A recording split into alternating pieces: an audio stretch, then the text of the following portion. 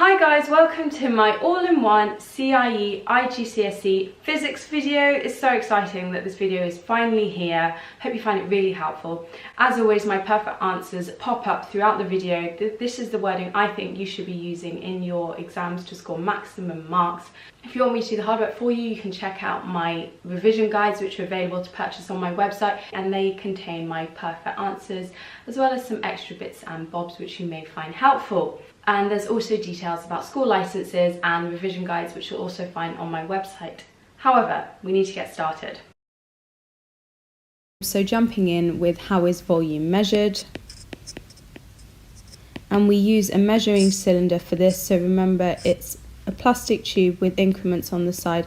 It's not a very precise piece of equipment, and you fill it with the liquid, say up to here, read across, and therefore you have your volume. Looking at length now, you'll use various pieces of apparatus here. You could use a meter ruler if you're looking at quite a long item. Otherwise, use a centimeter ruler. So the rulers will measure millimeters to centimeters to meters. Looking at measuring the interval of time, a clock, stop clock, or stopwatch will be useful here. There are two main types. You've got the one which looks like a clock face, and that's an analog measurement of time. And you often find if you're measuring seconds and you're using a stopwatch, it will move around, and then you press the stop button and you can measure the time. A more precise way is using a digital clock, as this can measure to the nearest hundredth of a second.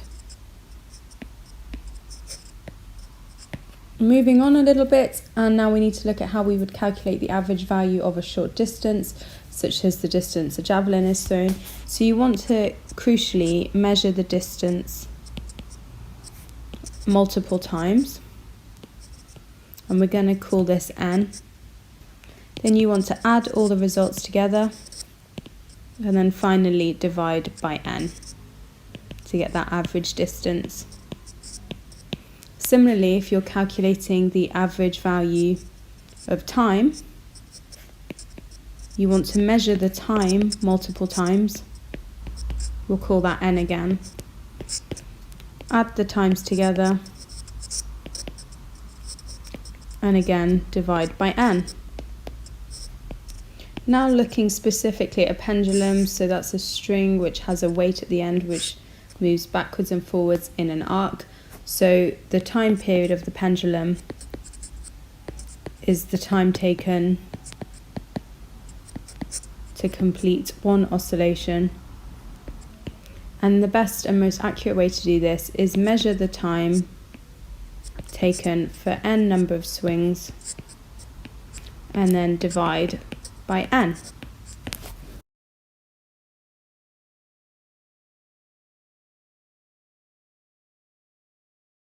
Now, a resultant force is quite hard to define because there can be lots of forces acting on an object, and a resultant force is kind of the combined effect of all those forces.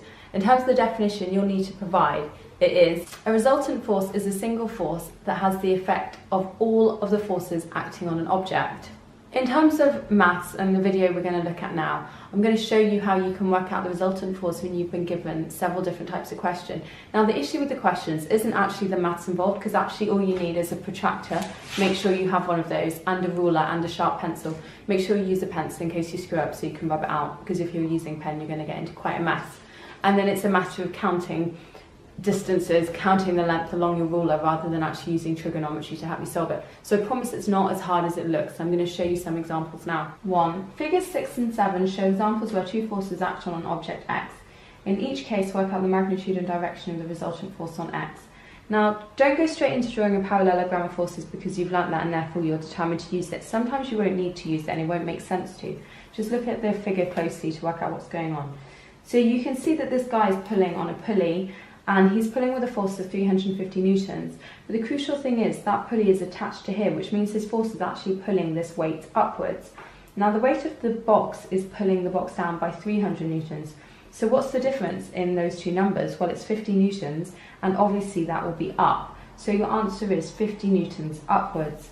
Then we've got two men pushing a trolley that's quite a heavy weight up a hill, and so one of them is pulling it. But you can see from these force arrows that they're both pulling in the same direction. So all you have to do here is add together the individual forces. So that's 300 plus 200, and that's a 500 Newton force up the hill. And that's done.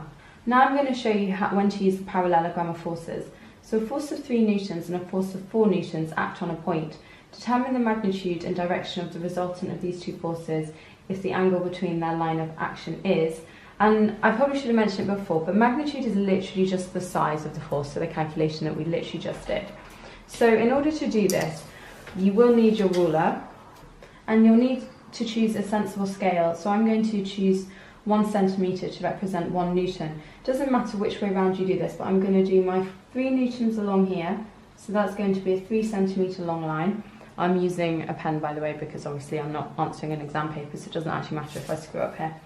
And then you're using your protractor because you want a perfect 90-degree angle to mark where 90 degrees is, which is here. And now you've got your 2 points. You want to link that together with a, oh that's annoying, it's not actually as long as I want it to be, but I'm fairly sure I've drawn that nice and accurately. So that's a 4 centimetre line going upwards. And now we're going to turn it into a parallelogram. Just going to label my forces. So what is a parallelogram? Well, it's a shape that has 2 parallel sides. So obviously parallel to 3 newtons will be this line.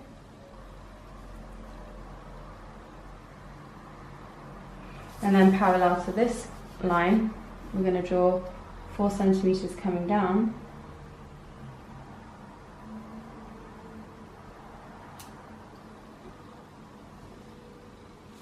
Okay, so we've completed our parallelogram, which in this case is just a rectangle. And then in order to find the resultant force, all you have to do is join the corner of that parallelogram to where the forces originated from. We're just going to draw a nice straight line. You must use a ruler for this. And then in terms of working out the magnitude, just measure the length of that line. Yeah, and that's 5. So your resultant force is 5 newtons. And then in terms of working out the direction, you're just going to measure this angle here. And then make sure you're reading the right way. So obviously you're reading, in this case, this way. I think I've drawn it slightly wonkily, so I'm going to put that as 55 degrees. And that's how I've worked out both the magnitude and direction. Now we're going to take a look at the speed, distance, time topic. So there are some very key equations that you need to be aware of. So you know me, I love formula triangles. So I'm going to have my first one here, which is D at the top, then S, then T. Now you cover whatever it is that you're after. So I'm after distance. So if I cover that over with my thumb, I can see that it's therefore speed times time. If I'm after speed, then we're going to do distance divided by time. And then lastly, time is distance divided by speed. So if they ask you for the equation, sure, use your formula triangles to actually work out what the equation is, but you must write out the full equation to get the mark. Formula triangles do not count. So as you can see on the left-hand side, I've drawn very poorly a distance time graph, and I'm after the speed at point A. So to work out the speed, I know that I need to do distance divided by time. I can read that straight off the graph, so I can see that the distance travelled is 8. The time was 4 seconds, so simple calculation. The speed is therefore 2 meters per second. Meters per second due to the units we can see on the y-axis, which was that distance was given in meters and time was given in seconds. It's important to understand these graphs fully because they could ask you, for example, how long was the car stationary for? So in terms of stationary, you're looking at the flat parts of the graph. So the car is stationary here. Why? Because it remains at 8 meters throughout that time. So how long was the car stationary for? Have a look along here, and the answer here is 4 seconds. This is a different type of graph, so the velocity time graph or the speed time graph, not to be confused with the distance time graph. So we are being asked to find out the acceleration at point A on the graph. So acceleration is given by the equation acceleration equals final speed minus initial speed over time. And a neater way to write that is A equals V minus U over T. So looking at portion A of the graph, what is the final speed? Well, it's given here. So read across and you'll see that it is 5. The initial speed is given here and we know that's 0. So 5 minus 0. The time taken was 4 seconds. So the answer here is 1.25. Now be careful with your units, you're looking for meters per second squared for acceleration. Another thing they like to ask you is to calculate the distance travelled. Now this is a longer task, and remember distance travelled is given by the area under the graph. So let's calculate the entire distance travelled by this particular vehicle. So the way I like to do this is by splitting it up. You can work it out as a trapezium or you can work it out as 2 triangles and a rectangle, which I personally find easier. So I'm going to label them A, B and C. So area A is given by this formula. Well, it's a triangle, so I need to put in a half immediately. Times it by the height of the triangle, which is 5. Times it by its width. Do the calculation and that will therefore be 10 meters.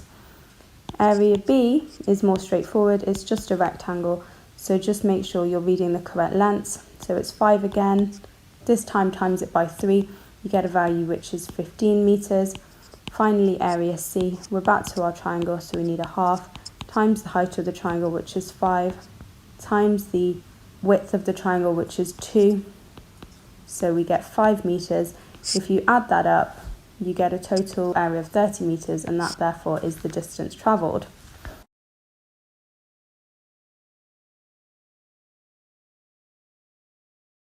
Carrying on with this topic, let's ask ourselves, what is deceleration? Well, as the name suggests, it is the opposite of acceleration.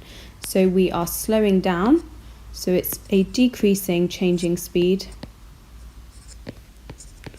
which is the same as negative acceleration. And remember the units will be meters per second squared, the same as acceleration. Next up, what is free fall? So clearly it needs to be an object which is falling down towards the earth. What is responsible for this? Well, it is gravity. And the acceleration of free fall is measured in g. And notice that this acceleration is constant.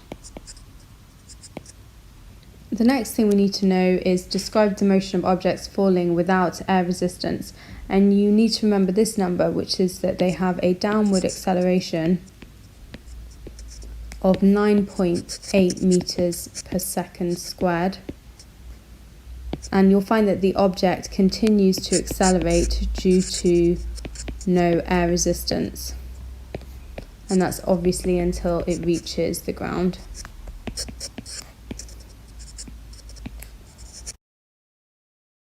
Remember, when we're talking about terminal velocity, we tend to use the example of a parachutist jumping out of an aeroplane, and you'll often see lots of diagrams of arrows of different sizes. I'm going to try and talk to you about that now.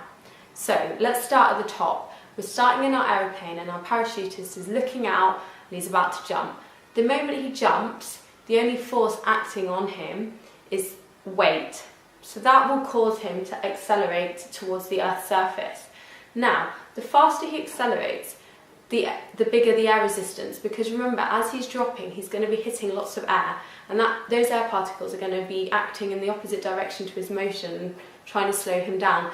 And the faster he travels, the more particles will be hitting per second. So the overall force of drag or air resistance will become very large. So at a certain point, you will find that the size of the air resistance or the drag will match the size of the weight force acting downwards. And we call that terminal velocity, because all that means is that the two forces are balanced and the parachutist will no longer accelerate. He'll just continue falling at a constant speed. And that is what terminal velocity is basically. Neither accelerating or decelerating, just travelling at a constant speed. Before too long, the parachutist will choose to open his parachute because he won't obviously want to splatter on the ground. When he opens his parachute, you see a massive increase in the surface area of the parachutist, and therefore way more air particles will be trapped inside the parachute, and therefore air resistance will increase hugely, and he'll jerk upwards as a result of that, and you'll see that he'll slow down. However, because his speed decreases, that actually causes air resistance to decrease, because if you think about it, the slower he now travels, the fewer air particles will be hitting him and opposing his motion, and therefore he'll slow down. And eventually his weight and the size of the drag air resistance force will become the same, and we call that terminal velocity again, because he's now travelling at a constant speed. Now remember, that terminal velocity will be at a much lower speed than the initial one, and that's due to the fact he's opened up his parachute. A student investigates terminal velocity. She uses a tall glass tube filled with oil. She drops a metal ball into the tube and the ball falls through the oil. Use ideas about forces to explain how a falling object can reach terminal velocity. It doesn't matter what this question is. If it's someone jumping out of a plane or a ball being dropped into a tube of oil, if it mentions terminal velocity, this is your perfect answer. So first of all, you want to state that the ball has a weight, and that will be its downward force. Acting upwards will be the force of drag. As the ball accelerates, the drag force will increase, and eventually the weight will equal drag. At this point, the ball no longer accelerates, it travels at a constant speed, and there is no further acceleration, and this means that terminal velocity has been reached.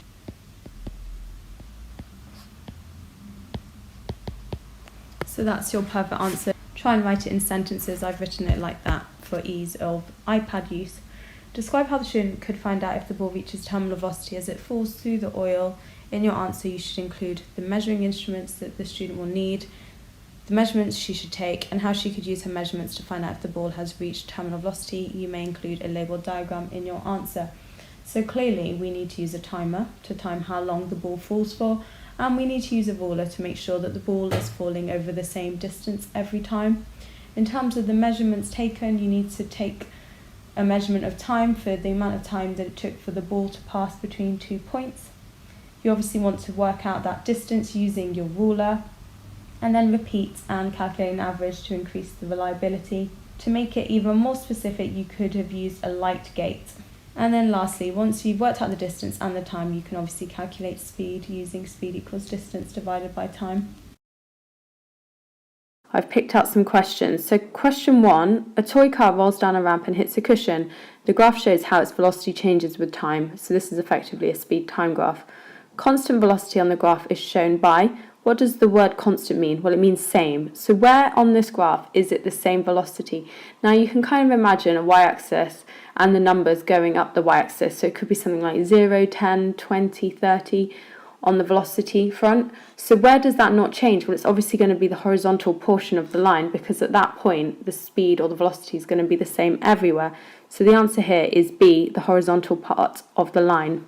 And with these sorts of questions, rather than reading the options through and getting confused, I would look at the question first of all, work out what you think is the answer, and then see if that is an option below. The distance travelled is shown by, well, again, I told you to work out distance, it's the area under the graph line. Let's look at the options, and that's A. The average velocity of the toy car is given by, so remember your equation, velocity or speed equals distance divided by time, therefore that is B. A bus travels along a straight road. The graph shows how the velocity of the bus changes during a short journey. Okay, so we've got a velocity time graph, so again distance will be given by area under the curve, acceleration will be given by the gradient. Anyway, state the velocity of the bus after 25 seconds. So you're looking up here. The answer here is 6 meters per second. How long is the bus stationary during its journey?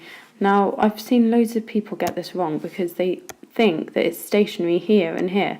Well, no, that's absolute rubbish, because look at the velocity, it's 12. So stationary means that it was standing still. So standing still means that the velocity must have been 0, which is just this chunk here.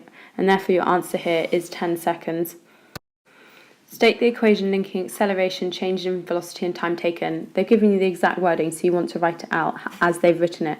So you're going to write acceleration equals change in velocity over time taken, or you could have written A equals V minus U over T. Calculate the acceleration of the bus during the first 10 seconds, give the unit, that's worth 3 marks. So we'll have a look back up here and we're looking at this portion of the graph. The first 10 seconds we're looking at the gradient. So that equation was acceleration equals V minus U over T. So that is final speed, which is 12, minus initial speed, which was 0, over time taken, which was 10. So 12 take 0 over 10 is 1.2. The units of acceleration are meters per second squared. State the equation linking average speed, distance moved and time taken. Average speed equals distance moved divided by time taken. The bus moves a total distance of 390 meters during the journey. Calculate the average speed of the bus. So speed equals distance divided by time. Distance is 390 divided by, look on the graph for whatever the time was, and it was 60 seconds. Pop that into your calculator and your answer will be 6.5 meters per second. The bus travels further in the first 30 seconds of its journey than it does during the last 30 seconds of this journey. Explain how the graph shows this. Well, remember that I told you distance is given by area under the graph line, and you can see that the trapezium for the first 30 seconds is way bigger than the one for the second 30 seconds, so therefore clearly the bus travelled further. So for the first mark, state the fact that distance is given by area under the graph, and then for the second mark, compare the two areas under the line, and you're done. Question 4. The diagram shows some people waiting in a queue at a supermarket. The queue moves forward each time a person leaves the checkout. Person X spends 7 minutes in the queue before reaching the checkout, and the graph shows how distance changes with time for person X. So it's the last person in the queue, and notice that it is a distance time graph. So what is the initial length of the queue? And we're looking for that in meters.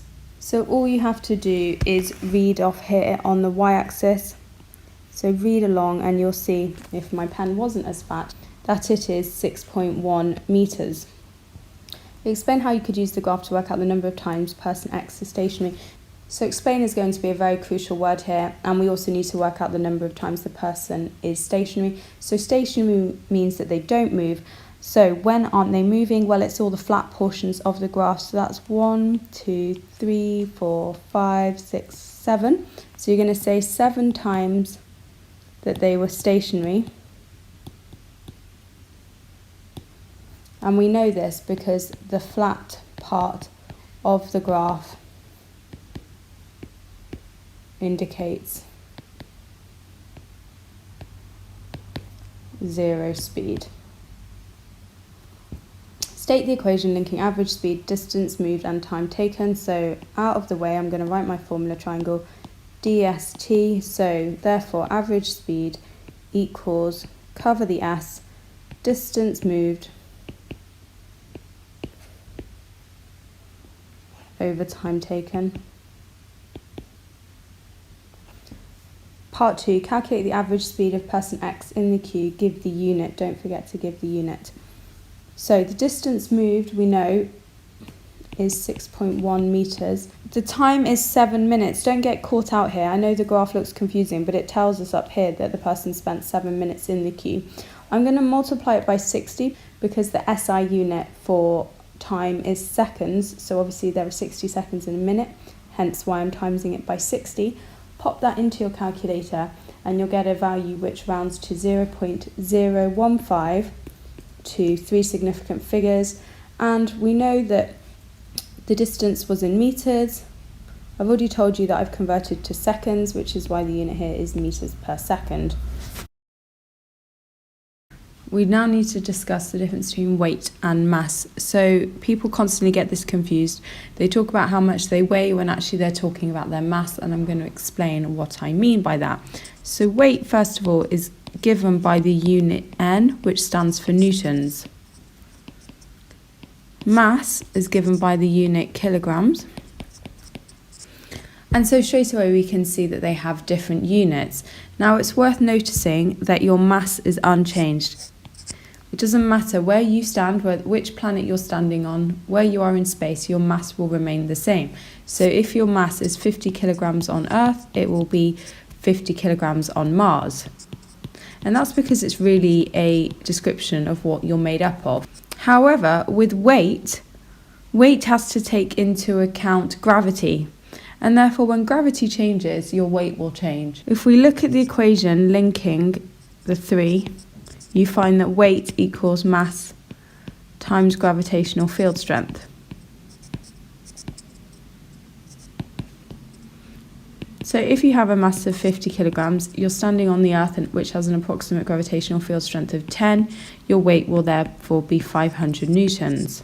So this would be the case on Earth. However, on the Moon, if we do the same calculation, we find that although your mass is still 50, your gravitational field strength is hugely reduced on the Moon to, in fact, only 1.6.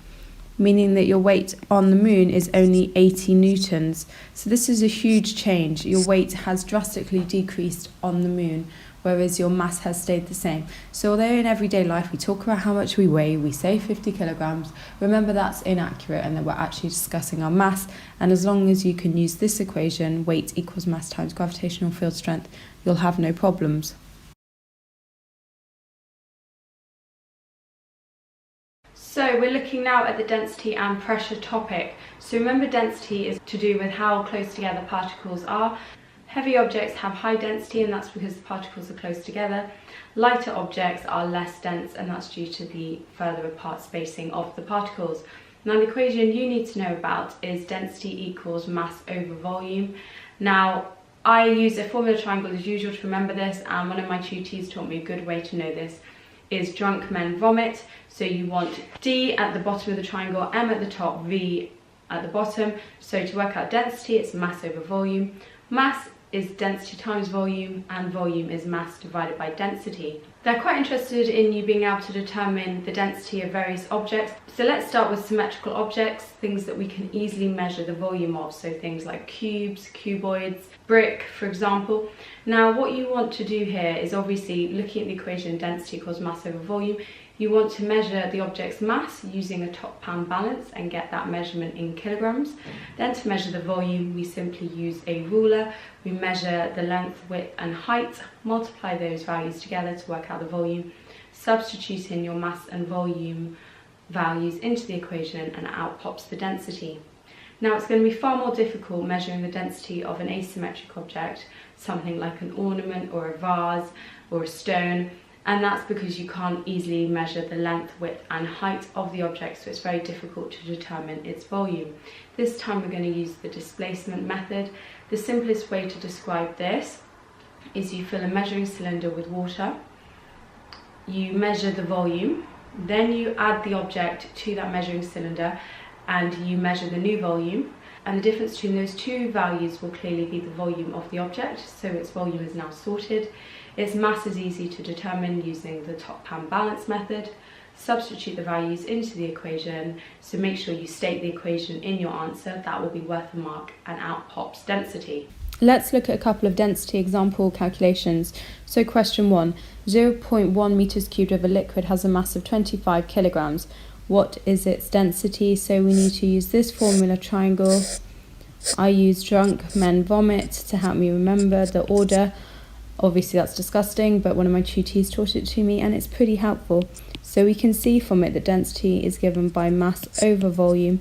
The mass has been given as 25, the volume is 0.1, so our final answer here is 250. And note the units, the mass was given in kilograms, the volume was given in meters cubed.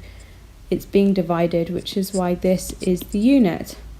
Example 2, a solid has a mass 4 kilograms and a volume of 1 meters cubed.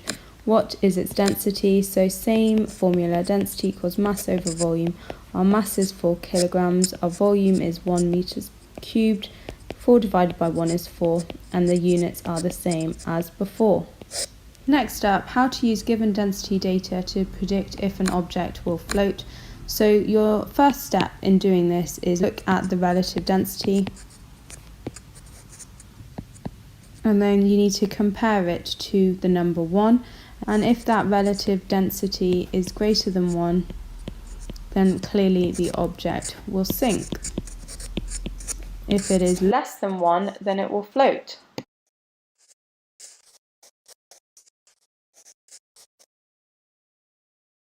We now need to look at the topic of force. So just remember first of all the effect that a force has on an object, and that can be that the force changes the object's speed, it can change the object's direction, or it can indeed change the object's shape. You need to be able to list the different types of force, so I've written them out here, and now we just need to have a quick chat about what all of those things mean. So first of all, notice that some of these forces are contact forces, and these are forces which act between two objects that are actually physically touching each other. Non-contact forces is obviously, as the name suggests, when they don't touch. So let's actually have a look at this normal reaction first of all, because that's quite a strange one. This normal reaction force or normal contact force, it's all the same thing. That's when an object is on the ground and it experiences a force which is perpendicular to the surface. And what that means, that's where the word normal comes from, because remember in the light topic, a normal line is a line, for example, drawn like this. So here's your glass block, and here are some normal lines because they're 90 degrees to the surface of the glass block. So in a similar way, the reaction force is felt perpendicular to the surface. And I'll show you an example of that later with a car, so don't worry too much now. Friction is a nice straightforward one. That's when two objects slide past each other, they experience a friction force. So for example, a toy car sliding down a slope will experience friction where its wheels touch the slope.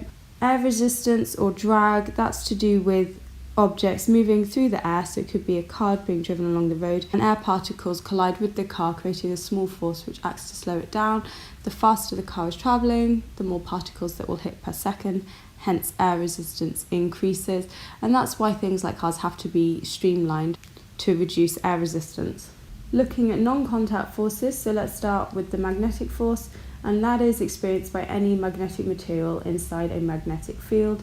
Do remember that opposite magnetic poles attract, so north and south poles will attract. Like poles, such as two north poles or two south poles, repel.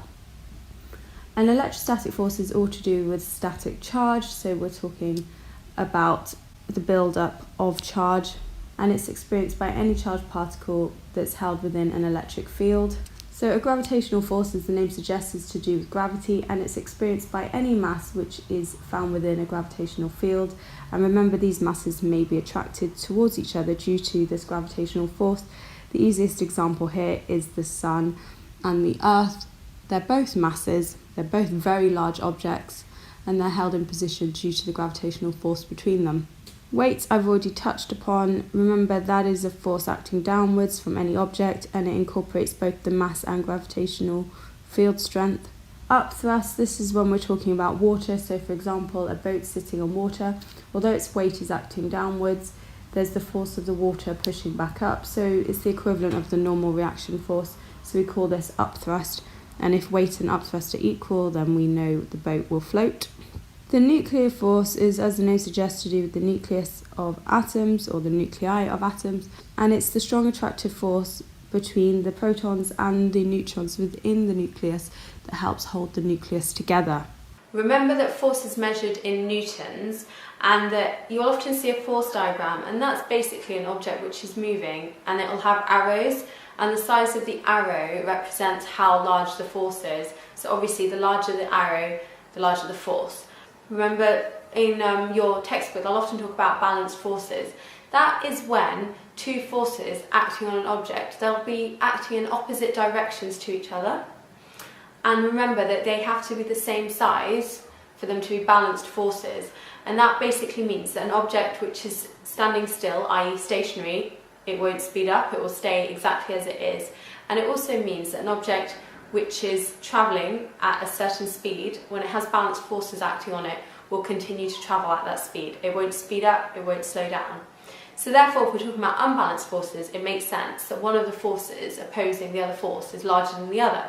So if the object is stationary, it will start moving, and if the object is travelling at a certain speed, it will either speed up or slow down. So what are these forces that we're talking about? I'm going to use the example of a car driving along the street to help illustrate this. So you have a car, it's sat on the tarmac and it's driving. So the forward force is going to be the driving force from the engine, and that will be causing the car to either accelerate or just carry on travelling at the same speed. Opposing that driving force will be several other forces. First of all, air resistance, otherwise known as drag. Now what is that? Basically, if you've got a car moving, you've got air whistling past it, and these air particles, they'll collide with the car and they generate a tiny, tiny force which acts in the opposite direction to the direction the car's travelling. And by doing that, they oppose the motion of the car, so they act to slow it down. We have lots of other forces opposing motion, so there's friction. Remember, friction is the force that occurs between surfaces, so the friction in this example will be between the car wheels and the road. So remember, it's that friction which is useful because it allows the car to grip onto the road, and in certain conditions like icy conditions, wet conditions, or if the tyres have been too worn, you'll decrease the friction between the tyres and the road, and that can lead to dangerous occurrences like the car skidding. So a bit of friction is important. You have other forces acting on the car. You have weight. Remember, that's the downward force due to gravity. And don't forget this force, it's called the normal reaction, and that occurs between the tyres and the road surface, and it occurs upwards, so perpendicular to the road. And basically all the normal reaction is it's the force which stops objects kind of being forced into the earth, so it acts against gravity. That's quite a hard one to imagine, but just remember that it occurs at 90 degrees to the surface.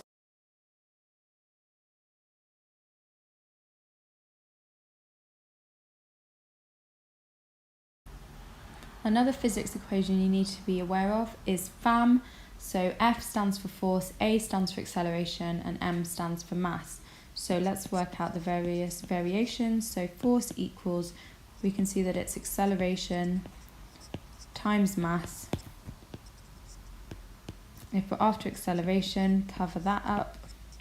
You can see that it is force divided by mass. And lastly, mass equals force divided by acceleration.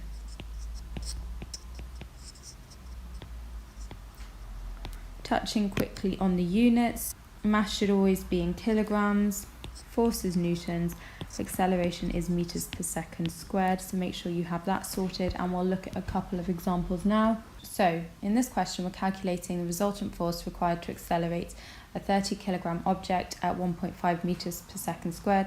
So yeah, we have mass, we have acceleration, we're looking for force, so force equals acceleration times mass. It's a simple expedient of substituting in those values, so 1.5 times 30, which gives you a value of 45 newtons. Question 2. The force on a moving object is 1000 newtons. Calculate the mass of an object if it is accelerating at 2.5 meters per second squared. So we've been given the force and the acceleration. Mass is given by F over A. Our force is 1000 newtons divided by the acceleration, which is 2.5, giving us a value which is 400. Don't forget your units, it is in kilograms. So if we had to describe what friction is in further detail, we'd say that it's the force between two surfaces that they exert against each other. And the point is that if one of those surfaces happens to be air, we can't call it friction in this case, we call it something else, which is air resistance, sometimes also known as drag. What effects does friction have? Well, first of all, you've probably felt it if you've rubbed your hands together. That creates a large force of friction and it generates heat. And then the next more obvious effect of friction is that it will impede or restrict movement of the two surfaces past each other. So for example, a toy car sliding down something like sandpaper, because there's an awful lot of friction between the sandpaper and the toy car wheels, you'll see lots of friction and it will indeed impede the movement of that toy car. Now we need to look at the forces which cause an object to move in a circle. We call this sort of force where objects move in a circle centripetal force. And you need to be aware of Newton's first law, which remember states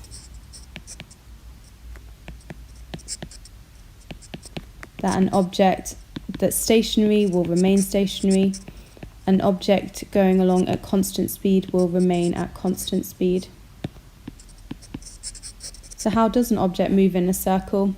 Well, first of all, you need an external force which causes a change in velocity. And that change in velocity by definition means that the object must be accelerating. And if this force is applied perpendicularly, so at right angles to the direction of travel,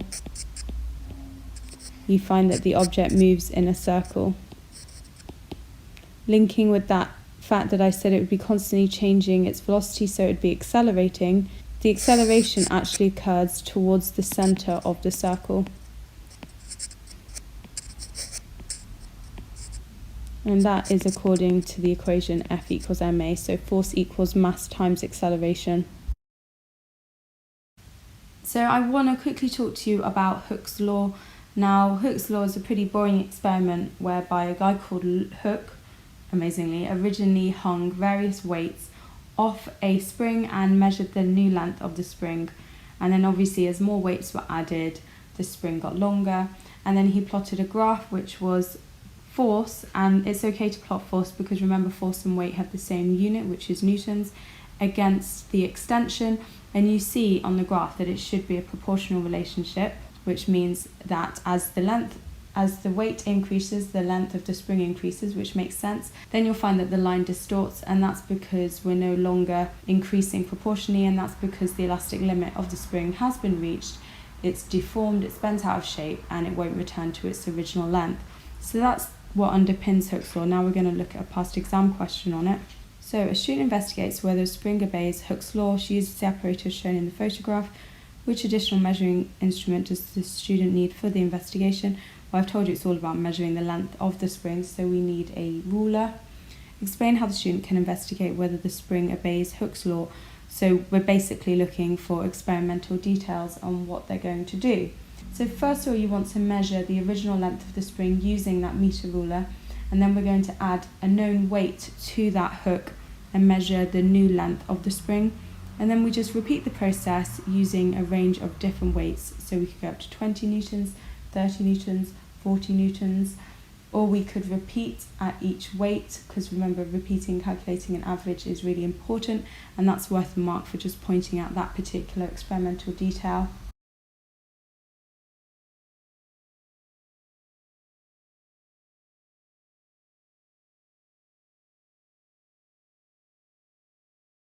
The diagram shows how a mechanic applies a force on a spanner to try and undo a bolt. State the equation linking moment, force and perpendicular distance from the pivot.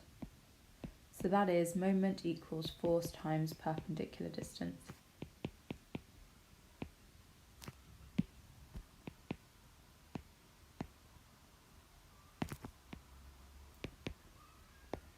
Calculate the force required to produce a moment of 4.8 Newton meters.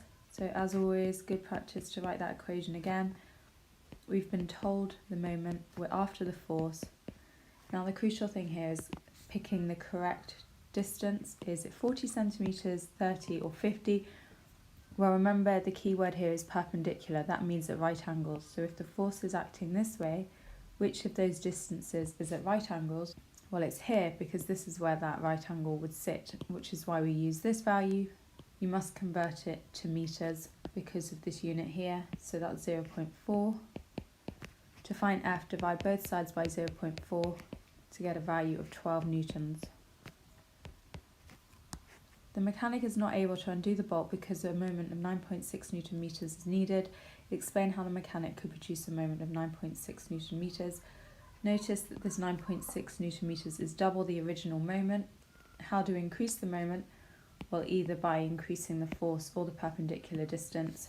So we're going to write increase either the force or perpendicular distance.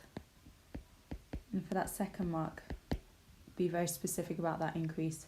In this case, double either of them. A toy train is placed on the middle of a bridge on a model railway. The weight of the train acts through its centre of gravity. Ignore the weight of the bridge. Which row of the table shows the correct values for forces X and Y? Notice this is an example of a moment question which is forces on a beam, so we don't have a single pivot. We've got two supports here where the forces act up against. Now, because we've been told that train is sitting in the middle of the bridge, it means that the forces X and Y must be equal. So we simply need to divide 15 newtons by 2 to find the forces at X and Y, which is why A is the answer, 7.5 newtons at each. Describe how force X changes if the train moves from P to Q. So the train is moving in that direction, which means that this force increases and this force decreases. So force X will decrease, and by the time the train reaches Q, X will equal 0 because that 15 newtons will be acting entirely through Y. A man uses a wheelbarrow to carry some logs along a flat path as shown. He pushes with a horizontal force of 140 newtons and the wheelbarrow moves 39 metres. State the relationship between work done, force and distance moved. So our moment question will appear slightly later. Just using my formula triangle here, work done equals force times distance. Calculate the work done moving the wheelbarrow. So writing out that equation again, the force is 140, the distance is 39. Pop that into your calculator to get 5,500 joules.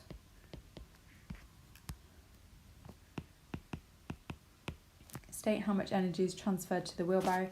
Notice these units are the same, it's only worth 1 mark, so chances are it's the same value, and indeed it is. The man stops and holds the wheelbarrow horizontally as shown. The man exerts a total upward force of F newtons. The weight of the loaded wheelbarrow is 470 newtons. Mark X on the diagram to indicate the centre of gravity of the loaded wheelbarrow. That needs to be in the centre of the wheelbarrow, so here.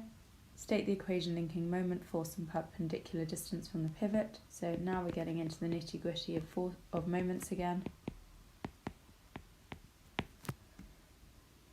Calculate the force F. So let's state first of all the principle of moments, which is that clockwise moment equals anti-clockwise moment. So let's work out our clockwise moment first of all. So it's going in this direction, so that's going to be the force times the perpendicular distance acting in the clockwise direction, so that's 470 newtons multiplied by 0.6 meters, and then the anti-clockwise moment acting in the opposite direction, this direction. So we're after F, which is the force times its perpendicular distance from the pivot. The pivot is over here, so we need the entire distance, which is 0.6 plus 0.8 meters, which is 1.4 meters.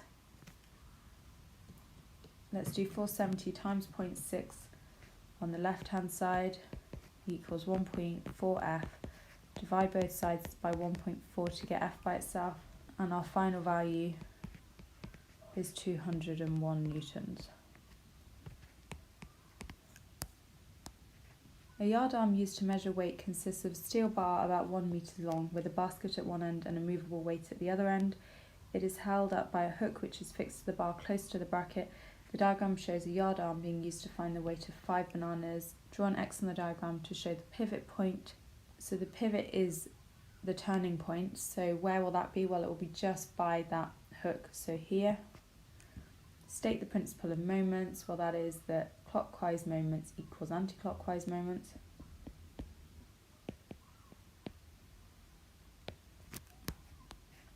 The support for the basket is 14.1 centimetres from the pivot, so that's here.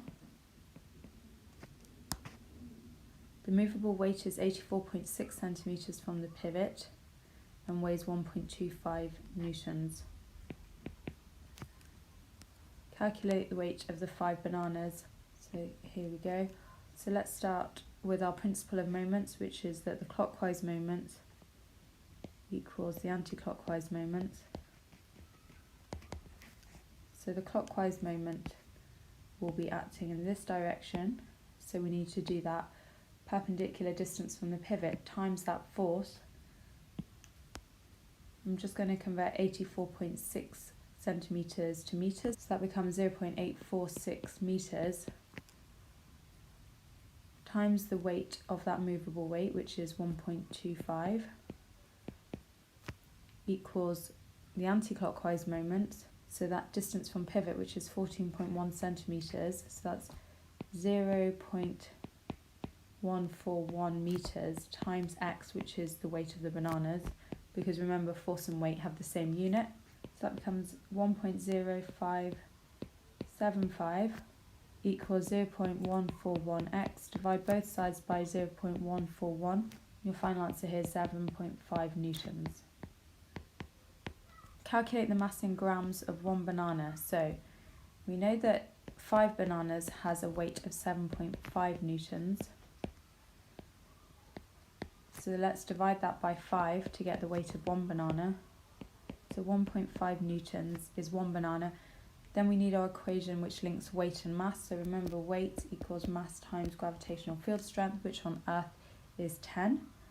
So we're going to put 1.5 as our weight equals mass, which we're after, times g, which is 10. To get m by itself, we need to divide both sides by 10 to get 0.15 kilos, and then lastly convert that to grams. So the final answer is 150 grams. State 2 ways that the fruit seller could alter his yard arm so that he could measure larger weights. One thing he could do is use a heavier movable weight. And the second thing he could do is have a smaller distance from the pivot to the basket.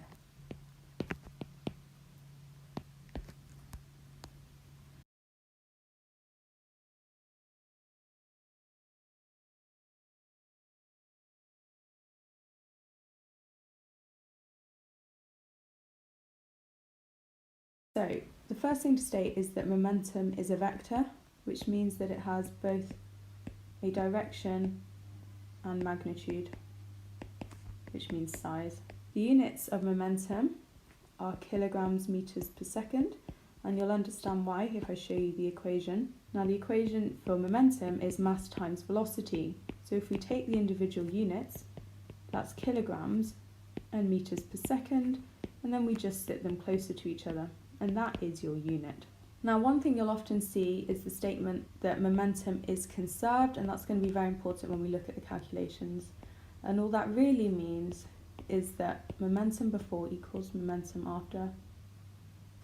And that's a statement that you'll find yourself making time and time again. So now I want to show you some key examples.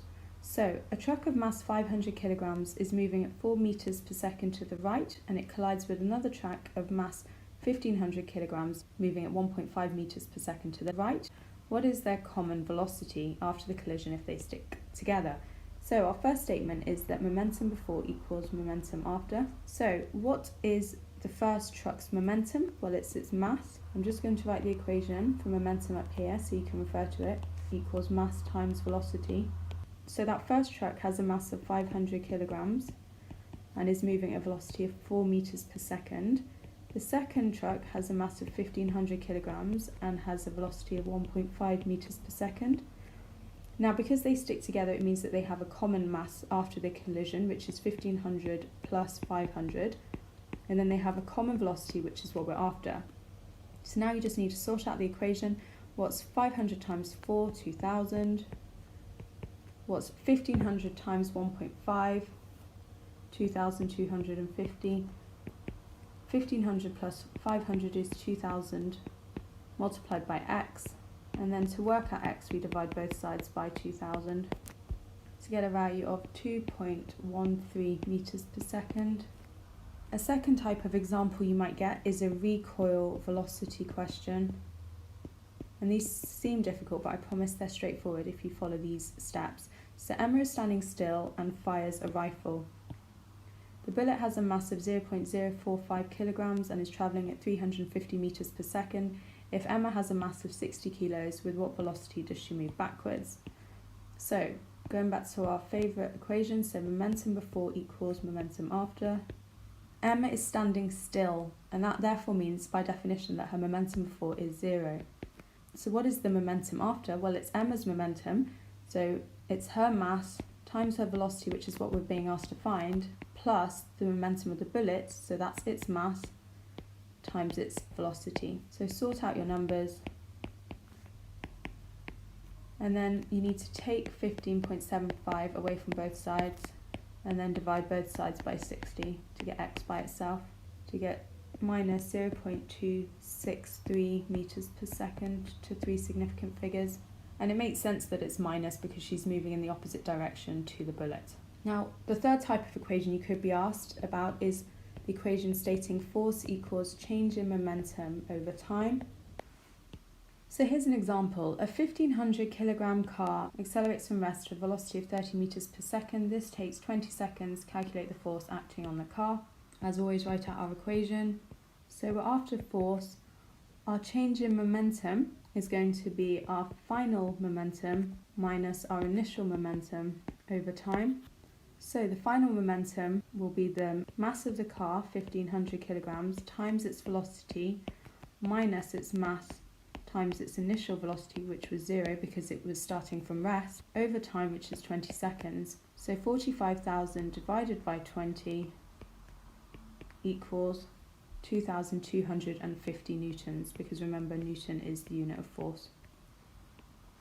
Another thing they do like to ask you about is safety procedures in cars. So that includes things like crumple zones, when the front bumper of the car collapses when it collides with an object.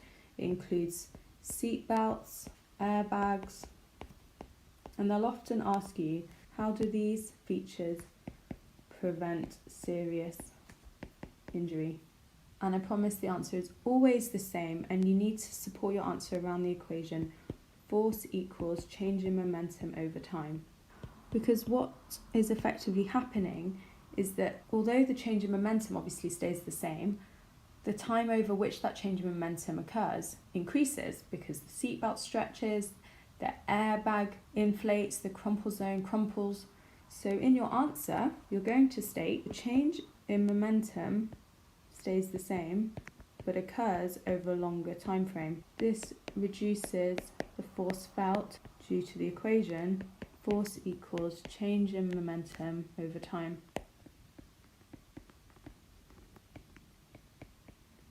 The student is playing a game with some empty tins. He throws a wet cloth of mass 0.15 kilograms at the tins.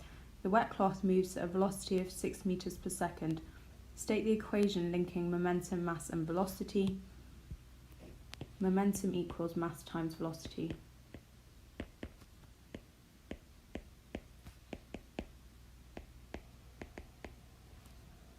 Calculate the momentum of the wet cloth and give the unit. So as always, write down your equation and then line up all your numbers, and you'll avoid making silly errors. So the mass we know is 0.15, the velocity is 6, and therefore our final answer is 0.9 kilograms meters per second.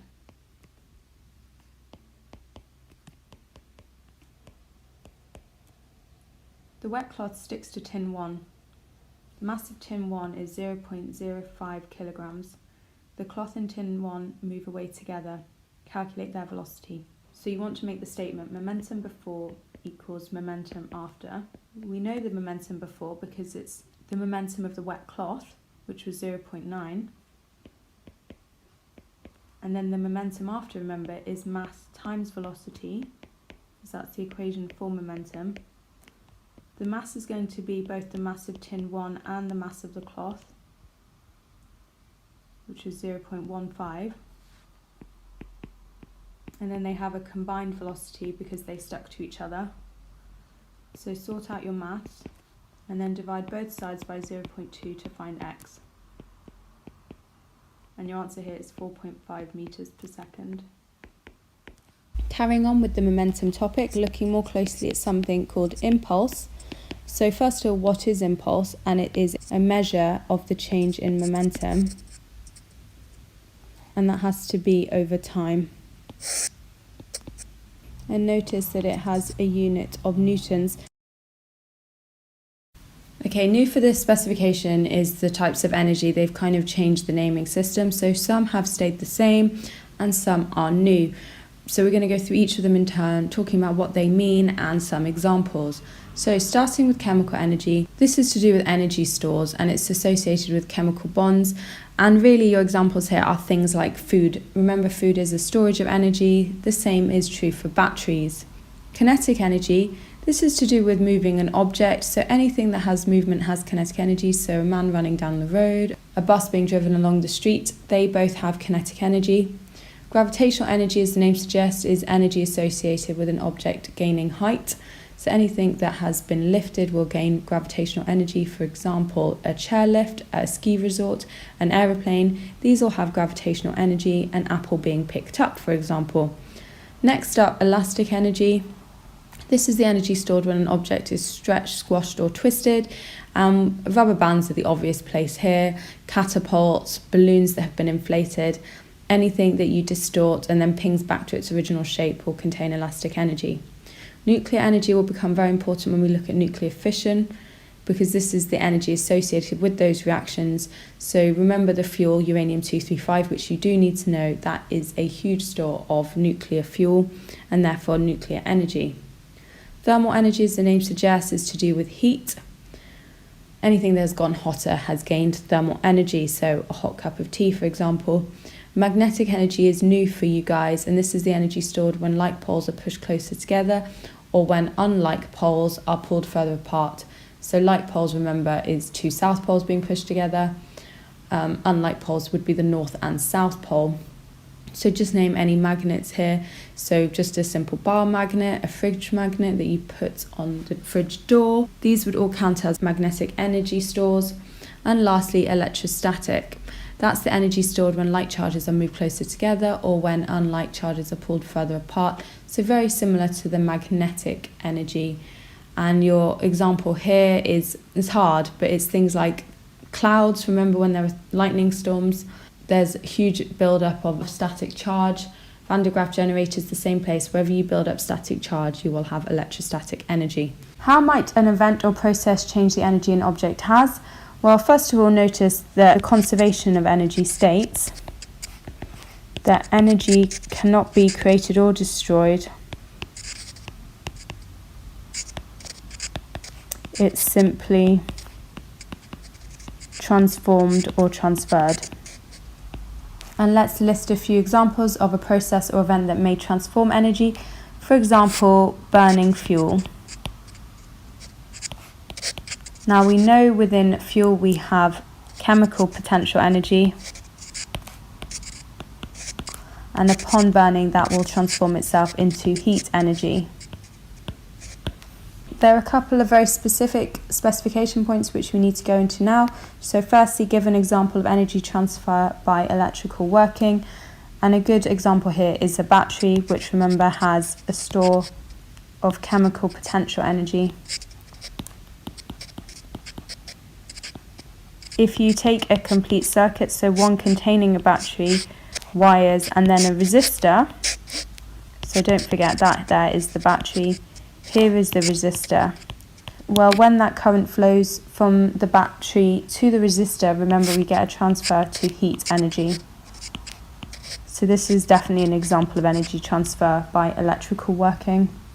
Now we need to look at an example of energy transfer by mechanical working as opposed to electrical working. The easiest thing here is to consider forces. And if you apply a force to a lever, remember levers create moments which are turning effects. And at the other end, that will produce kinetic energy because it will actually cause something to move. So taking an example such as a spanner or a wrench,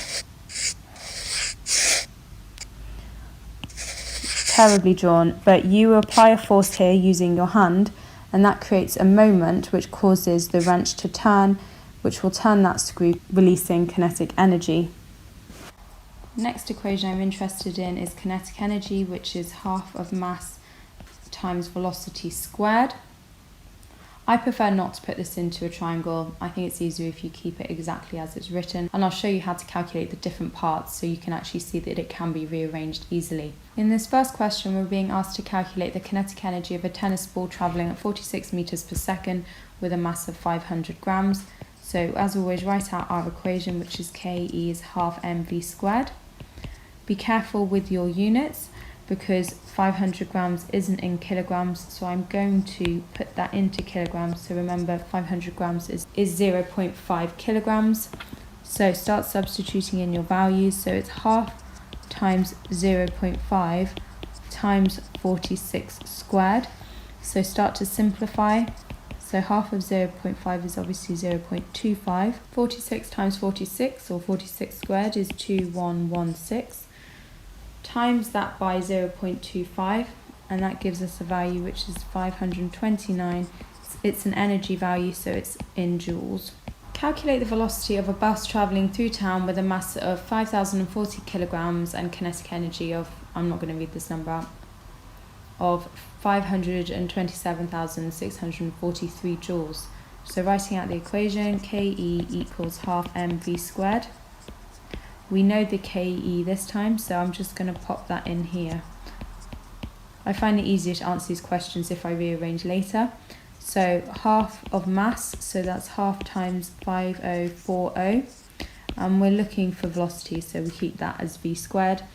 The easiest thing now is to work out half of the mass, which is 2,520, times that by v squared. Now we need to get v squared by itself, so the way in which we do that is divide both sides by 2520. So I'm going to do 527,643 divided by 2,520, which gives me a value of 209.382 ... equals v squared, and then we just need to square root to make sure we just get a value for v. So v equals 14.469. Notice I haven't rounded too early. I'm now going to round to 3 sig fig, so it becomes 14.5, and it's a velocity, which means the unit's meters per second.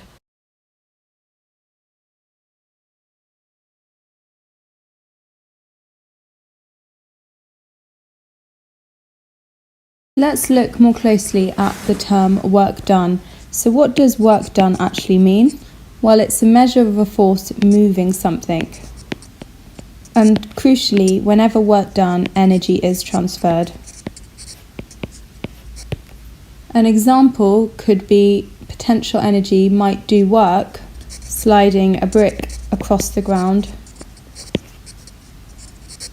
Right, I'm going to go through some miscellaneous calculations to show how you should be approaching questions if you're not quite sure which equation to use. So my first piece of advice is the moment they tell you to start during your exam, turn over to a blank page and start scribbling out all your formula triangles. So you're pretty much making yourself your own personal formula sheet. Even though that will probably take you about a minute, it will be totally worthwhile, because it means when you get to a particular calculation, of which there are many in the physics exam, you don't need to be scrambling around in your brain for the correct one. You just refer to your formula sheet and it should literally just be sitting there waiting for you. So let's have a look at what we have here though. So a student pushes a trolley of weight 150 newtons up a slope of length 20 meters. The slope is 1.2 meters high. Calculate the GPE, so that's the gravitational potential energy of the trolley, and calculate the work done by the student. So what do we have here? Let's identify. Look at the unit. It's a newton, which means it's both weight and force. We know the slope length is 20 meters, and we know that it is 1.2 meters high. So gravitational potential energy is given by mass times gravitational field strength times height. We see an immediate issue, which is that we don't have the mass of the object, we only have its weight. So we need to do a preliminary calculation using this formula triangle, which is weight equals mass times gravity. We're looking for mass, so that's going to be weight divided by gravity. Now the weight we've been told is 150 newtons. Gravity on Earth is approximately 10. You could put 9.8, but I'm going to write 10. And therefore you're going to write the mass as being 15 kilograms. Now we're ready to use the original equation. So mass is 15, gravity I've just said is 10. The height, it says that the slope is 1.2 meters high, hence 1.2 is substituted in here. So once I've substituted that in, I get a value which is 180. It's an energy value, so it needs to be in joules. So I've rubbed the rest out so we've got more space. So in B, we're calculating the work done by the student if she pushed the trolley with a force of 11 newtons. So we have work done, we have force. So the formula triangle we need this time is work done equals force times distance. So we're looking for work done. Let's write out the equation. Equals force times distance. The force we know is 11 newtons. The distance, look higher up in the question, she pushed it up a slope of length 20 meters. So that's why we substitute in 20 here. pop it into the calculator and you know that it is 220. Work done, remember, has the same units as energy, which is why I'm putting 220 joules.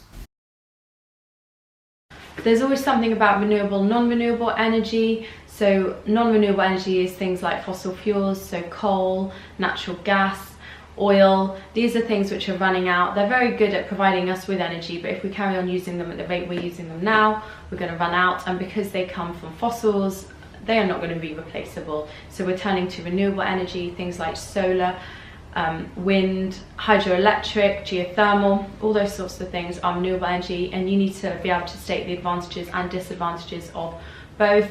They all tend to have the same kind of disadvantages, which is that they're unreliable. So for example, if there's no wind, there'll be no wind power, no sun, no solar, no waves, no wave power. The only type of reliable energies out there are things like hydroelectric, because that's, remember, when water falls down a dam.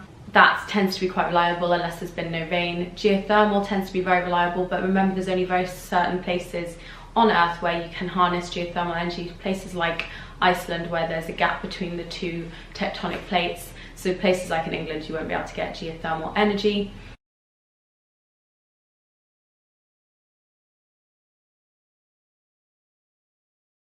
They could ask you how energy transfers occur, for example, inside a hydroelectric power station. They do like to ask you that, because remember, water gains gravitational potential energy because it's at the top of the dam. As it falls over the dam, it will gain kinetic energy transferred into electrical energy to therefore power houses. This might seem quite bitty, but I'm just literally racking my brain to think of the questions they'll ask you. They could ask you how a fossil fuel power station works.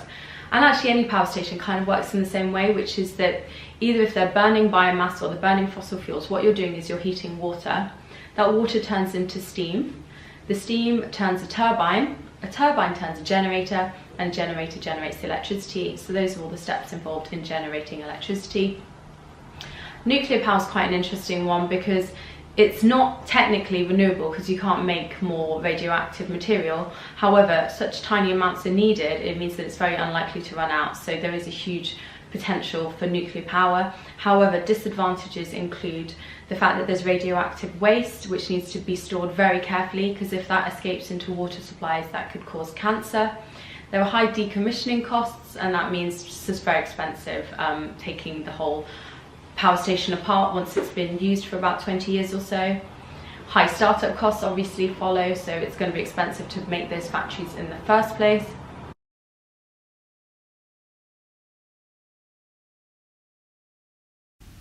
The diagram shows some electrical appliances. Which appliance is designed to transfer electrical energy to thermal energy? So we're putting in electricity, we're getting heat out of it. It is clearly the kettle, B.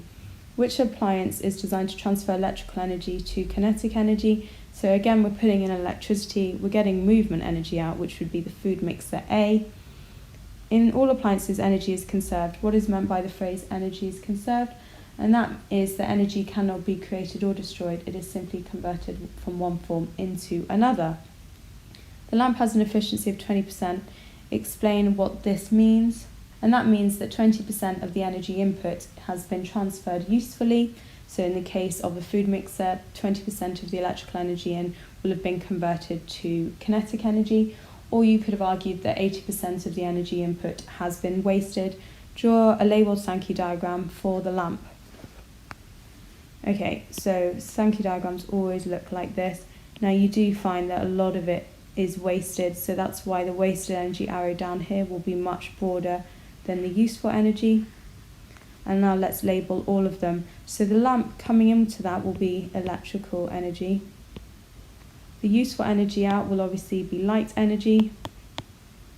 And then there'll be wasted energy in the form of heat, because do notice that lamps get pretty hot. Because we haven't been given any numbers, you can't add any numbers, so don't worry about that. We now need to look at efficiency. So using this example, a filament bulb was supplied with 80 joules of energy. 10 joules of energy was output as light, the rest was wasted. Calculate the efficiency of the light bulb.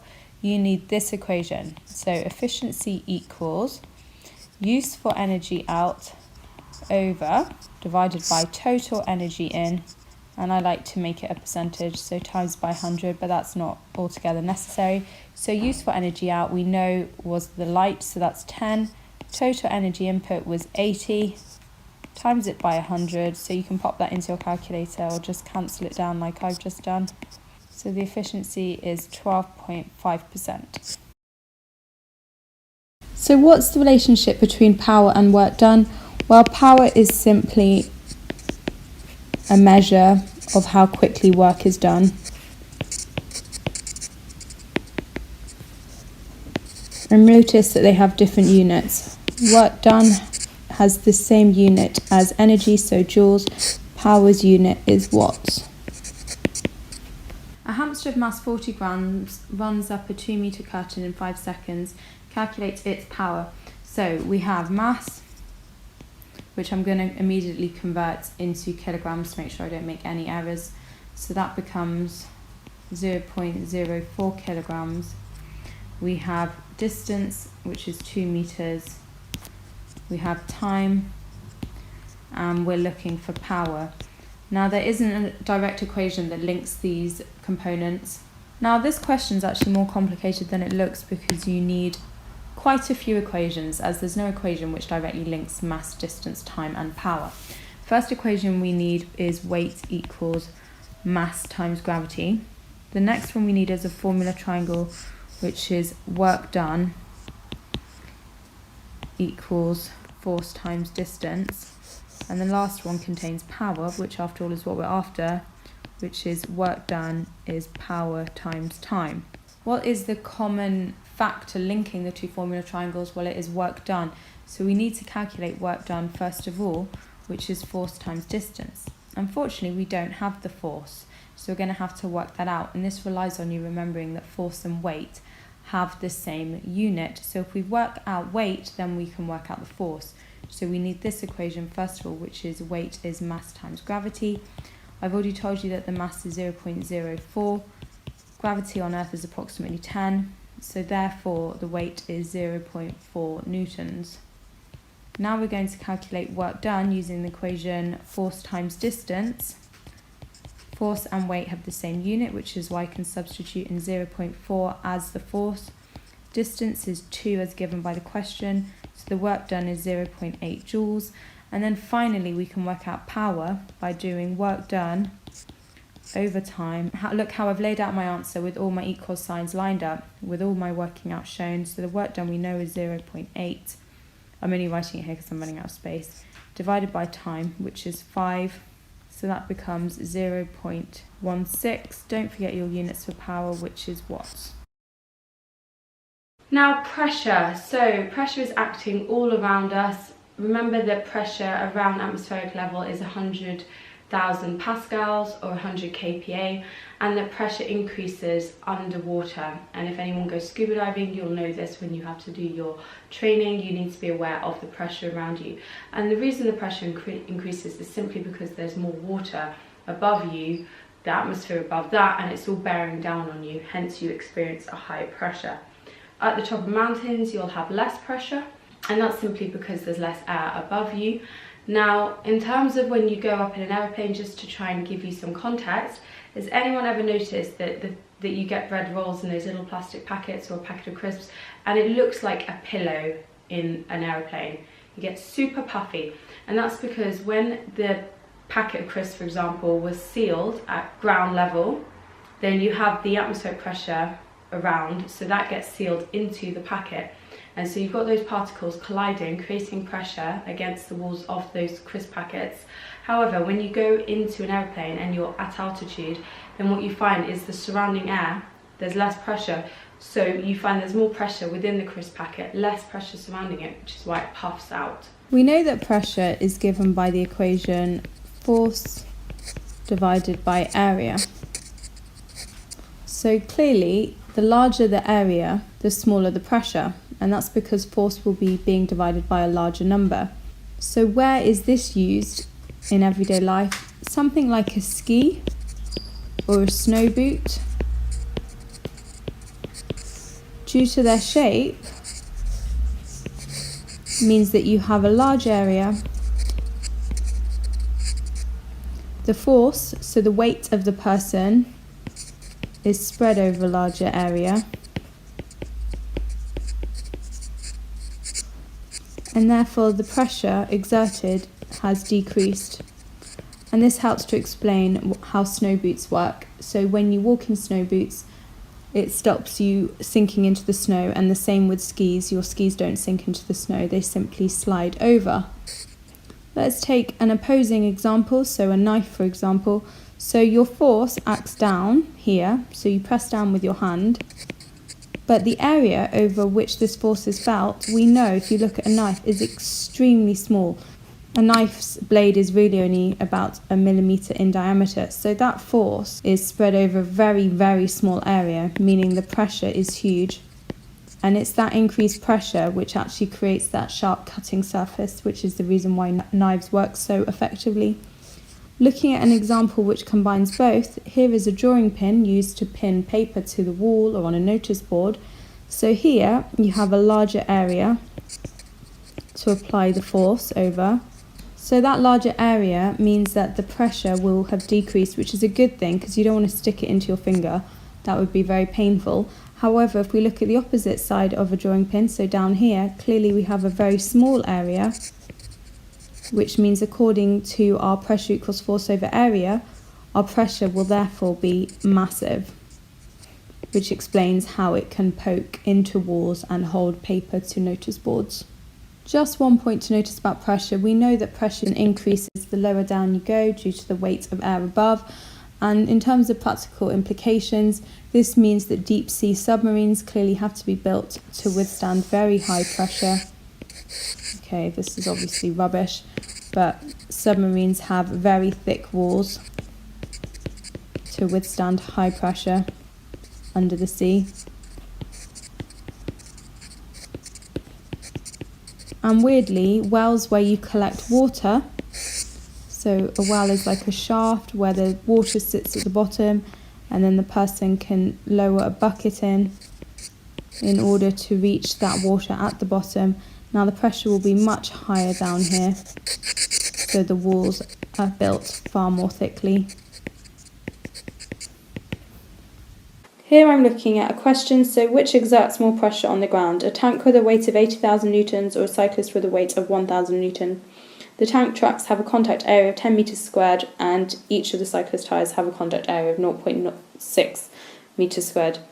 So what you need to do is begin by drawing the triangle to help you sort out your formula. So it looks like this: forces at the top, then it goes area, and then it goes pressure. So I'm going to change to black. So I'm obviously looking at the pressure, so I need the form of the equation which looks like this: force over area. I'm going to start by looking at the tank. So its pressure will be its force, and obviously that will be the 80,000 newtons. Why? Because weight and force have the same units, so that is newtons, and therefore we can use them interchangeably. So that's 80,000 divided by the area, which I've been told is 10. And here's the answer, 8,000 newtons per meter squared. Now let's look at the cyclist. Okay, so the pressure will equal the force again, which is this time 1,000 newtons, divided by the area. Now don't make a mistake here. The area is 2 lots of 0.006. The reason being because obviously the cyclist has 2 tyres. So I'm going to do 0.06 times 2, which equals 1,000. Please don't let me run out of space. By 0.012. I'm going to use the calculator here. And the answer here is 833 meters squared. So, as you can see, it's obvious that the cyclist exerts more pressure because their pressure is 83,333. So make sure you write that the cyclist is the answer. Question 4. A diver works in the sea on a day when the atmospheric pressure is 101 kilopascals and the density of the seawater is 1028 kg per m cubed. The diver uses compressed air to breathe underwater. 1,700 litres of air from the atmosphere is compressed into a 12-litre gas cylinder. The compressed air quickly cools to its original temperature. calculate the pressure of the air in the cylinder.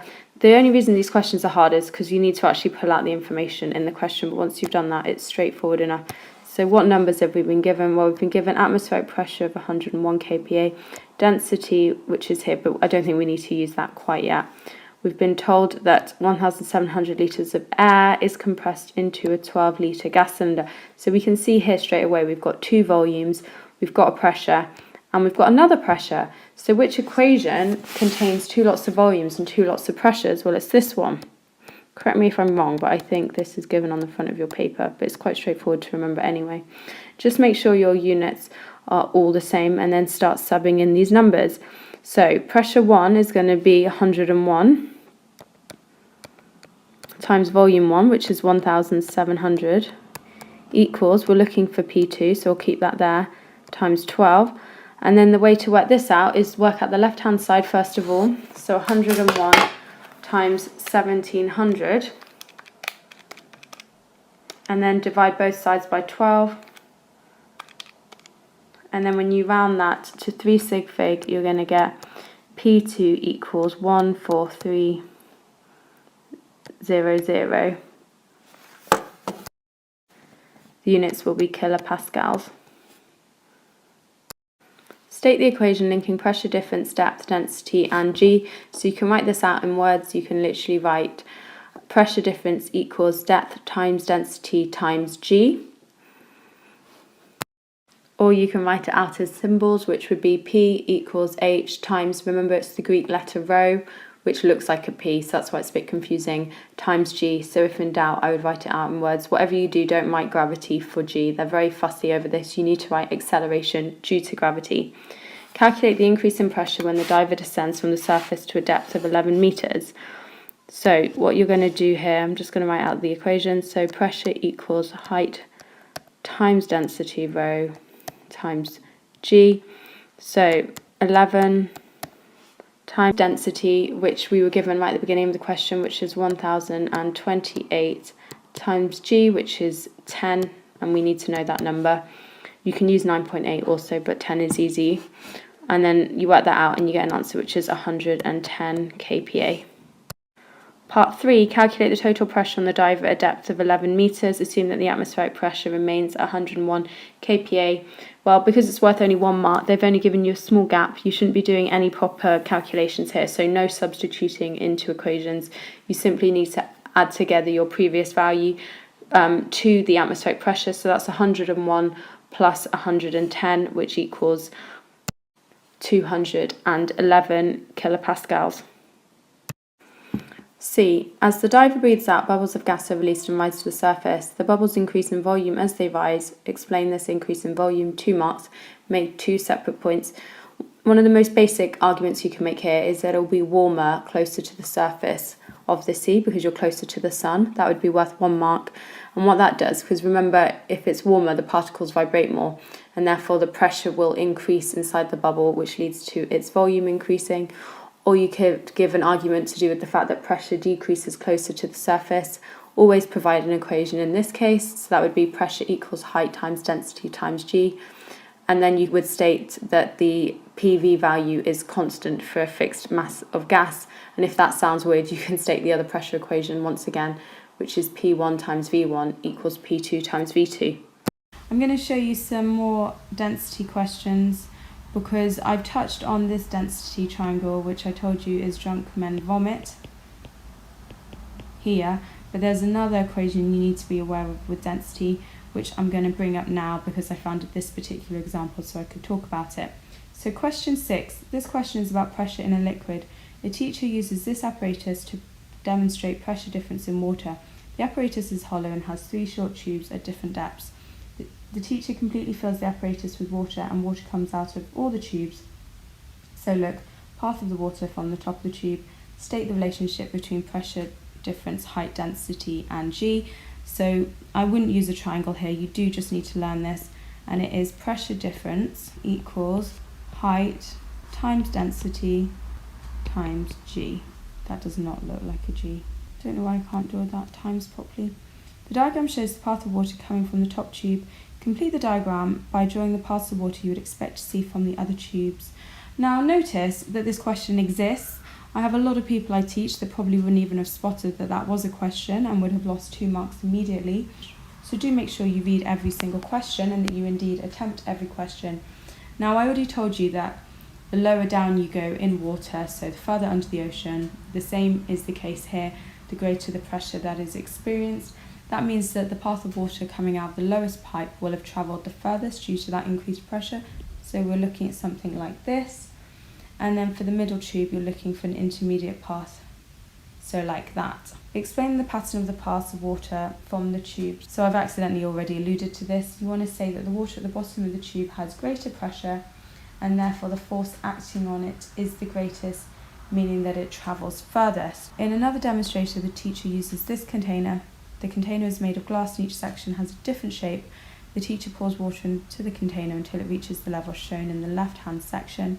Complete the diagram by drawing the water levels in the other 4 sections. So this is probably quite a hard question, so just be aware that the air pressure is the same for all vases. After all, they are connected, and that means that the water level will be the same for each regardless of the shape. Make sure you actually draw within the vase. I have a habit of drawing outside of the vase, so I'm going to use in the exam a ruler to show that it is constant for each vessel.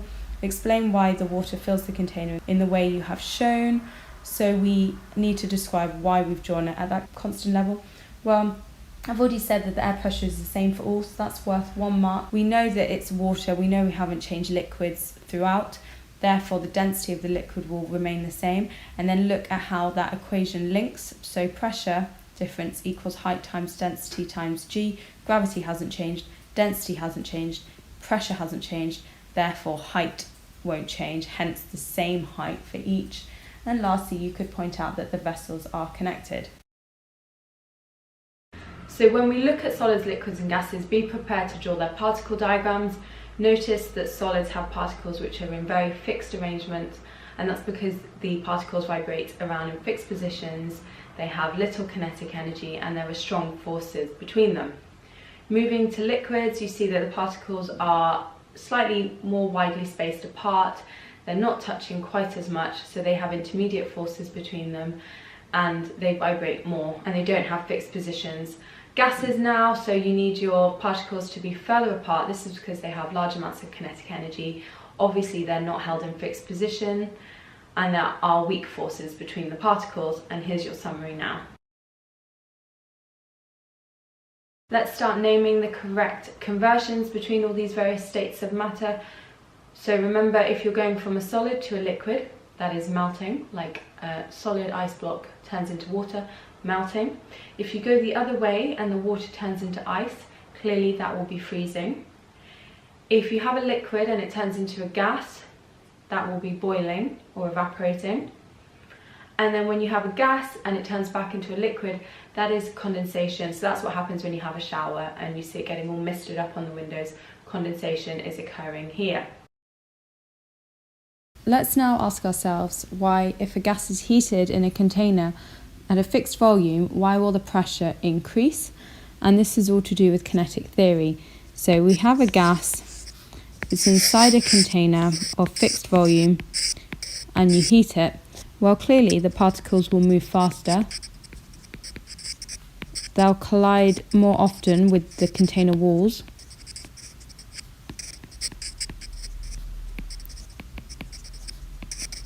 Thus generating a greater force, therefore increasing the pressure within the container. I keep mentioning kinetic theory, but what actually is it?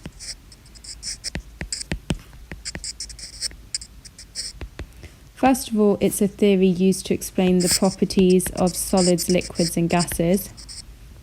Now crucially, these particles are always moving and they attract each other, and if they're closer together then you have a stronger attraction. If the particles are further apart then you have a weaker attraction.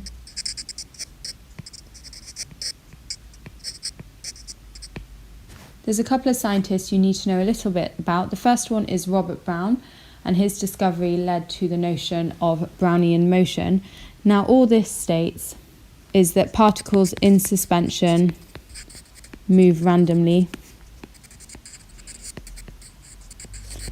And you can see this in everyday life. So pollen grains on water, smoke particles. And what you can actually observe if you look at pollen grains on water under a microscope is that they move randomly. And that's due to small particles colliding with them, ones which you can't see. They create a small force which actually acts to move those pollen grains. So it's a very basic theory you need to know about. Looking at this in more detail, so we need to first of all look at Newton's first law, which, remember, states that every object will remain at rest or stationary or continue at the same speed if it's already moving, unless an external force acts upon it. So how does that link to Brownian motion? Well, I've just said that there are small particles which act on the pollen grains, creating small forces which move them. So how does that link to what we've just done? Well, we know the pollen grains appear to be moving, and that must therefore, based on Newton's first law, mean that a small force is acting on them. Where does that force come from? Well, it's the small, fast-moving particles which we can't see, which bombard the larger particles.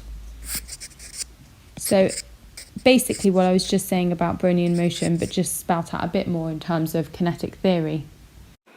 The diagram shows some gas particles in a container. The piston can be moved in or out to change the volume of the gas. Add arrows to the diagram to show the random motion of the gas particles. Just literally show them just moving around really randomly. Just make sure you add enough arrows. They're just a gas, so it's quite straightforward. Explain how the motion of the gas particles produces the pressure inside the container. This is an answer you can rote learn. So you want to first of all talk about the fact that gas particles have random motion and that they collide with the walls of the container. Then this creates a force, and then lastly state an equation which is pressure equals force over area. And that is the easiest way in which you'll get 3 marks. I would really recommend you learn that answer off by heart. State what would happen to the pressure if you push the piston into the container without changing the temperature. Well, you've got a smaller volume, so therefore the pressure would increase. When the gas in the container is heated, the piston moves outwards. Place ticks against the 3 correct statements. The gas particles get bigger. No, that's not true. The mass of gas particles stays the same. Yeah, that makes sense. The gas particles move faster. Well, clearly, if you heat them, they're going to gain kinetic energy, so they will move faster.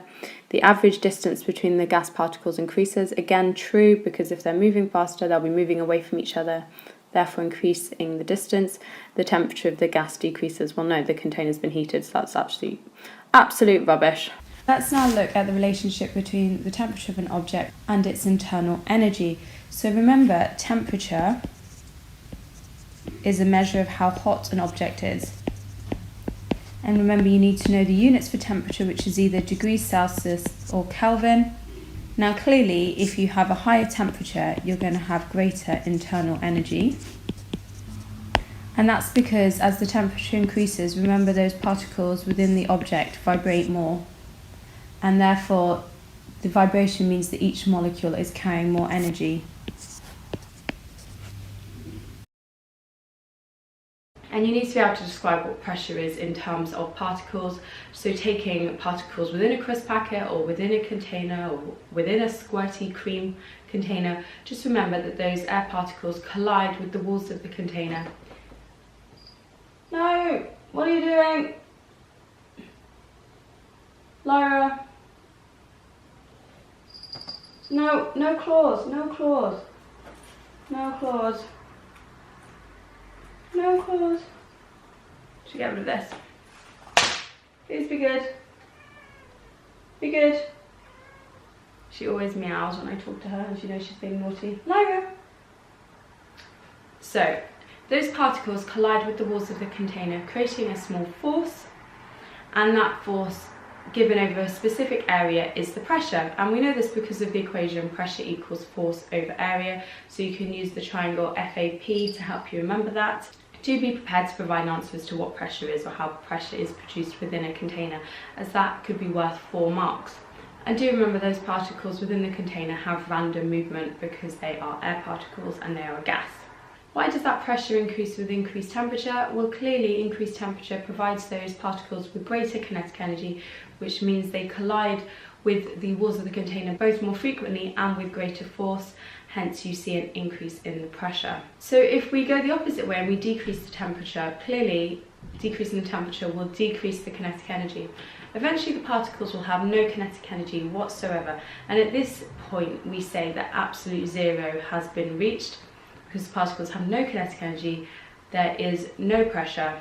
It has a value which is minus 273 degrees Celsius. We've already talked about Robert Brown and his Brownian motion. The next scientist we need to look at is Boyle. His name was also Robert, so Robert Boyle. We know that pressure is inversely proportional to volume, which means if we decrease the volume, we see an increase in pressure, which makes sense. Let's say we have an original container which looks like this. We halve the volume. Look, those particles have gotten far closer together, so we've seen an increase in pressure. Conversely, if we increase the volume,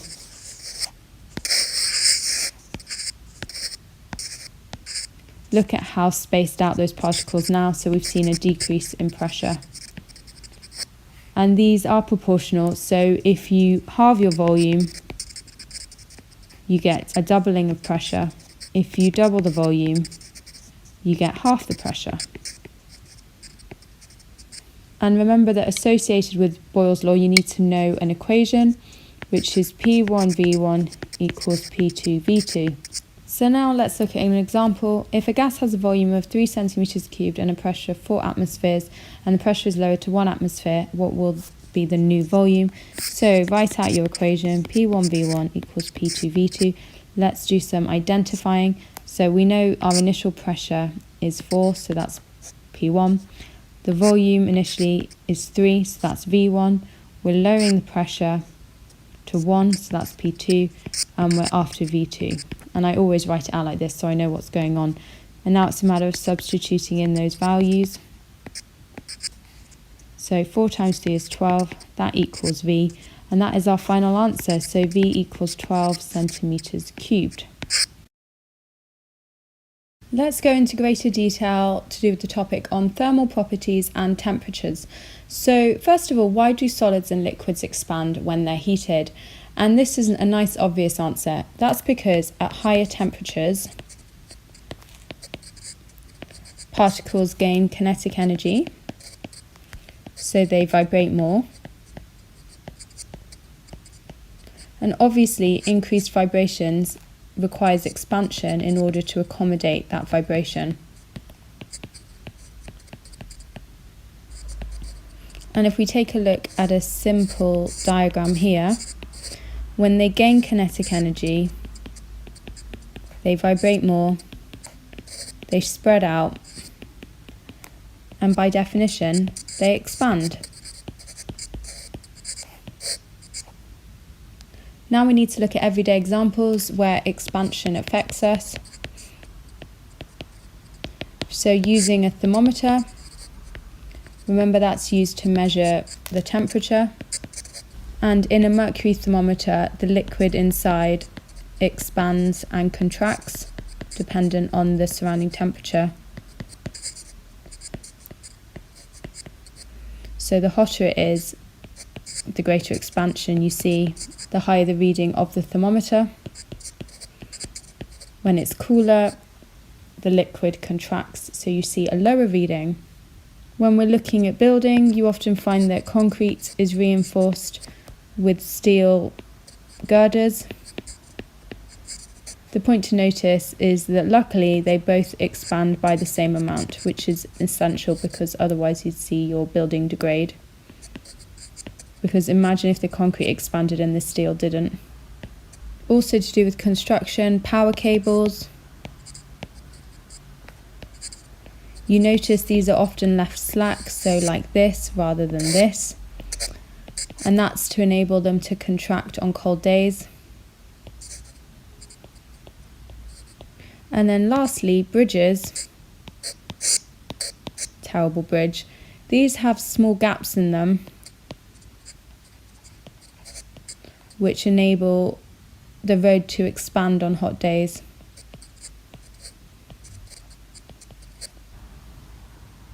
We need to understand why solids expand less compared with liquids or gases when heated, and the most obvious thing to do here is look at the various particle arrangements. Now here in the solid you can see that the particles have a tight arrangement. They're held in fixed positions with strong forces between those particles.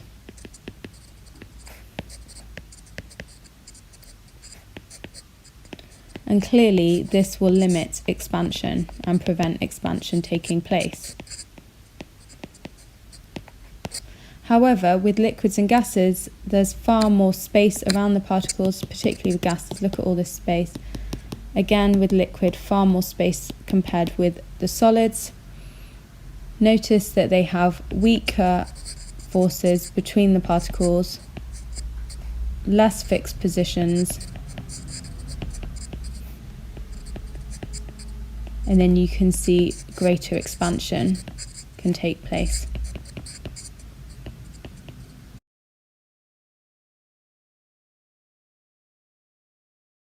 Let's now look at the method we would use in order to actually calculate the specific heat capacity. So I've already listed some steps. So first of all, you need an insulated beaker to prevent heat loss to the surroundings. We would then submerge the heater in the water for a set amount of time, let's say 230 seconds as an example. And then we need to measure the temperature change, and the way in which we do that is using a thermometer.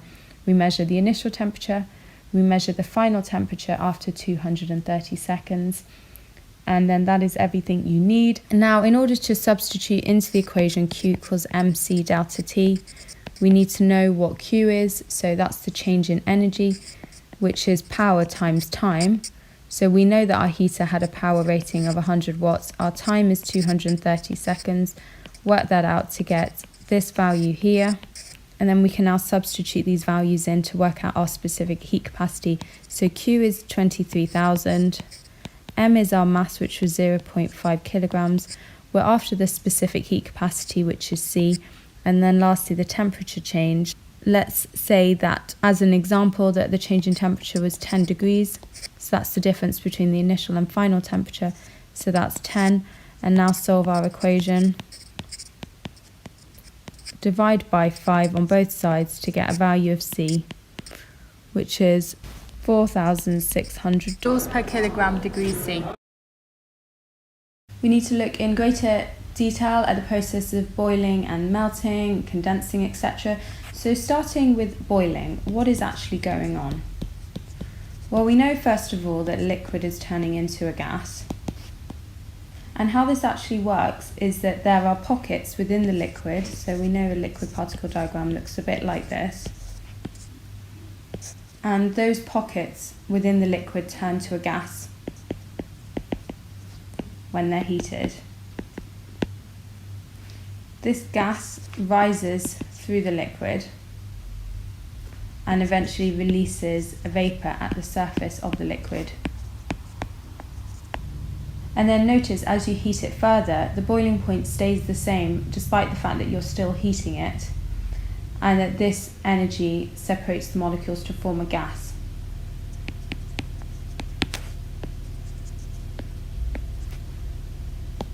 So we've already looked at boiling. Let's bring evaporation into the equation. And to all intents and purposes, they seem pretty similar because in both cases you're going from a liquid to a gas. But we know that there are real differences between the two. First of all, boiling is far more rapid than evaporation, and that's because the vapour bubbles have a high amount of kinetic energy, whereas evaporation is much slower. The molecules have much less energy, So you find evaporation is the reason why a puddle disappears on a hot day, whereas boiling is why when a pan of water is boiled for long enough, all the water disappears inside the pan. So we've looked at boiling. How about melting? And we know ice melts, so it turns from a solid to a liquid. And what you notice here is that as thermal energy is absorbed, the temperature rises. Eventually the energy will be sufficient to overcome the molecular attraction, so it means that these will all separate.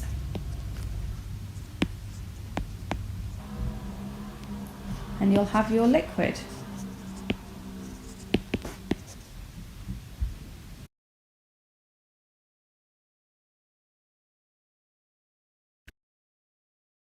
Touching slightly more on evaporation, so how does the evaporation of a puddle or any liquid happen really? So what you find is that the particles have differing kinetic energy. Now those particles with the most amount of energy will evaporate first and they will leave the surface of the liquid. And what will happen is it will mean that the remaining particles have lower average kinetic energy. Do notice that in a closed container, condensation and evaporation will be occurring simultaneously, which means at the same time. So what factors affect how quickly evaporation occurs? Try and use your common sense here. Number one, temperature. Clearly, the higher the temp, the more molecules with higher kinetic energy. Therefore, these molecules can escape, so evaporation occurs more quickly. The second factor affecting evaporation is surface area. As you might expect, the larger the surface area, the greater the area, and a higher proportion of molecules are near the surface of that puddle, for example. Therefore, more evaporation occurs. And then lastly, windiness, or let's call it moving air. This means that molecules which have evaporated are then moved away from the liquid and they can't return. And it's really a diffusion gradient point of view. If there's less water in the air, then more evaporation can occur. So how does evaporation actually lead to cooling? And we know about this from the body, because remember, when sweat evaporates, it cools the body, which is why sweating is an efficient mechanism for helping us cool down in hot weather. So how does it work? Well, we know that kinetic theory states that high temperatures increases the energy of the particles. Those highest energy particles will evaporate first, meaning that the remaining particles have lower average kinetic energy. Remaining particles have lower average kinetic energy, and that automatically means if they have less energy, then they are at a lower temperature, and hence cooling has occurred. We need to now know how an object which is in contact with an evaporating liquid may also cool down.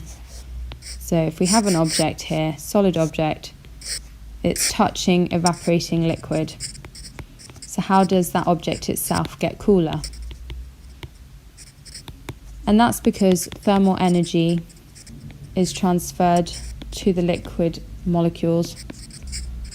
These molecules retain that energy when they escape the liquid, i.e. when they're evaporated, which leaves a cooler liquid to which more of the object's thermal energy can be transferred.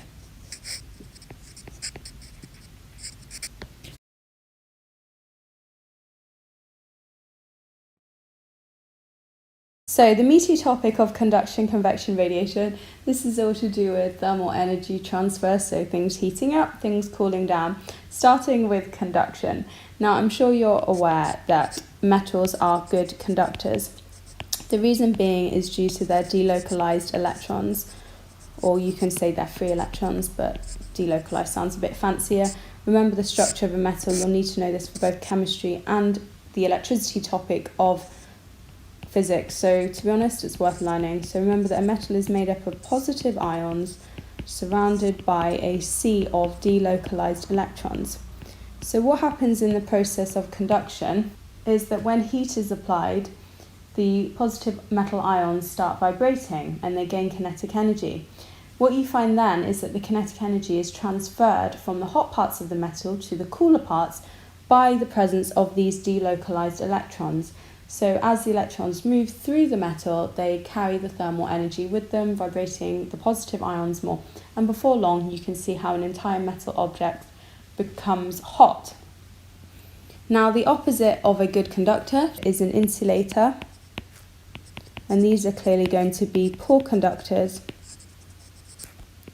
So to point out things which are poor conductors, first of all, plastic and wood. Why? Because they have no delocalized electrons, and that is the key point here. Air is also a poor conductor. It is a good insulator, and not just because it doesn't have any delocalized electrons, but clearly it's air, so the particles are going to be extremely far apart. So the chance of them vibrating and colliding with other particles to pass on their kinetic energy is going to be very slim, hence why air is a good insulator. So touching on some exam style questions, so polystyrene, why is it a poor conductor? And that's because it contains little air spaces, and air is a good insulator because it has no delocalized electrons and the particles are very far apart. So you want to link every single object you're given with whether it's a poor conductor or insulator. Next up, for example, a duvet. How does a duvet keep you warm? It's full of feathers or synthetic material that looks a bit like cotton wool. And the point is, again, that it traps air. Air is a good insulator. It's a poor conductor. So less heat transfer will take place, meaning that you stay warmer. So what have we learned? We have learned that metal is a good conductor. Air, wood and plastic are poor conductors. And that notice that solids will be better conductors than gases. Now we need to look at describing an experiment which allows us to investigate the properties of good thermal conductors. The crucial thing here is they have to be good thermal conductors, so really we're looking at metals. So let's take metal rods, and we need to dip one end in wax. So we could have a copper rod, iron rod, zinc rod, and you want to heat up those metal rods. So the way you could do that is by placing them in a hot water bath or using a Bunsen burner. And then obviously as they get hot, that wax will start to melt and the wax will start to drip off the end. And you can collect the wax and measure the amount of it by maybe measuring its mass over a set amount of time, let's say a minute. And clearly the metal which produces the most wax will be the best thermal conductor. Now we need to describe an experiment to investigate properties of poor thermal conductors, and in this case we're going to be using water as our poor thermal conductor. And it's a very specific experiment here. So what we're going to do is we're going to get a test tube and we're going to place ice into it. So ice is in the bottom. We're going to use gauze to separate the ice from the water, which is above.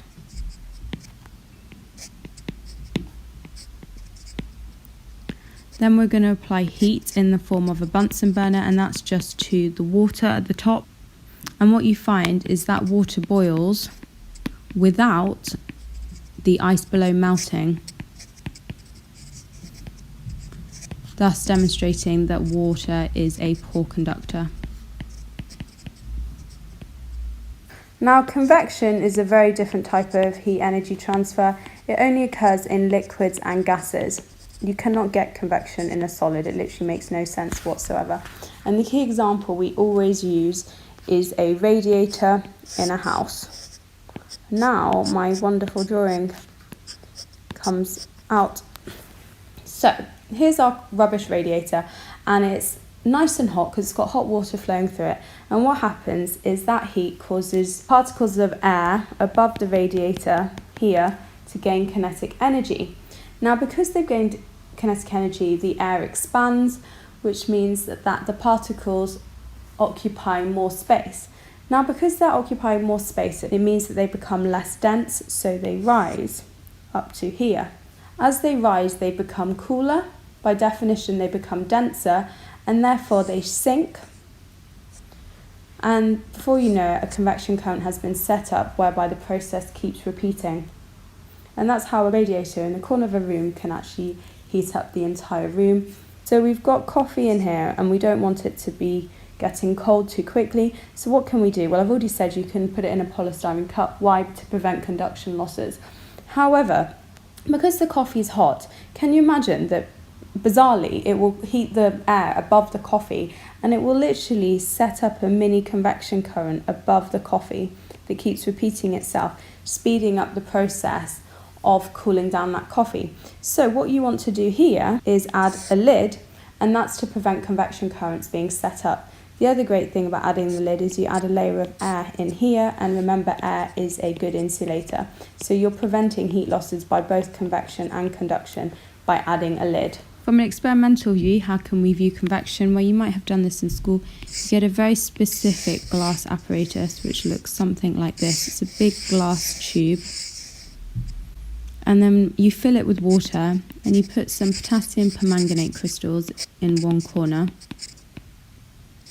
Then you apply heat from a Bunsen burner, and obviously what happens here is the particles vibrate more, they occupy more space, and so they become less dense, meaning that they rise. So you'll see a purple vapour or purple colour start to form on this side. Has nowhere else to go, so it will continue along here. As it gets cooler, because there's no heat obviously in this top left corner, it will begin to sink. And then fluid over here replaces the lost fluid on the right hand side, and before long the whole of the tube will become purple, demonstrating that convection has taken place. Last up, radiation, infrared radiation, which we will have met in the electromagnetic spectrum. It is a wave, which means it is not dictated to by the state of matter. What I'm trying to say here is that it can travel in solids, liquids and gases. And that kind of automatically makes it the most difficult to try and prevent heat losses via. However, there are certain things you can do, and that's all to do with the colour of objects. So do try to remember that white shiny surfaces reflect infrared radiation, which is why in very hot countries like certain parts of Spain, you might see the houses are white. Same is true for Greece, and that's because the white colour reflects infrared radiation. Anyone with dark hair, black hair, you'll notice that your head gets really hot in the sun. Why? Because black matte objects are very good absorbers of infrared radiation. And notice that the hotter the object, or the greater the difference between the object and the surrounding temperature, the greater the rate at which heat is lost. Putting this more into context, so looking at a thermos flask, am I even going to try and draw this? Oh God.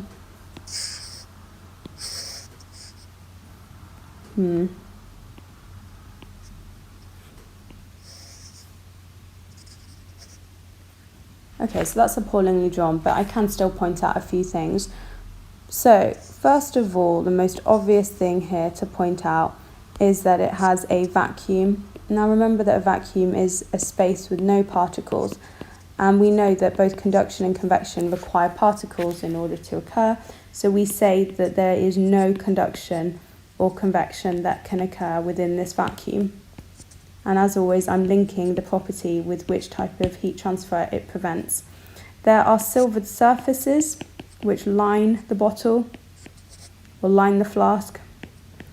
And the point of that is that it reflects infrared radiation back at the contents of the flask, keeping it hot or keeping it cold. The lid prevents convection currents, which I've already touched upon.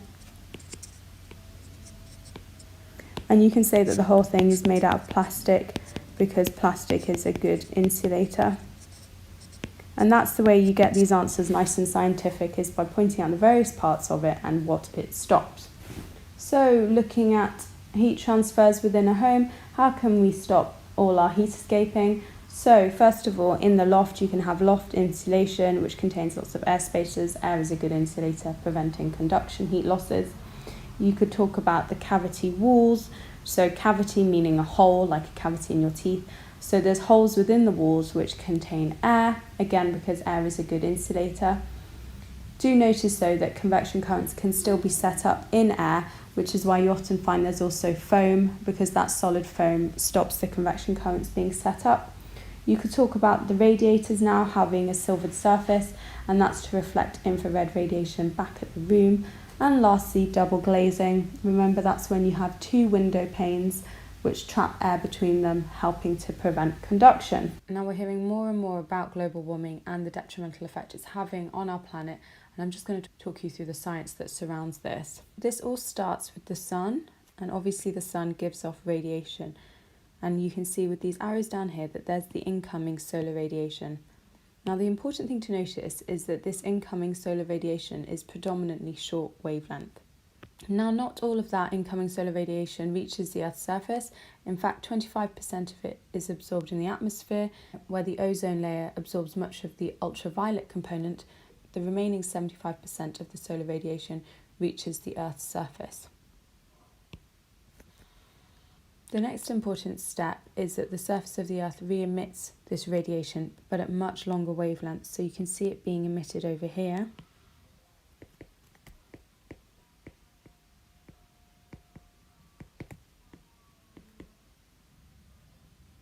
And this much longer wavelength means that it is now predominantly infrared, which remember is just heat. Now the fact that these waves have a longer wavelength means that they don't just pass out of the Earth's atmosphere and escape into space. Instead, they are trapped by a layer of gases, and these are greenhouse gases.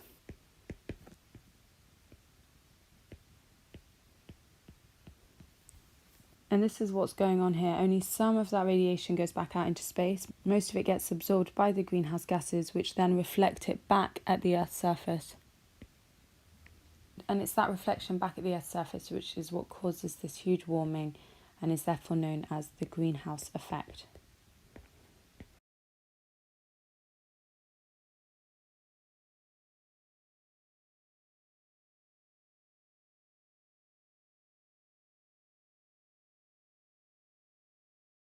So the wave topic, let's try and cover as much of this as possible.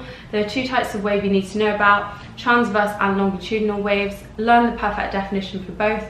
Transverse waves, vibrations occur perpendicular to the direction in which the wave is travelling. Key examples here are water waves, light waves, and any member of the EM spectrum, infrared radiation, ultraviolet, X-rays, etc. Longitudinal waves, vibrations this time occur parallel to the direction in which the wave is travelling. Your key example here is a sound wave.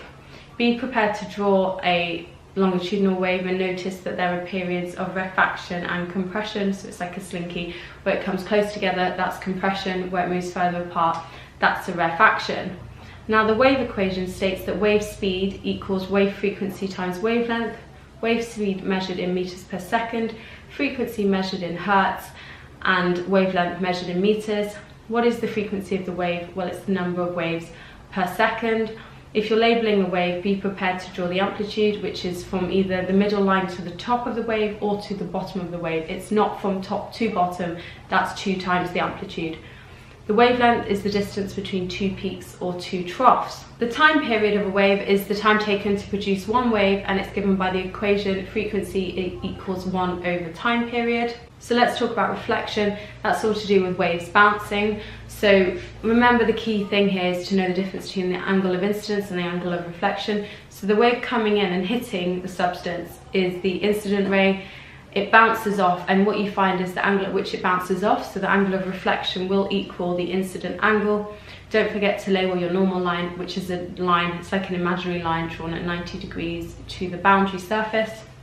Refraction is all about a wave changing direction when it enters a new medium, and that's due to it either slowing down or speeding up, so it's due to a change in wave speed. What you find here is that if you have a light wave entering a glass block, it will slow down and it will bend towards the normal. On exiting the block, it will speed up again and bend away from the normal, so be prepared to draw that. And also be aware of what happens when water waves move from a different depth So when they go from deep water, you find that they're traveling really quickly and that the waves are very far apart from each other. As they enter shallower water, they slow down and the waves become closer together, and you'll actually see the wave front getting closer together. If you're struggling to remember that, just remember cars on a road. They'll be further apart when they're traveling nice and quickly, and then when you're stuck in a traffic jam and they're traveling slowly, they're basically on top of each other. Let's take a look at diffraction now. So remember, this is when waves spread out as they pass through a gap, and we'll look at some examples. Diffraction can only really occur if the gap size is approximately the same as the wavelength of the wave, and you do find that wider gaps cause less diffraction. So let's look at some examples of diffraction. So in example 1, we've got quite a wide gap. You've got the wave front approaching from this direction, and you notice here that little diffraction occurs. You'll have something which looks pretty similar to this, so you need to be prepared to draw these shapes. Now in the second example, we've got a much narrower gap. You'll find that far more diffraction occurs, and it will look something like this.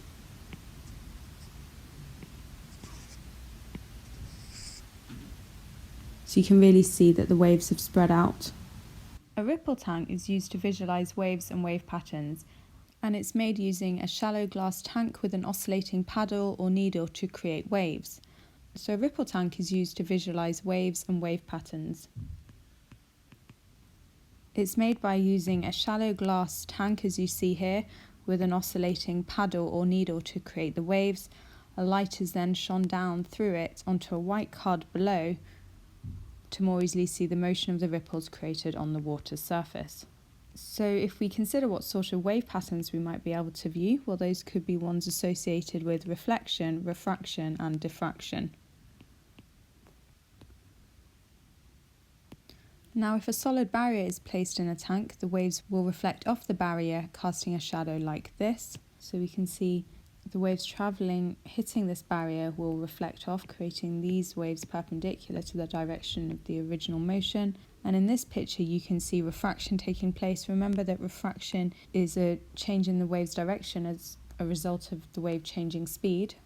Now that change in wave speed in something like a water wave will be due to a change in depth. So if we consider this ripple tank over here, we have deeper water and then a plastic triangle has been placed in this section of the ripple tank, which automatically makes the water there shallower. So the waves are moving in this direction. As they hit the shallower water, first of all, they slow down, and that means that the waves get closer together. So the wavelength of the wave has decreased. And notice that as those waves slow down, the waves bend towards the normal. Remember that the frequency of the waves does not change because the source of the waves continues to vibrate at the same frequency. So let's look more closely at what this means from a mathematical point of view. Let's take the wave equation, which states that wave speed equals frequency times wavelength. Well, we've already said that this frequency remains unchanged. We know that that wavelength has decreased. And so by definition, clearly our value for v, our wave speed, will have decreased. So that's something we can both calculate and observe.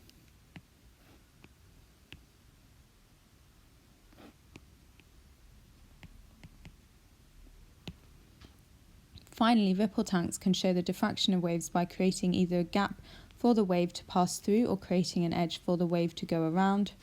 Remember that waves will bend around the side of an edge, and longer wavelengths are more diffracted by an edge than shorter wavelengths. So here's a barrier. Our waves are hitting that barrier and then diffracting around the edge of it. If we consider a situation like this in a harbour, you can see that waves will diffract through a gap. You can see that when waves pass through a gap, they will spread out, which is what diffraction is. And the spreading is most significant when the gap size is about the same as the wavelength.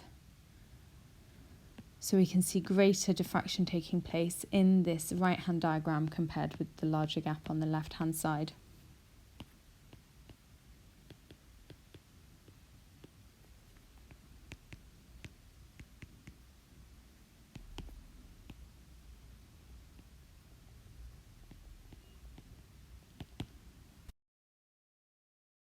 Let's now think about images formed in a plane mirror. So here's our plane mirror, straight line with the cross-hatching behind shows that it's a plane mirror. Remember, we have a normal line which is drawn at 90 degrees. So let's pick an object such as a flower and think about the image that will be formed by that mirror. So here is our object, so it's the actual flower that we're looking at. So how does that object actually become an image in our eye? Well, light from an object strikes the plane mirror and is reflected from the mirror surface, and then after that reflection the light strikes the eye of the observer. But what can we actually say about that image? Well, first of all, the image is obviously the same size as the object, and it's worth making a note of everything I'm writing. And these are quite common sense points, so don't be surprised by them. Secondly, obviously the image will be the same colour as the object. The image will be the same distance behind the mirror as the object is in front. But crucially, the image will be laterally inverted, which means the left will appear on the right and the right will appear on the left. Lastly, this image will be virtual, which means that it can't appear on a screen. Now, one hard question that people do struggle is working out how to draw the image when you've been given the object, such as in this case. So here's our plane mirror. Now, the easiest thing to do here is use your ruler to draw a straight line from the object which hits the plane mirror. Then draw a second line just beneath that.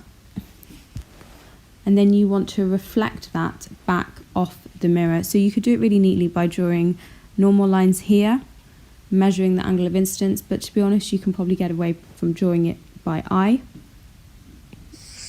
like I'm doing now. And then at the end of these lines, you need to draw the eye, which is actually viewing the object, so something like this is perfectly adequate. And then to finish, I'm just going to change colour. You want to take an approximation, probably use your ruler to measure this distance here so that you can draw the image behind from the same distance to make it make sense. And then just use your ruler to draw a dotted line here. And really, this distance from the object to the mirror should be the same as from the image to the mirror. And if I rub out those kind of explanation lines, really, this is what your final answer should look like. Now, the equation for the calculation of refractive index is n equals sine I over sine r, which you'll have to learn. Now, sine I, so remember I is the incident angle, so you just need to pop that into your calculator with the sine in front of it. And sine r, that's the angle of refraction, so again, pop it into your calculator, but first of all, pressing the sine button. Now, the critical angle is something they like asking you about, and it's all to do with the angle of incidence. So every type of medium, every type of substance has its own critical angle. Now, if the angle of incidence is less than the critical angle, you get both refraction and reflection taking place. If the angle of incidence is the same as the critical angle, you get a refraction which occurs along the boundary. If the angle of incidence is greater than the critical angle, you get what's called total internal reflection. So you don't get any refraction, all the light is totally internally reflected, and they make use of this in optical fibres.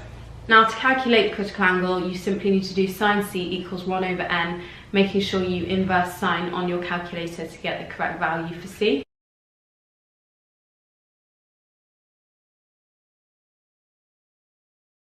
Well, a convex lens is otherwise known as a converging lens, and if you know what the word converging means, it is actually just a normal English word. It means coming together. So if you've got a couple of rays and they pass through a convex or converging lens, then they'll be brought together and they'll meet behind the lens. An example of use of this is the magnifying glass. Now, the focal length is the distance between the centre of the lens and its point of focus. The principal focus is the point where the parallel rays meet after they pass through the lens. And then lastly, the difference between a real image and a virtual image is that a real image can be formed on a screen and a virtual image cannot. Now, if I move on and I show you this, hopefully this will make it a bit clearer. So with the convex lens, we can see that when the parallel rays pass through it, they then come together, i.e. they converge. And the point where they converge behind the lens is called the focal point. And that's what's going on here. They're meeting. and we look at someone that's long-sighted. So this is what happens to older people. They start needing glasses to read print, like reading books or whatever. So this time you've got the parallel rays coming in. They're hitting the lens, but the lens is weakened over time. So rather than meeting on the retina here, they're meeting behind the eyeball, behind the retina. So you're going to get a very blurred image here. So instead, you need a convex or converging lens, which is actually going to cause those rays to come in, so that when they're brought onto the human lens, they meet nicely on the back of the eyeball here on the retina. So let's have a go at constructing various ray diagrams. This arrow here is supposed to be the object, this is the lens, and these are the focal points. So based on my instructions, first of all, you want to draw a horizontal line from the top of the object, use a ruler and a pencil for this, and then you want to take it through the focal point like that. Oh gosh, I really struggle on the iPad. Next step, you want to draw a diagonal line which runs from the top of the object arrow through the middle of the lens, and we'll see where it crosses. Oh, not very good, not very good. Oh, it's supposed to cross through the middle of the lens, and then where the two lines cross, that is your image, and then you need to compare it to the original object. Now, because it's underneath the line, we know that the image is inverted. If I'd drawn it accurately, the actual height of the arrow, so from here to here, compared with that, believe it or not, would have been shorter, so therefore we know that the image formed is smaller, or we could write diminished, if you're feeling fancy, because that means smaller. And then because it's formed after the lens, then we know our image is real. If they ask you for an example of a lens which works like this, then you can talk about the eye or a camera or something like that. This one's slightly different. We can see that the object arrows now move between the focal point and the lens, so we're going to see a slightly different thing happening, but it doesn't matter, you can still use the same process. Horizontal line to the lens. Then we're going to take the line down through that focal point.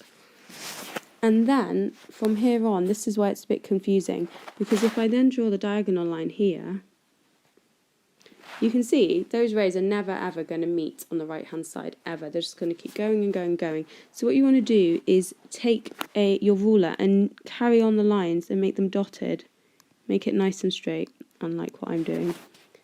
Do the same here, and then eventually they'll cross, and that's actually where your image will be formed, up here. So I'm going to draw the arrow. So now let's discuss what we can see. Well, because it's the same, not the same height, but it's upright, it's the same direction as the object arrow was facing, we know that it's upright. Because the arrow is much larger, we know that it's enlarged. But because it's formed before the lens, we know it must be a virtual image. And an example of this would be the magnifying glass. And your arrows will go this way. Dispersion is all to do with light splitting up and spreading out. So if you get white light, remember it's made up of lots of different colours. If you shine it into a prism, it will split into those colours. Remember the order of the rainbow, and that will help you with knowing what colours the light splits into. So Richard of York gave battle in vain: red, orange, yellow, green, blue, indigo, violet. Now red is refracted the least, violet is refracted the most.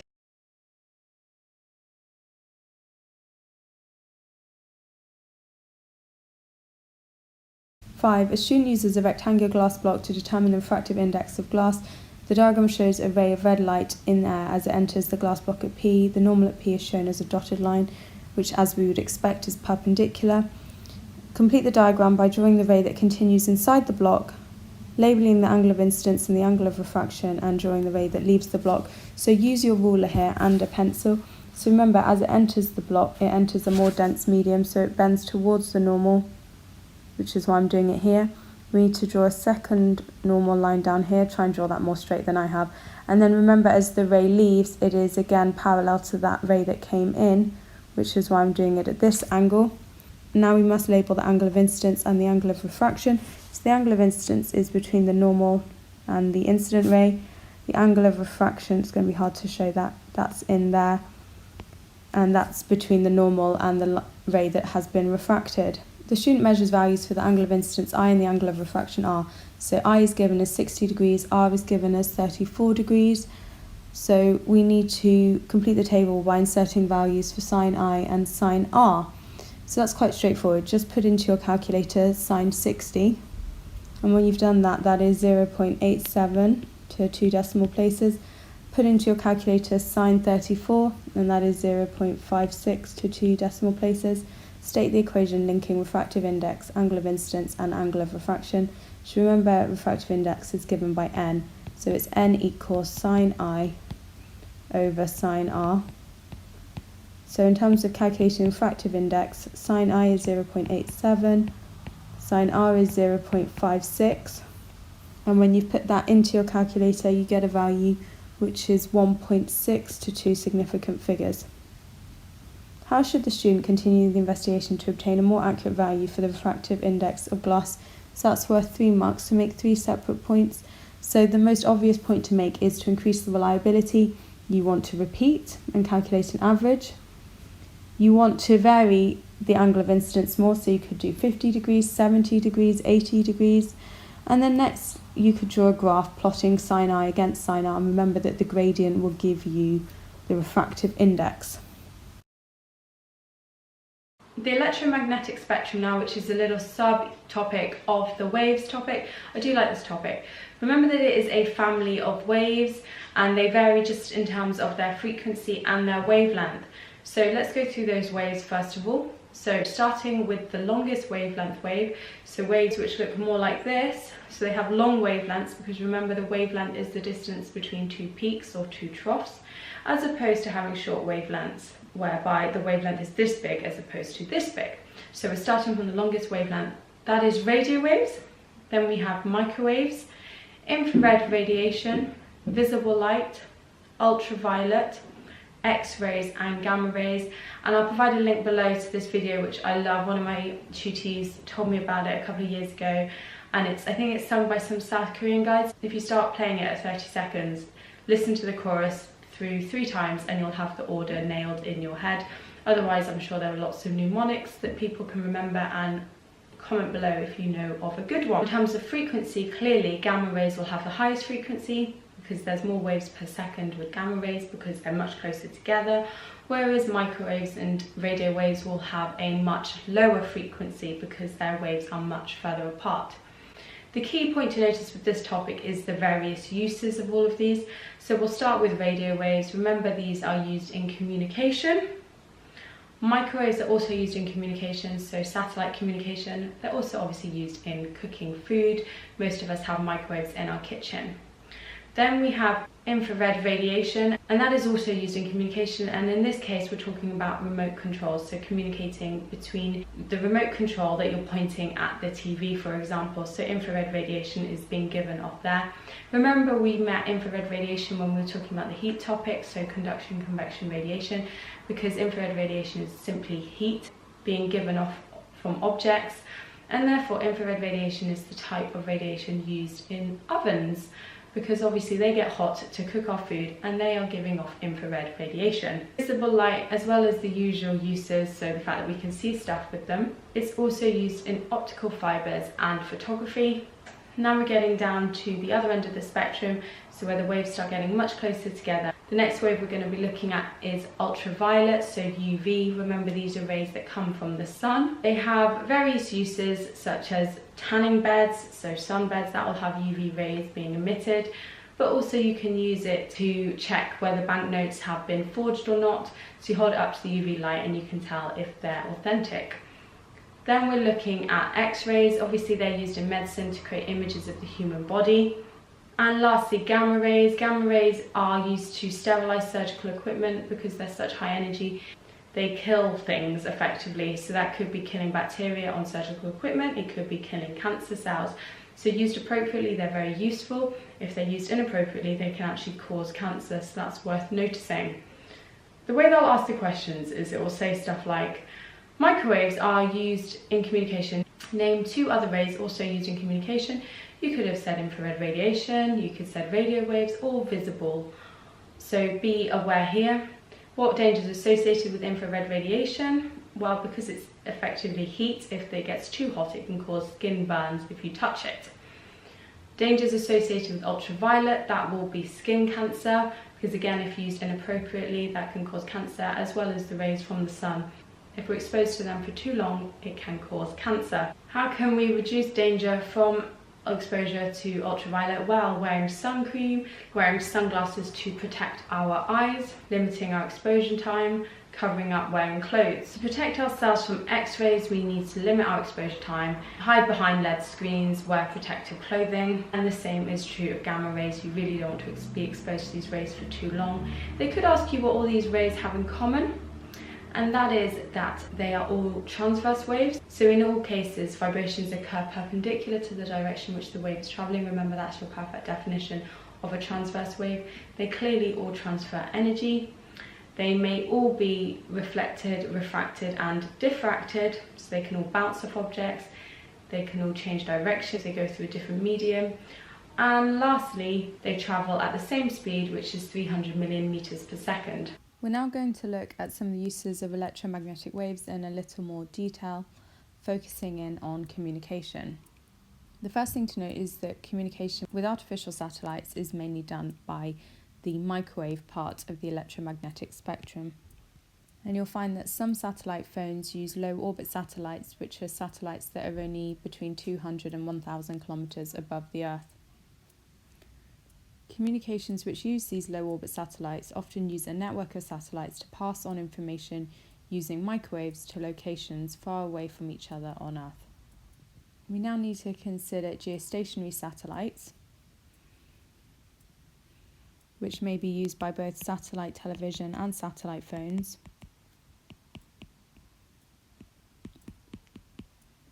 Now, the important thing to be aware of with these is that these are satellites that orbit Earth at the same speed as the Earth is rotating. Now, why is that so important? Well, it's because these satellites therefore appear to always be in the same position in the sky or above the Earth's surface. And this means that a satellite dish on Earth can always be pointed towards the satellite.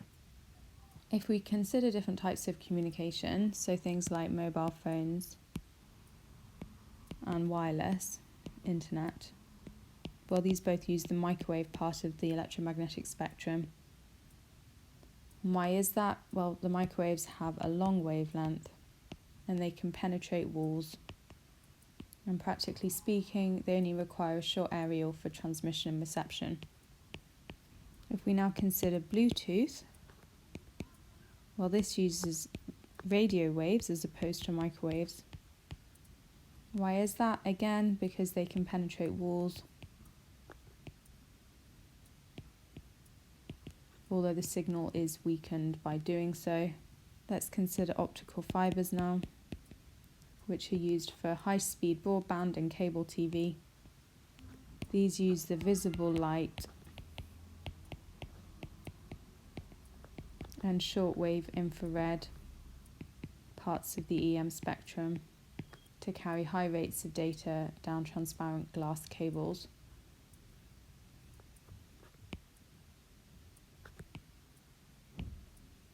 We now need to consider digital and analog signals, and it's easiest done by if we look at a diagram like the one below. Now, an analog signal varies both in terms of frequency and amplitude, as seen in this first diagram, whereas a digital signal has two values only, which is either on or off, or 1 or 0. So 1 being on, 0 being off. And as you can see here, here's the on value, here's the off value. Now, sound can be transmitted as either an analog or digital signal. And as you might imagine, digital signals maintain their quality better than analog signals. And we'll explain why in a moment. So let's consider the explanation for why digital signals are better quality. Well, first of all, we need to realise that all signals become weaker as they travel longer distances. They may also pick up extra signals known as noise, which you've probably heard if you're listening to a radio station as crackles or hisses. Now this noise affects both analog and digital signals, but we need to consider how the analog and digital signals deal with that noise. So the noise adds extra information to the analog signals, and therefore every time the signal is amplified, the noise is also amplified, and gradually the signal becomes less and less like the original one. Sometimes it's impossible to make out the music against the background noise.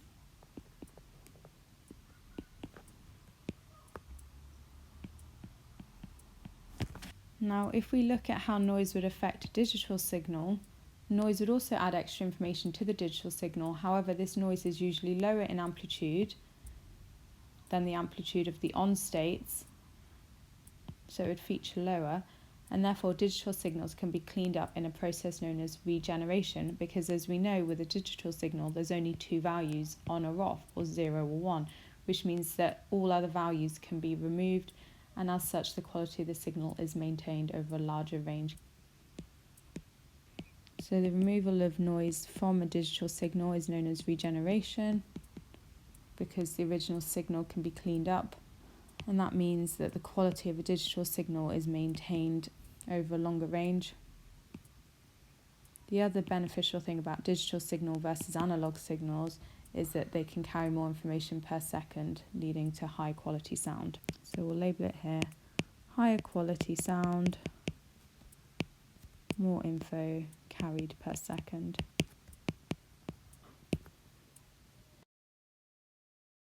What is an echo? Well, it's a reflected sound wave. Remember, they use echo sounding for working out the depth of the ocean, so they'll send down some sound waves. They'll record the time it takes for the sound wave to be transmitted and then be received again by the transmitter. You use the equation speed equals distance over time, so you know the speed of the sound wave. You've recorded the time, just make sure you halve the time, because obviously if you use the full time, then that's the time it took for the wave to hit the bottom and come back up, whereas the distance is only from the transmitter to the bottom, which is why you have to halve the time. What is ultrasound? Well, ultrasound is a longitudinal sound wave which is above the range of human hearing, so it's above 20,000 Hertz. Try and be really detailed with your answers there. Infrasound is sound which is too low for the human ear to hear, so it's below 20 Hertz. The last thing to do with sound waves is remember that pitch relates to the frequency of the sound wave. So the number of waves per second, the higher that number, the higher the pitch, so the squeakier the sound, like hi. Whereas amplitude, so that's the height of the wave, is all to do with the loudness of the sound. So the higher the amplitude, the louder the sound. So if we take my rubbish finger here, if I do that, can you see it has a very low amplitude, because it's very short, so that means it's a quiet sound, but because the frequency is very high, it has a high pitch, so it's a very squeaky sound. Whereas if I were to do this, we've got a much larger amplitude, so a loud sound, but because the waves are so infrequent, it's a very low sound.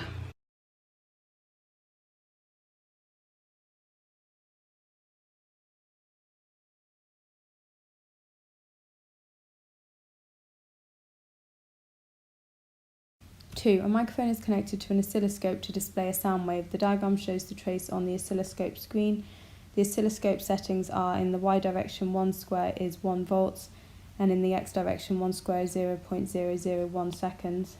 So let's make a few annotations. So that must mean that up to there is 2 volts, and this is 0.01 seconds, which means the entire wave cycle is 0.002 seconds.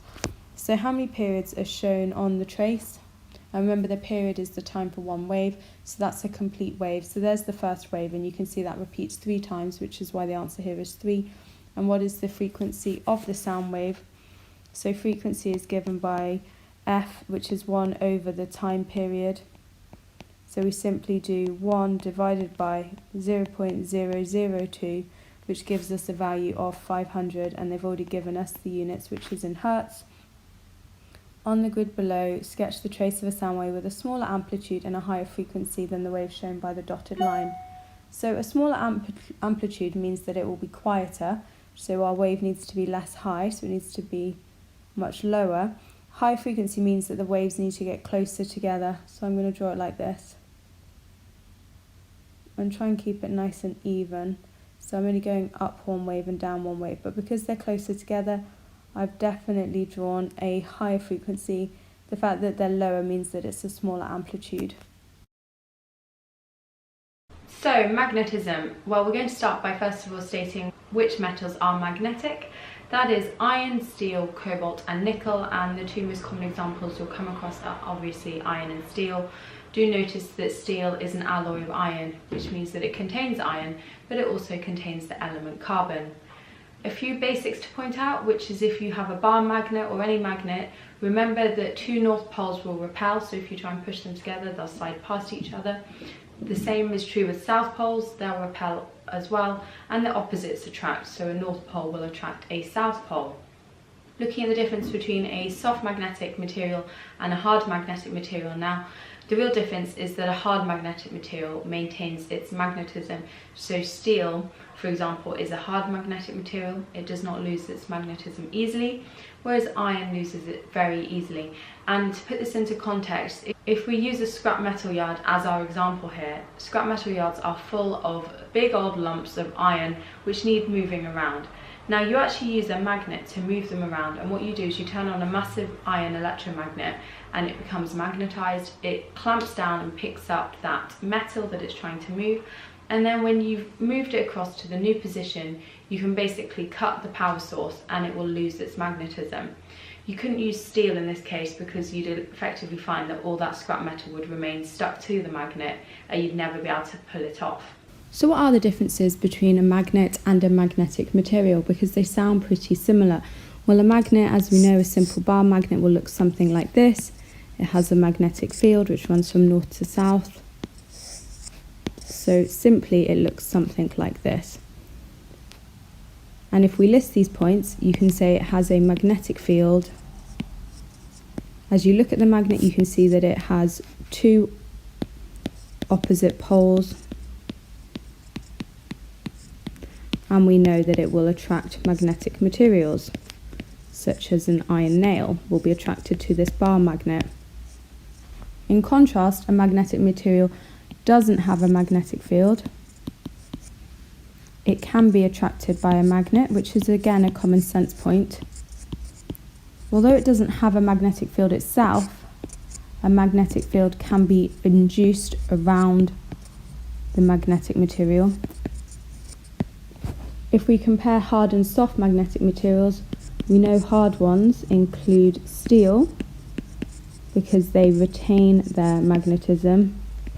Soft magnetic materials, put those in inverted commas, such as iron, lose their magnetism easily. We've already mentioned the term, but let's look at it in further detail. So what really is induced magnetism? And that's when a non-magnetic material develops magnetism. You find that atoms in the magnetic material have a small magnet force, and that when these forces are pulled into line, the material becomes a magnet. Looking at how a material can become magnetized, well, it can become weakly magnetized or strongly magnetized, depending on how you magnetize it. And weakly magnetizing occurs when you get the material and you hold it close to the magnet.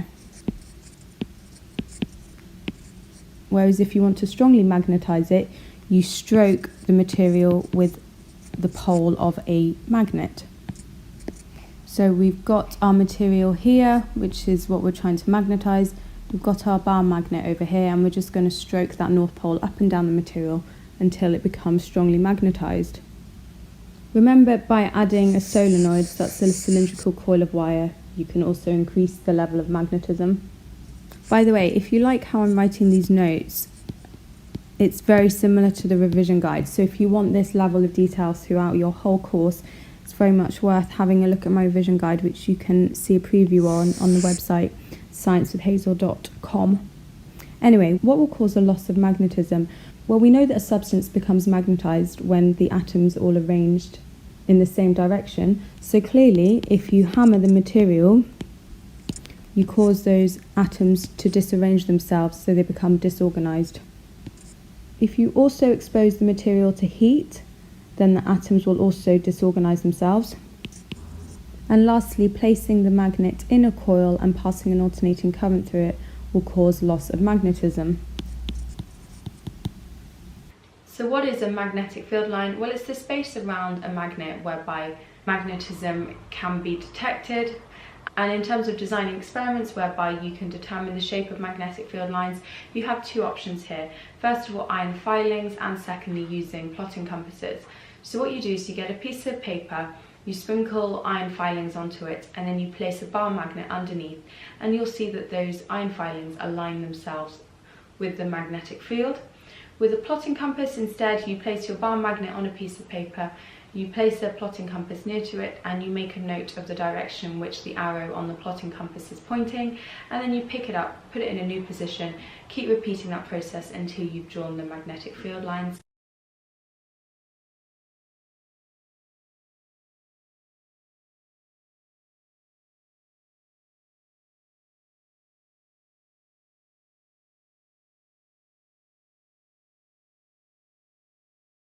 Now just remember that a solenoid is a cylindrical coil of wire. Touching now on the right hand grip rule, so this is just a way of showing the direction of magnetic field lines. So my thumb represents a wire, so in this case it's going from north to south or from up to down. And you might be asked to draw the magnetic field line directions, and just follow the direction which your fingers are pointing. Be aware of a uniform magnetic field, and all you'll see here is that the magnetic field lines are evenly spaced and that they're parallel, and those are the 2 points you need to point out with a uniform magnetic field. So how can an object's magnetism be induced? So how can it become magnetic? Well, first of all, you need to start with a magnetic metal such as iron and steel, and then you can place it inside the magnetic field of a permanent magnet, and its magnetism will be created or induced. Obviously, the moment you remove that object, the iron object, from that magnetic field, it will lose its magnetism. Steel, I've already pointed out, is a hard magnetic material, so it will tend to retain its magnetism. So looking now at the differences between a permanent and electromagnet. So starting with the electromagnet, let's draw a really simple one here. So we've got an iron rod, it's within a solenoid, so a cylindrical coil of wire, and we're connecting it to a circuit. So I'm just going to draw a simple cell here. So that's appallingly drawn, but hopefully you can see that we have a simple electromagnet. So let's label what we have here. We have a soft iron core, we have a coil of wire, and we know that when it's turned on, so let's insert a switch so we can easily turn the circuit on and off. So when that switch is open, the electromagnet is obviously off. When we close that switch, the electromagnet is switched on. So crucially with electromagnets, they're very easy to turn on and off. And they have lots of uses, including in relay switches, circuit breakers, doorbells. Whereas if we look at a permanent magnet, so again, because it's the easiest for me to draw, I'm drawing a bar magnet here. You can see that they are always magnetic. They're made out of a hard magnetic material.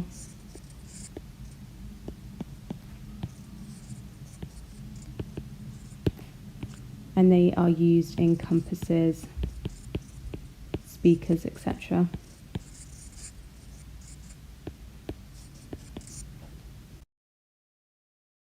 So remember, in terms of electrical charges, you're looking at two types, which is positive and negative.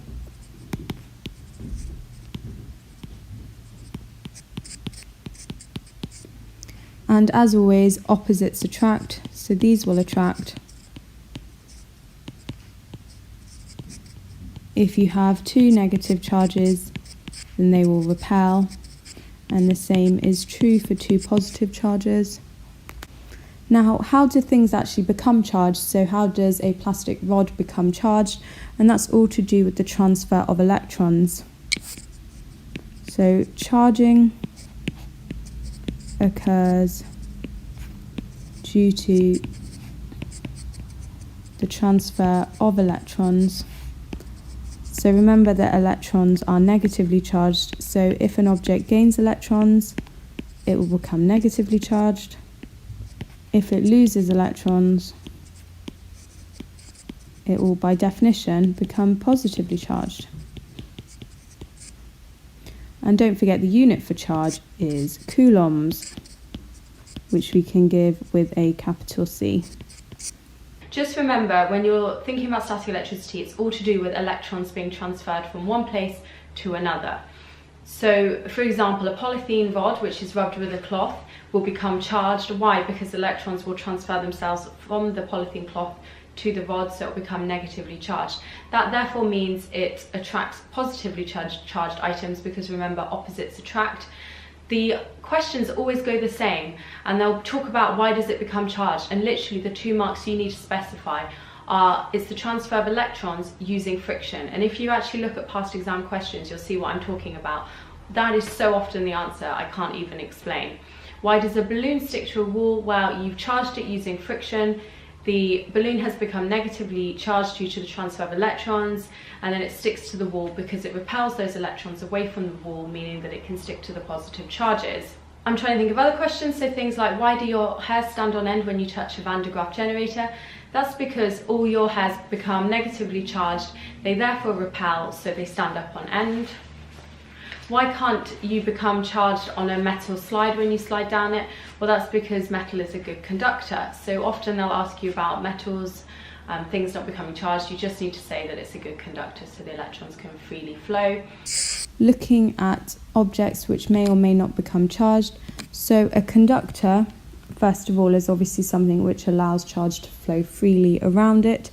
And your most common examples here are obviously going to be metals.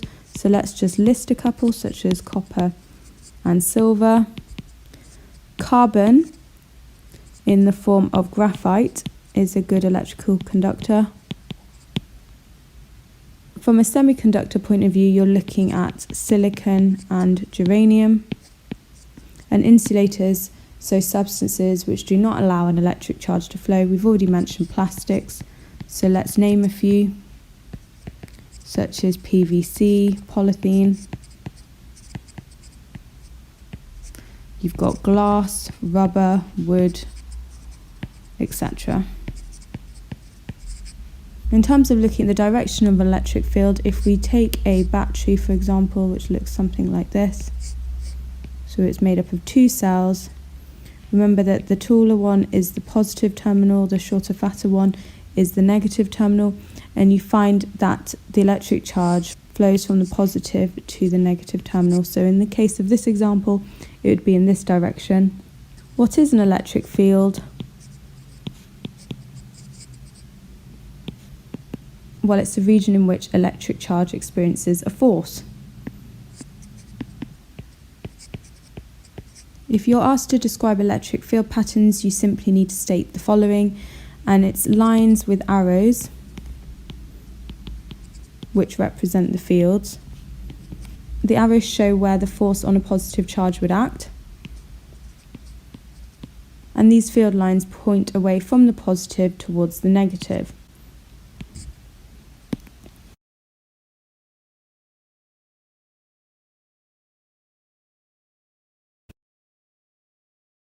So what is current?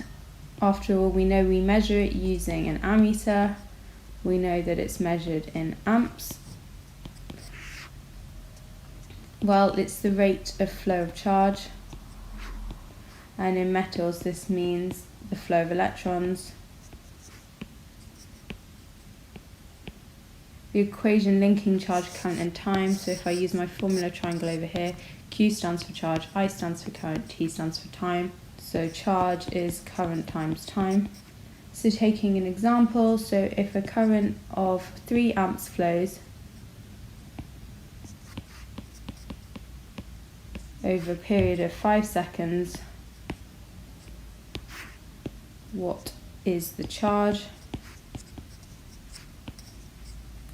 It's always good practice to write out the equation you're using, so it's Q equals I times T.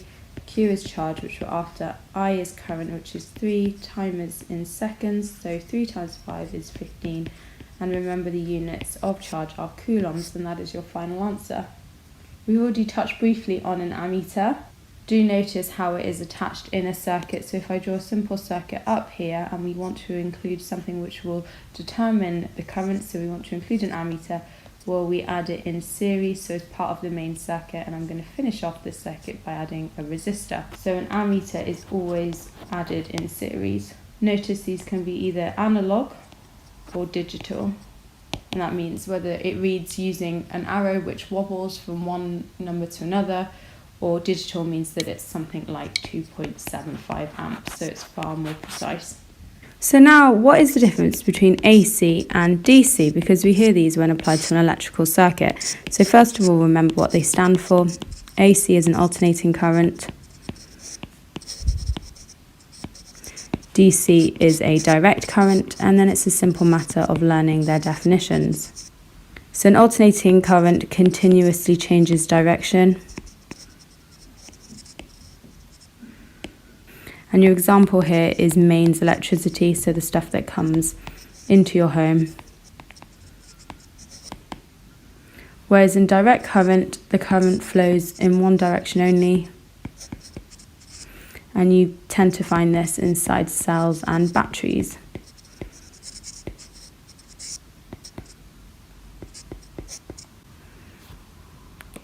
Now, conventional current, this is where it gets a little bit confusing because we're looking at historically how current was determined. Now, it's depicted conventionally as flowing from positive to negative.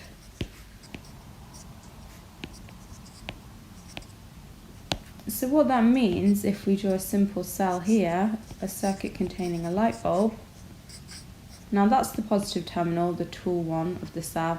The short stubby one is the negative one, so the conventional current would therefore mean that it would flow in this direction. However, in actuality, electrons flow in the opposite direction. But if they ask you what a conventional current is, you're saying that it flows from positive to negative. You might have already realised, but voltage and potential difference are pretty much the same thing. And we kind of use these terms interchangeably. But what does it actually mean? Well, it is a force which is measured in volts. As such, it is measured by obviously a voltmeter. And notice when you add a voltmeter into a circuit, such as one just containing a bulb like this, it must be added in parallel, which means it comes off as a separate branch. Now, what does potential difference or voltage actually mean? Well, it describes the energy given to electrons pushed out.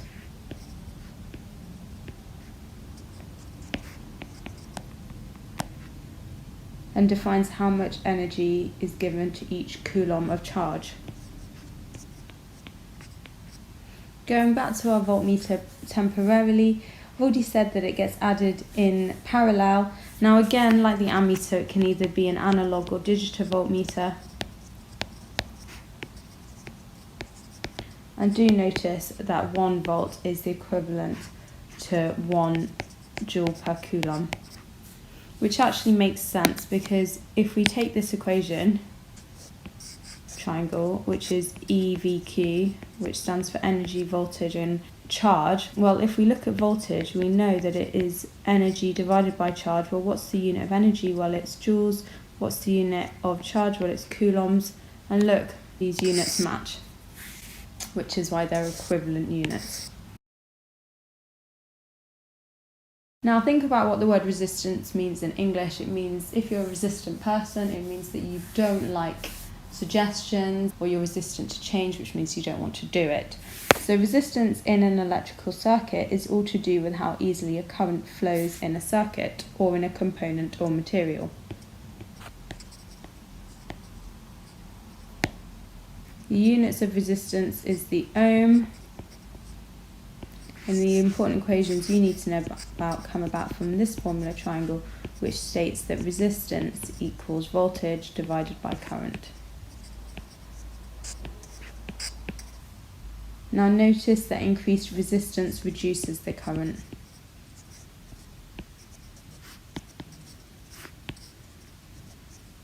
Now, how could we determine the resistance of a component in a circuit? Let's take an example circuit. Here's our battery, got a bulb, we have a resistor. Now we see from the resistance formula triangle that it's calculated by doing V divided by I. Well, how do we find out voltage? By adding a voltmeter into the circuit. How do we find out current? By adding an ammeter into the circuit. As I've just taught you, the ammeter needs to go in series, which is why I'm going to add it as part of the main circuit. And I'm interested in the resistance of the light bulb, which is why the voltmeter is being added in parallel over here.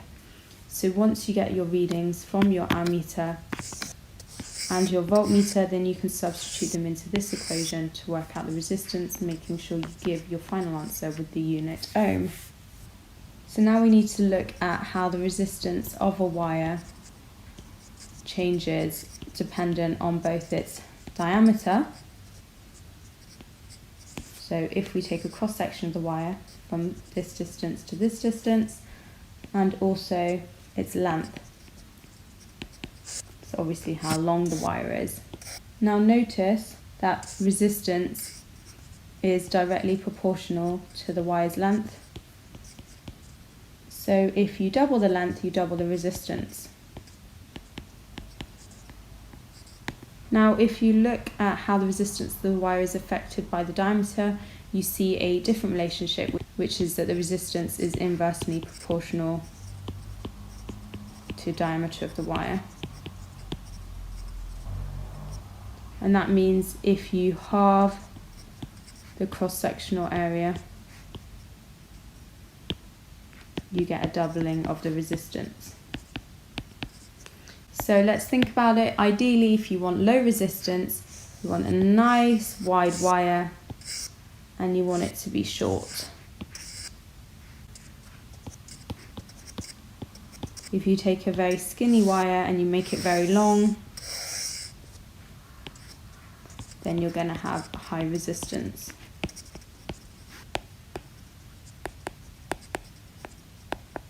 There are a few graphs I want to talk through now. Now do remember Ohm's law, and that states that the current through a resistor at constant temperature is directly proportional to the potential difference across the resistor. And various components obey Ohm's law and some do not obey Ohm's law. Now a wire obeys Ohm's law, and you'll see that because you can see it's a straight line through the origin. So clearly you can see that as the current increases, the voltage increases, and that's at constant temperature. So a wire obeys Ohm's law. You get a very different shape when you show a filament bulb, so a light bulb. This is not a proportional relationship. We've got a sigmoidal shape, an S shape, and the bulb therefore does not obey Ohm's law because there's no direct relationship between the two.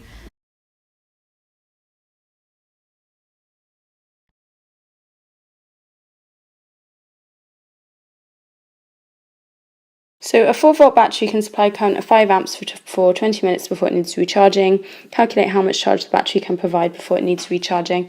At this point, what I always do is I draw out my formula triangles because why not? It's good to get your head nice and into the question and knowing that you actually know stuff that you can use. So the first one is voltage is current times resistance. The next one is charge is current times time. And then finally the third electrical triangle that I use is work done is voltage times charge. And just remember that the units of charge are coulombs, so at the end of a question write a capital C, and they're really fussy about how you write the units to make sure it's a capital C rather than a lowercase c in order to get the mark. And remember I just said that resistance is measured in ohms, and the sign for an ohm is like this, which I've drawn really badly. Anyway, let's look at the question then. Calculate how much charge the battery can provide before it needs recharging. So we're looking for a triangle that has Q in it. So there's 2 of those. And what else have I been told? Well, I've got the current because I've been told 5 amps. and I've been given the time, which is 20 minutes. So what I'm going to use is the QIT triangle. So I'm going to write out, because it's always good practice to do this, Q equals I times T. I is 5.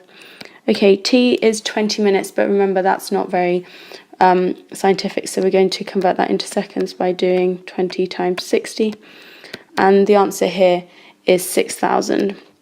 And like I just said, the units of charge are coulombs, so I'm going to write a capital C here. B, each coulomb of charge from the battery can carry 3 joules of energy. Calculate how much work the battery can do before it needs recharging. Okay, so for part B, you're going to use the formula W equals V times Q. V has been given as 4. And Q is something that I just worked out, which is 6,000. So what's 4 times 6,000? Well, it is 24,000. And work done is measured in joules. So there's the answer right there. Okay, let's look at another type of question. Okay, so I've drawn a horrendous circuit here, but hopefully it will still manage to help you at least some way. So this is an example of the sort of thing you could get in the exam. We can see that we have a series circuit with a battery made up of 3 cells, an ammeter with a reading of 0.5 amps and 3 regular resistance in series. We've been given 2 of their resistances, we don't know the third one, and a voltmeter has been added in parallel around resistance number 2. So calculate the total potential difference across the battery. Okay, so all you have to do here, because remember potential difference is the same as voltage, is add up those 3 readings, so that's 2 plus 2 plus 2, which is 6 volts. Nice and straightforward. Okay, work out the total resistance. So it'd be tempting here to try and add up all the resistances of the individual resistors. You can't do that because you don't know the resistance of resistor 3. So we're going to have to do this a different way, and we're going to use this equation triangle. So resistance is V divided by I. The V is 6, which I just worked out. I is 0.5. given by the ammeter, and therefore the answer is 12, and the units are ohms. Okay, finally calculate the resistance of R3. So if we know that the total resistance is 12 ohms, but we've been given R1 and R2, that's 6 ohms. That tells us the difference between those two values will be R3's value. So 12 takes 6 is obviously 6, and that is 6 ohms. 3. The photograph shows an electrical appliance called a toaster. The toaster has a power of 1,800 watts when operating at a voltage of 230 volts. State the equation linking power, current and voltage. So I'm going to put my formula triangle nice and out of the way over here. It's PIV, so P at the top, current and voltage in the bottom. So what is the equation? It is power equals current times voltage. Part 2, show that the current in the toaster is about 8 amps. So current equals power divided by voltage. I always write out the equation I'm using. We know that power is 1,800, dividing it by 230 to give 7.83 to 3 sig fig, which is approximately 8 amps. Which fuse rating would be suitable for the toaster? Remember, the fuse rating needs to be slightly higher than that calculated current, and so it's not ideal because 13 is a lot higher, but you can't say 1, 3 or 7. You can't say 7 because it's lower, which means it would constantly have melted when the toaster was in use, which is why D is the correct answer here. B, the toaster uses mains electricity. Mains electricity provides alternating current. Describe the difference between alternating current and direct current. So learn these definitions off by heart. An alternating current is one where the current continuously changes direction, whereas a direct current is one where the current flows in one direction only. The photograph shows an electric heater. The power of the heater is 2,000 watts. The heater is connected to a 230 volts main supply. State the equation linking power, current and voltage, and I can remember that is PIV. So therefore power equals current times voltage. Calculate the current in the heater, so rearrange so that current is power divided by voltage. Power is 2,000 watts, divide that by 230 volts, and you get an answer which is 8.7 amps. Which of these fuses should be used with the heater? So you're looking for one which is higher and not too high compared with the current you've calculated, and that will have to therefore be 13 amps D because it's the only current higher than the one we've calculated. The two heating elements can be connected in series or parallel. Describe an advantage of each method.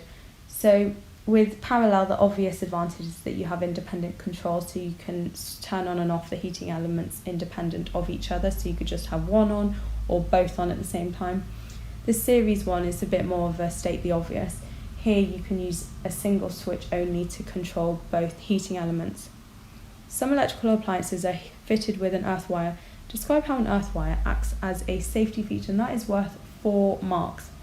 So, state that first of all, the earth wire is connected to the metal casing, and that if the casing becomes live, the earth wire provides a low resistance path to obviously the earth.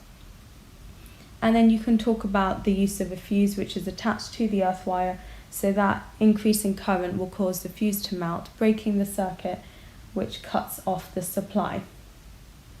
Explain why this heater should be fitted with an earth wire, and the obvious thing here is because it has a metal casing, and remember metals are good conductors of electricity. Now we're going to discuss kilowatt hours and the cost of using electrical appliances. So first of all, we'll start by defining kilowatt hour, and it's the electrical energy converted by a 1 kilowatt appliance used for 1 hour.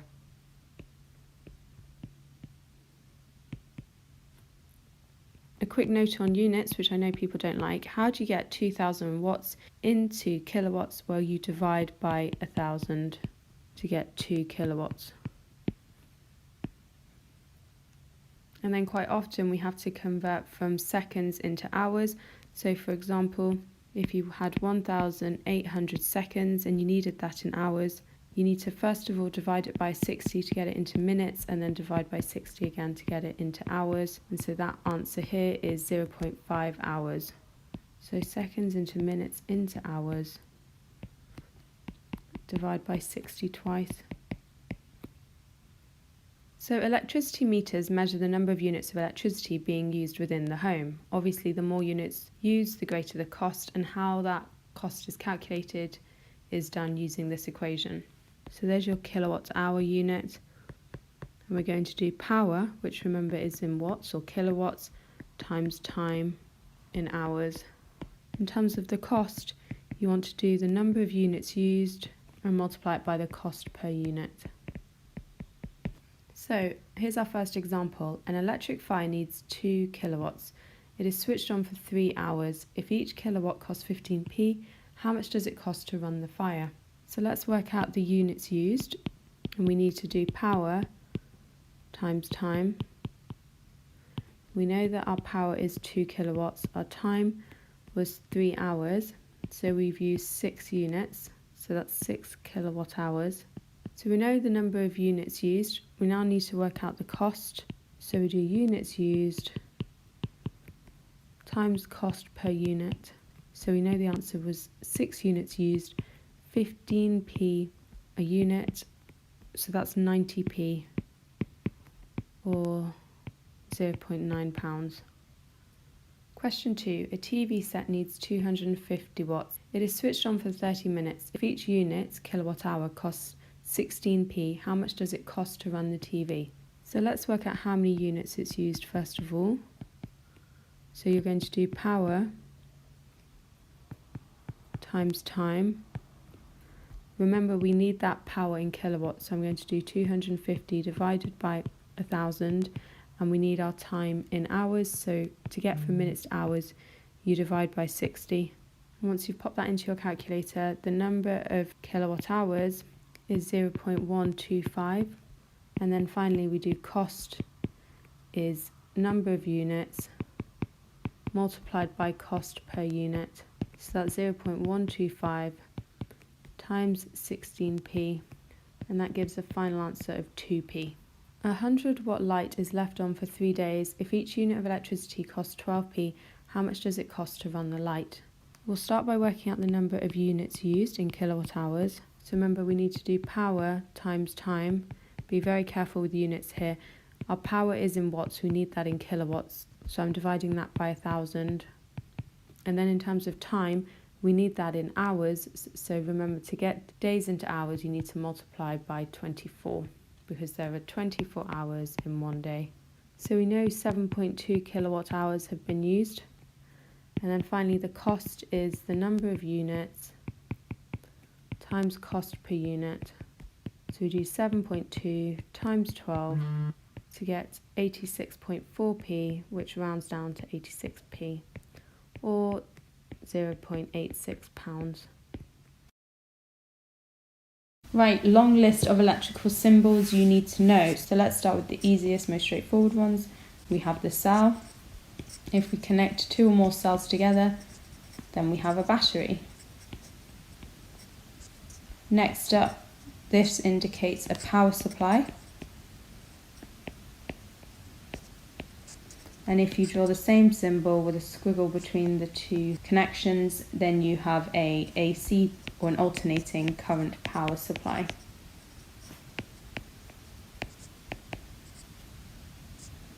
This gets more complicated now. This particular symbol is the junction of conductors.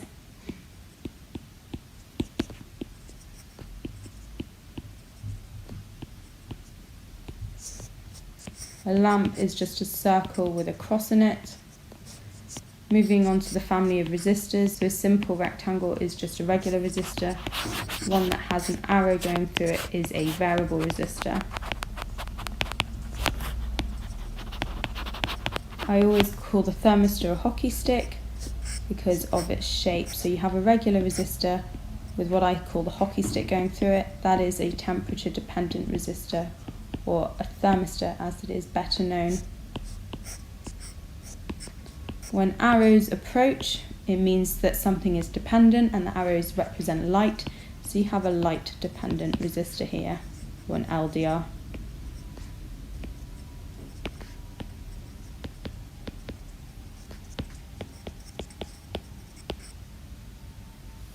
Leaving the resistors behind now, so we're going to draw another rectangle, but we're going to break it up this time to represent a heater. If we draw what looks like a resistor with an arrow coming into it in this particular direction, then you have a potential divider.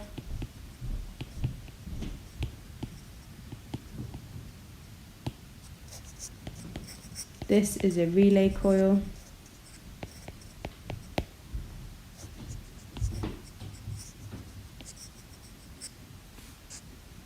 A transformer.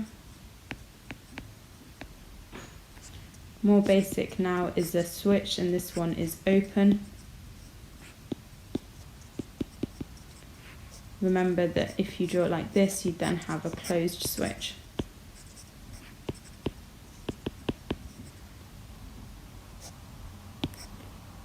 A symbol which looks like this represents the earth or ground.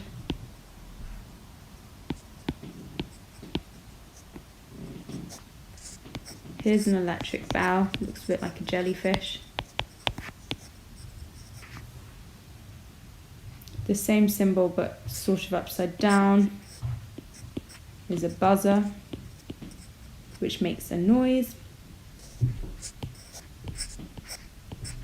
This is a microphone, which remember you talk into, and it converts your sound signals into electrical signals. A loudspeaker takes electrical signals and turns them into sound waves.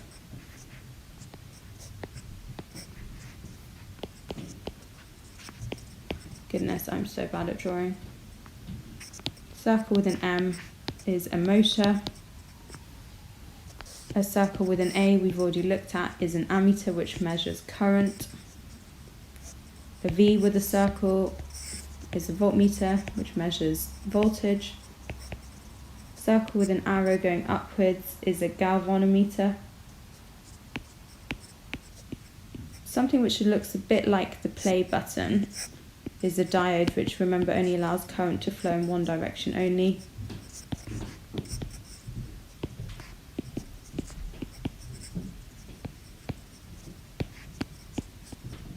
Arrows coming out of it, then you have a light emitting diode or an LED. And then last but not least, a rectangle with a line going through it is a fuse, which remember is a safety device because it melts when the current is too high, cutting off the circuit.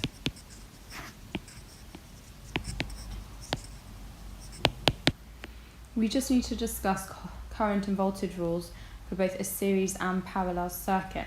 So notice that in a series circuit, the current is the same everywhere, whereas the voltage of individual components adds up to the total voltage. And I'm going to show you what that actually means now.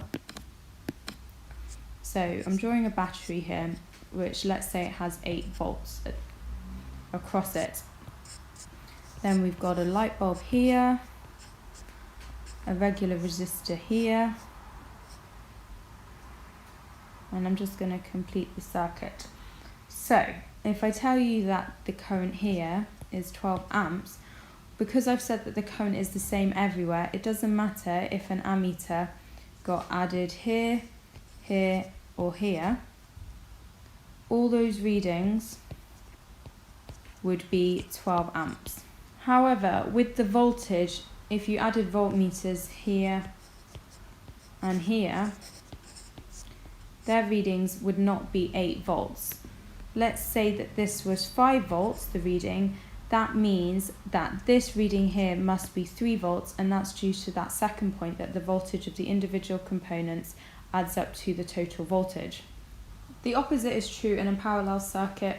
Here you find that the voltage is the same everywhere, whereas the current of the individual components adds up to the total current. That means that each of these light bulbs here will have 12 volts going through them, and that explains why with a parallel circuit, how if you keep adding extra bulbs, the brightness remains the same, and that's because they receive the same voltage. However, it will mean that your battery will run out 3 times as quickly as if there was only one.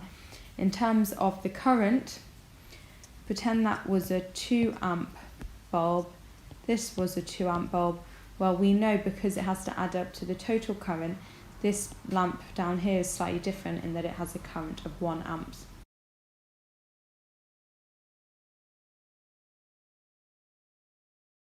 A few bitty parts now to cover to do with electricity, which is, first of all, what does a variable potential divider or a potentiometer do? It uses a variable resistor, so let's draw that circuit symbol quickly, to take a portion of the cell or battery's voltage, and it enables that voltage to be delivered to a separate circuit. And obviously the amount of voltage delivered to the separate circuit can be controlled by varying the resistor.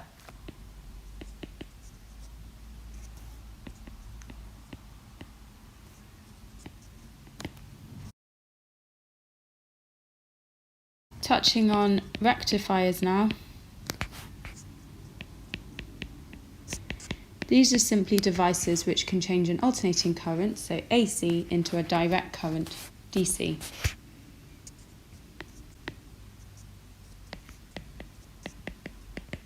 You must remember the definitions of alternating current and direct current. An alternating current is one which continuously changes direction, as seen in mains electricity. A direct current is one where the current flows in one direction only. We already looked at the circuit symbol for a diode. Going into slightly more detail, so we know that a diode allows current to flow in one direction only. In terms of their use, well, they're used to produce a direct current from an alternating current. And when used in this way, clearly they can act as a rectifier. Remember that a relay switch is basically a safety device, and what happens when you turn it on is it switches on the current, causes current to flow, and that's connected to a separate circuit which contains much greater voltage. So in this way you can turn on that much greater voltage circuit without physically touching it yourself and being at risk of electrocution. And we just need to talk about it a little bit here in electricity. So a switch on a large powerful circuit is operated by a separate small circuit. An electromagnet is switched on in the first circuit, which attracts the contact of the second circuit, causing a closure of the switch.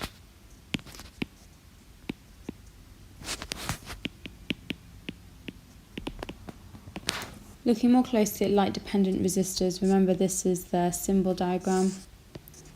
depends on light, which is why the arrows come towards that resistor. So these are otherwise known as LDRs. Now notice that as light intensity increases, resistance decreases. It's often used in circuits as an input transducer.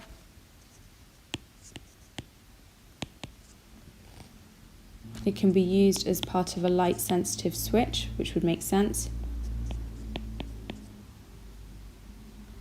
So that if it is placed in a potential divider to deliver voltage to a lamp, the lamp will come on when it's dark, and that's due to an increase in resistance when it gets dark because of the low light intensity.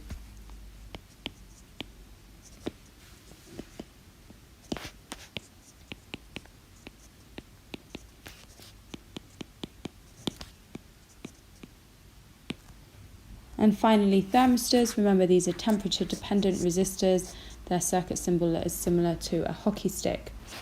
So remember that the resistance of a thermistor decreases as temperature increases. It can obviously be used as an input transducer in circuits needing to be sensitive to temperature.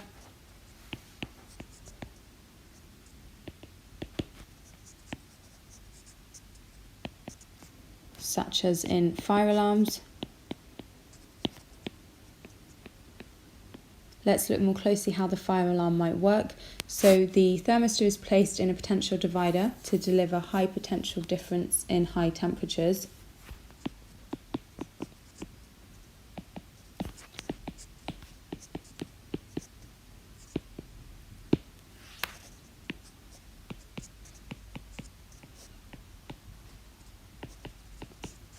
When attached to a relay, which we've already mentioned, this high voltage is used to turn on the electromagnet.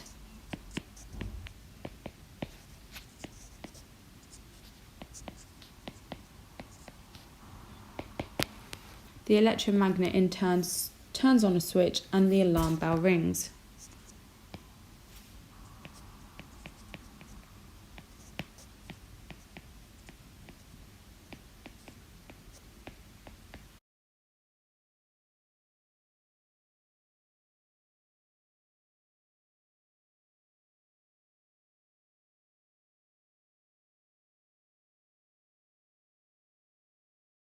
Now we're going to look at electromagnetic induction, or basically how voltage or current may be induced. It's a very similar concept, we just need to look at it from a slightly different angle. So I hope you realise that with your force and your magnetic field and your current, it's a bit like a physics formula triangle, which is that if you put in magnetic field and you put in current, then you get force. So it makes sense therefore that if you put in the force, you put in the magnetic field, then you should be able to make current, and indeed that's what electromagnetic induction is all about. If a wire is moved into a magnetic field at right angles, then you find that a voltage will be induced, and if it's connected up to a complete circuit, that's where your current comes from. Do notice that you must move the wire or the magnets, it doesn't matter which way around you do it, but you must move them at 90 degrees to each other. If they're parallel, then you won't induce your voltage. Now, in terms of working out which direction everything's going to move in, this time you use Fleming's right-hand rule. So you find again that the thumb shows the direction of the force or the motion. First finger is the magnetic field, second finger is the current, but you have to use your right hand because otherwise it won't line up properly if you use your left hand. And this is really how a simple generator works, because if you're creating current, then clearly you could make electricity from that, and all a generator is a machine which creates electricity. So how could you increase the size of that induced current? Well, clearly you could use stronger magnets, you could have a stronger magnetic field, you could move the wire more quickly, and you could wrap the wire into a coil. So linked to this is what dictates the direction of the induced EMF. And the key point to notice here is that it opposes the change causing it. Well, what does that mean? So say you have a bar magnet moving towards that coil which contains the current. And we know that that coil containing the current will have a temporary magnetic field around it, so it will act as a temporary magnet, and what that will actually do is repel the approaching magnet. And I'll make you some notes, which, to be honest, if you're not really understanding what I'm saying, you can literally just learn these.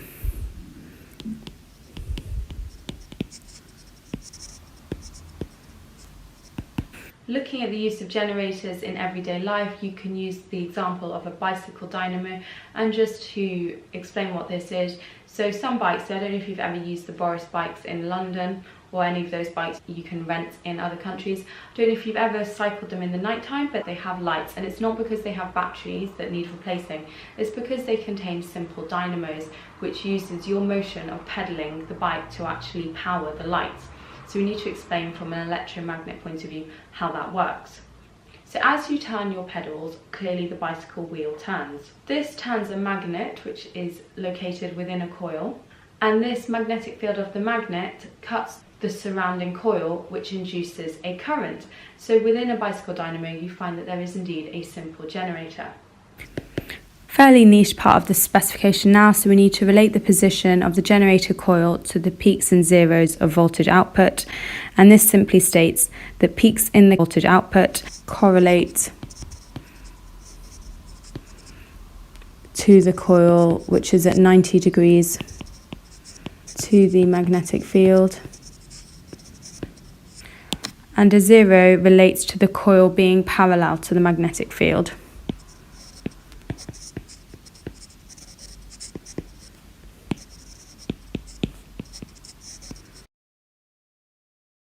So how is a simple electromagnet constructed? And that's simply by connecting a wire to a circuit and running a current through it. How can we increase the strength of the magnetic field of that wire carrying a current? Well, the most basic thing we can do is obviously increase the current, and we can also wrap the wire into a solenoid, so if we coil it up, that will also increase its magnetic field strength. We're now interested in increasing the magnetic field of a solenoid. Because it's already in a coil, what you can do now is add more turns of coil, or you could add an iron ore, which is just like an iron bar which you thread through the middle of the solenoid.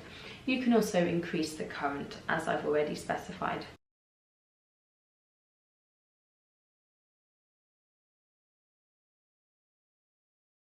Now we need to describe an experiment to show the force acting on a wire in a magnetic field. So what you want to do here is, firstly, you want to place a wire between the north and south poles of a magnet. Then you want to run a current through that wire, and you will see it move. Notice that reversing the current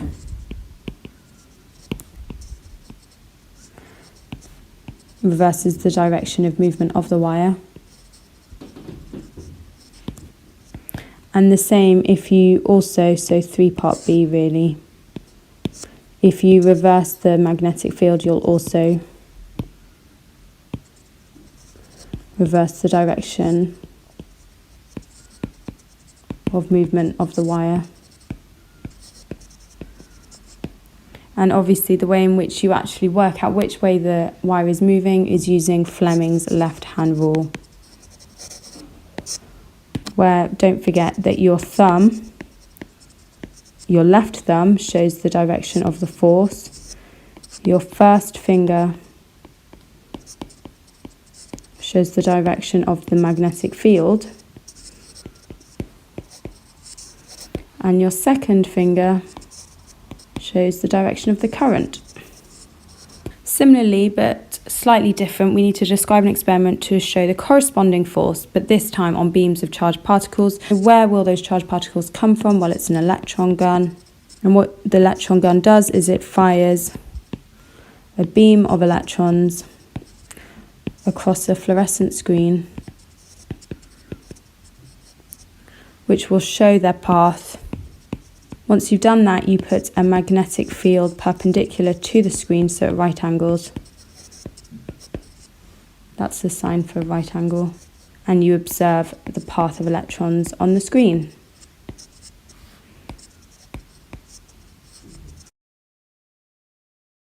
We're now looking at the motor effect, which is the part of this topic which people really aren't a fan of. But if I talk you through the overview first of all, and then we'll look a bit more closely about how it all works. So let's start by looking at what the motor effect really is. And all the motor effect is, know that a motor is a piece of wire that spins. So that's what's happening in a motor, a wire is spinning. And we're trying to work out how we can create that, and that is via the motor effect. And you might have seen a simple motor being built at school. So what you have here is you have 2 permanent magnets. You have a wire in between them which is coiled up, and then that is attached to an electrical circuit so it can carry a current.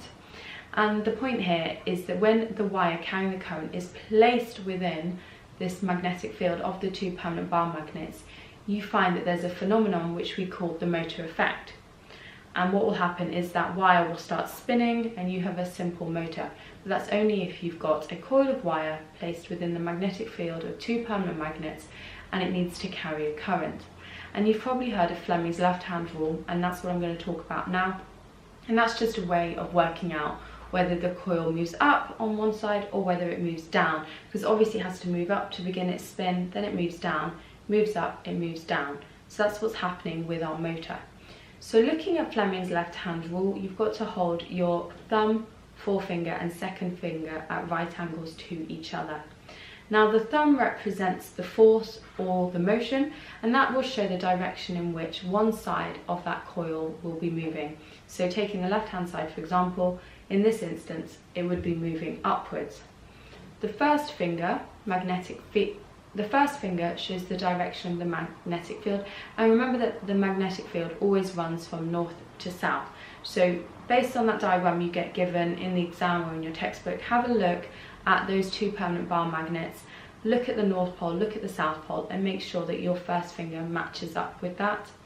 Your second finger shows the direction of the current, and on your textbook it should show an arrow showing which way the current's running, if it's running clockwise or anti-clockwise. Just make sure that that finger is lined up there. So once you've lined up your magnetic field, which is your first finger, your current, which is your second finger, you will find that your thumb either points up or it points down. And so it will ask you which direction will the coil move, and you will say upwards or you will say downwards.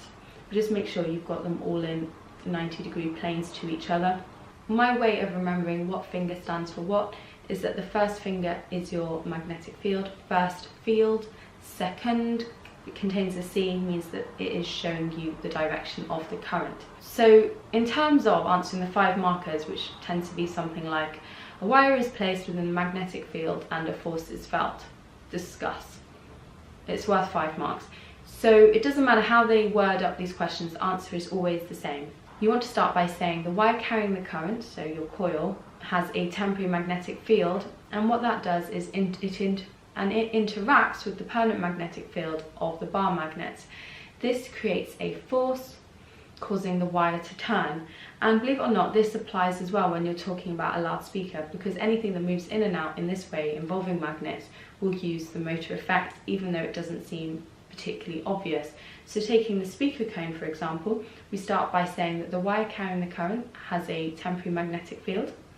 This interacts with the permanent magnetic field of the bar magnets found in the speaker. This creates a force, and this force moves the speaker cone upwards, vibrating air particles, causing the sound that reaches your ears. So you're using the same answer here, and honestly, as long as there's a wire moving or the speaker cone moving, your answer remains the same.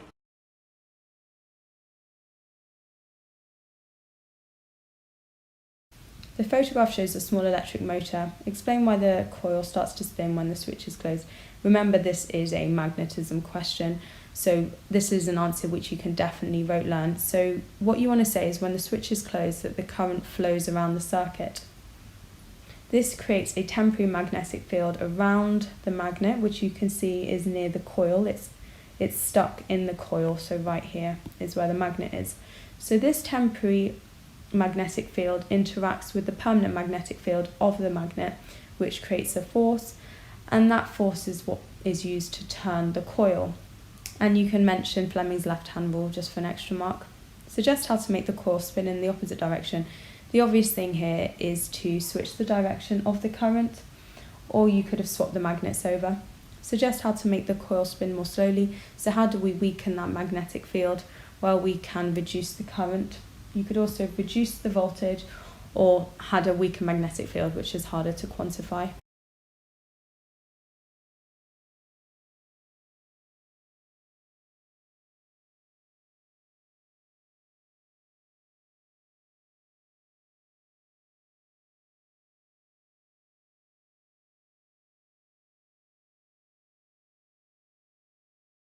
The photographs show how an electric toothbrush fits on its charger. The charger and the toothbrush each have a coil of wire inside them. The diagram shows how the two coils are linked by a U-shaped core. This arrangement of core and coil acts as a transformer that reduces voltage. Name the type of transformer that reduces voltage. Well, that would be a step-down transformer. Explain why the core is made of a soft magnetic material such as iron. Remember, it's because iron is softly magnetizing and therefore it loses its magnetism easily, and also you need to state the fact that the magnetic field in the core can change. State the equation linking the input primary and output secondary voltages and the turns ratio of a transformer. This is something you're just going to have to learn. So write input voltage divided by output voltage equals primary turns divided by secondary turns. Please just learn that off by heart. The transformer has 520 primary turns and 30 secondary turns. The input voltage to the transformer is 44 volts. Calculate the output voltage. So let's just substitute those numbers in. So that calculation will look like this. The input voltage is 44. We're looking at the output, so I'm going to put X here. Primary turns is 520. Secondary is 30. It's up to you what maths you want to use to do this. What I tend to do is flip the whole lot, so it becomes X over 44 equals 30 over 520. And then all you need to do is use your calculator to do 30 divided by 520 and then times it by 44 to get X by itself, and X will equal 2.5 volts. The diagram shows parts of a transformer. The input voltage to the transformer is 230 volts, the output is 25, there are 100 turns on the secondary coil. Name the type of transformer shown in the diagram. Well, it's a step down because the output voltage is lower, so write step down there. State the equation linking input primary voltage, output secondary voltage, primary turns and secondary turns. You really need to learn all these equations. So this is what the equation is. Remember that it's input primary voltage over output, which is secondary voltage, equals number of primary turns divided by secondary turns. So now we're calculating the number of turns on the primary coil, so I'm going to be using that equation, and X is therefore NP here. And then let's substitute what we know. We know that there are 100 turns on the secondary coil. Oh my gosh, the gardeners are so noisy. And then on the output of the transformer, we've got 25 volts, so that's voltage on the secondary. And then if you scroll up, you'll see that the input voltage in the primary side is 230, and now you need to solve that for X. So just do 230 divided by 25, times it by 100, and you'll have 920 turns. B. Explain how a transformer works. In your answer, you should include the reasons for using two coils, the iron core and alternating supply. Don't stress too much if you're like, I don't know how to crowbar those things into my answer. Just write what you would write normally and you'll find that they'll just fit in. So first of all, say that transformer either steps up or steps down the voltage. Say that the current in the primary coil produces a magnetic field. For the third mark, say that this current is changing, which causes a changing magnetic field in the core. You need to say that the core strengthens the magnetic field. Then state that the field lines interact with the secondary coil and that this induces a voltage in the secondary coil. If you think I said that quite fast, just rewind this video and listen again. But you do need to learn all the steps. It's a nightmare and I hate magnets too. You're not alone. We start by looking back in history and look at the original structure of the atom so we can actually understand all our findings that we know to be true today. So originally there was the Thomson plum pudding model. Now you don't need to know too much about this, but just know that a plum pudding, this was in the 1800s by the way, so you can imagine a Christmas pudding if you don't know what a plum pudding is. I don't know what one is. So a big sphere of sponge embedded with different types of fruit, and in the case of the plum pudding, those were plums. And Thomson stated that the sponge was made out of positive charge and that those plums embedded within that sphere of sponge were the electrons. Now we know that this is false because we now know the modern day structure of the atom with its nucleus and its shells with the electrons circling, and we're going to talk about the gold foil experiment to help us understand why this new atom became the accepted model. So Rutherford fired alpha particles, and we'll talk about alpha particles soon, at gold foil. Now he found that most of them passed straight through, and this was strange because really if the atom was structured like a plum pudding, there's no way these alpha particles should have passed straight through, but because they passed straight through, it told him that the atom is largely empty space, which we know to be true. Some alpha particles were deflected, and because an alpha particle is positive, it told him that they had hit something also positive and that they had been repelled, and that made him understand that the nucleus was positively charged, which we know to be true because that's where the protons are found. Lastly, very few of the alpha particles were deflected in this way, and this told him that the nucleus was very small. So do link together what he did with what findings he found out and the conclusions he drew from those findings, and that will help you score really highly. So we now have our structure of the atom. We know that it has a nucleus containing protons and neutrons. Remember, this is also known as the nucleon number, and that's just the name given to all the particles found within the nucleus. And surrounding the nucleus are the shells of electrons where the electrons orbit. So just to remind ourselves that the mass of a neutron and a proton is 1. A mass of an electron is very small, so 1 divided by 2000 or 1800, depends what your teachers taught you. And that the neutrons, because they're neutral, have no charge, protons have a positive 1 charge, and electrons have a negative 1 charge. Now looking at the periodic table, just remember that the atomic number is the number of protons, and the mass number is the number of protons plus the number of neutrons. And this will become really important when we now come to look at isotopes. You've probably met isotopes in chemistry, so things like carbon-12, carbon-14. Remember that these are atoms of the same element with the same number of protons but different number of neutrons. If we look at carbon-12 and carbon-14 in the periodic table, they both have an atomic number of 6, which makes sense because they're the same element, which means that they must have the same atomic number. Their mass numbers are different though. Carbon-14 has 2 extra neutrons when compared with carbon-12. So when we look at radioactive isotopes, we're just talking about isotopes which are unstable and tend to give off radiation. So nuclear fission, let's be very specific with our definition. Remember that it is the splitting of an atomic nuclei. Do say atomic nuclei. If you don't say that, you don't get the mark. So where is this carried out? It's carried out artificially within a nuclear reactor, which means we need to add a fuel, and we tend to use uranium-235.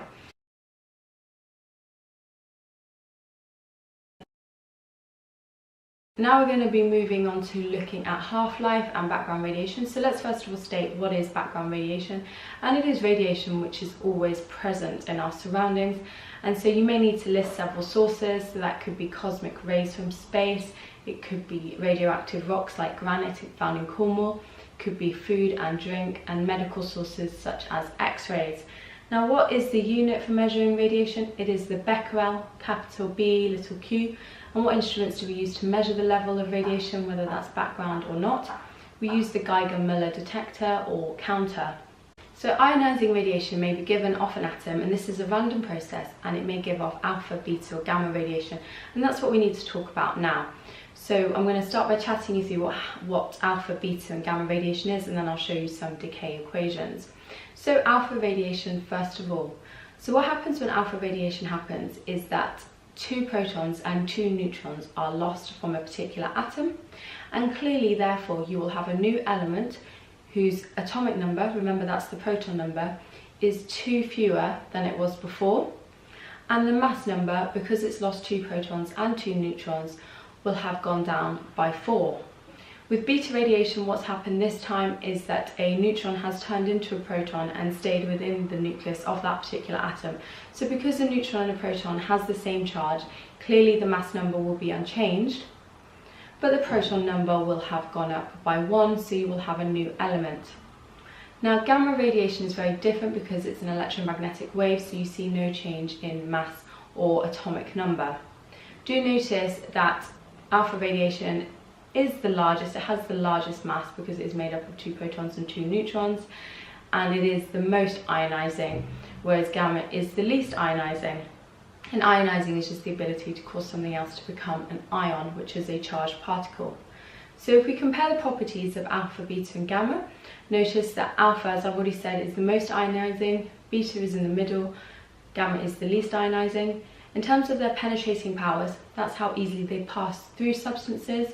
You notice that alpha is stopped by air, beta is stopped by aluminium foil, and gamma is stopped by several centimeters of lead or several meters of concrete.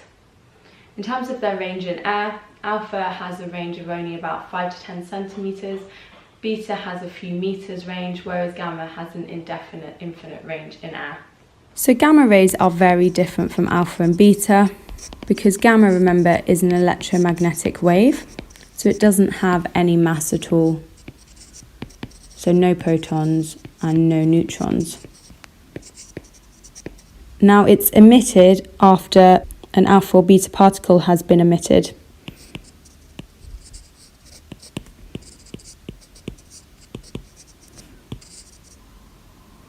And that's through the use of what's called the Geiger-Müller counter or tube.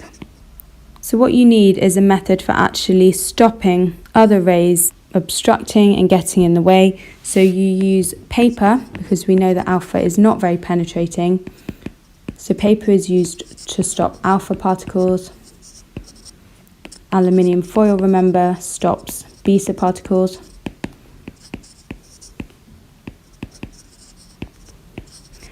And the detection actually occurs within the Geiger-Müller tube because the radiation ionizes gas held within that tube. So the Geiger-Müller tube detects current as the radiation in question ionizes gas held within the tube. We use a slightly different method for detecting alpha particles. This time you're going to use a cloud chamber. And remember, that contains cold alcohol vapor in air. And what you see is that alpha particles moving through that cloud make visible trails of condensed alcohol.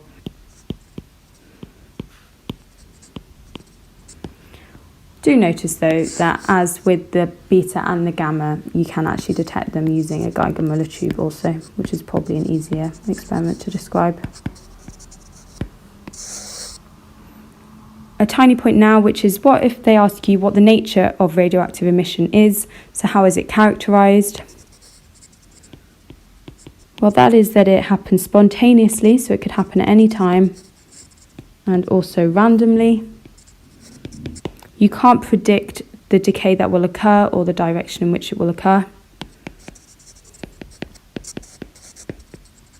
And lastly, it's unaffected by factors which would usually alter the rate of reaction. So it's unaffected by changes in temperature and pressure. The table shows the nature of alpha and beta particles. So alpha, we know, is a helium nucleus made up of 2 protons and 2 neutrons, and beta is a fast-moving electron. Explain why alpha particles and beta particles have different penetrating powers. So basically, let's start by looking at the difference.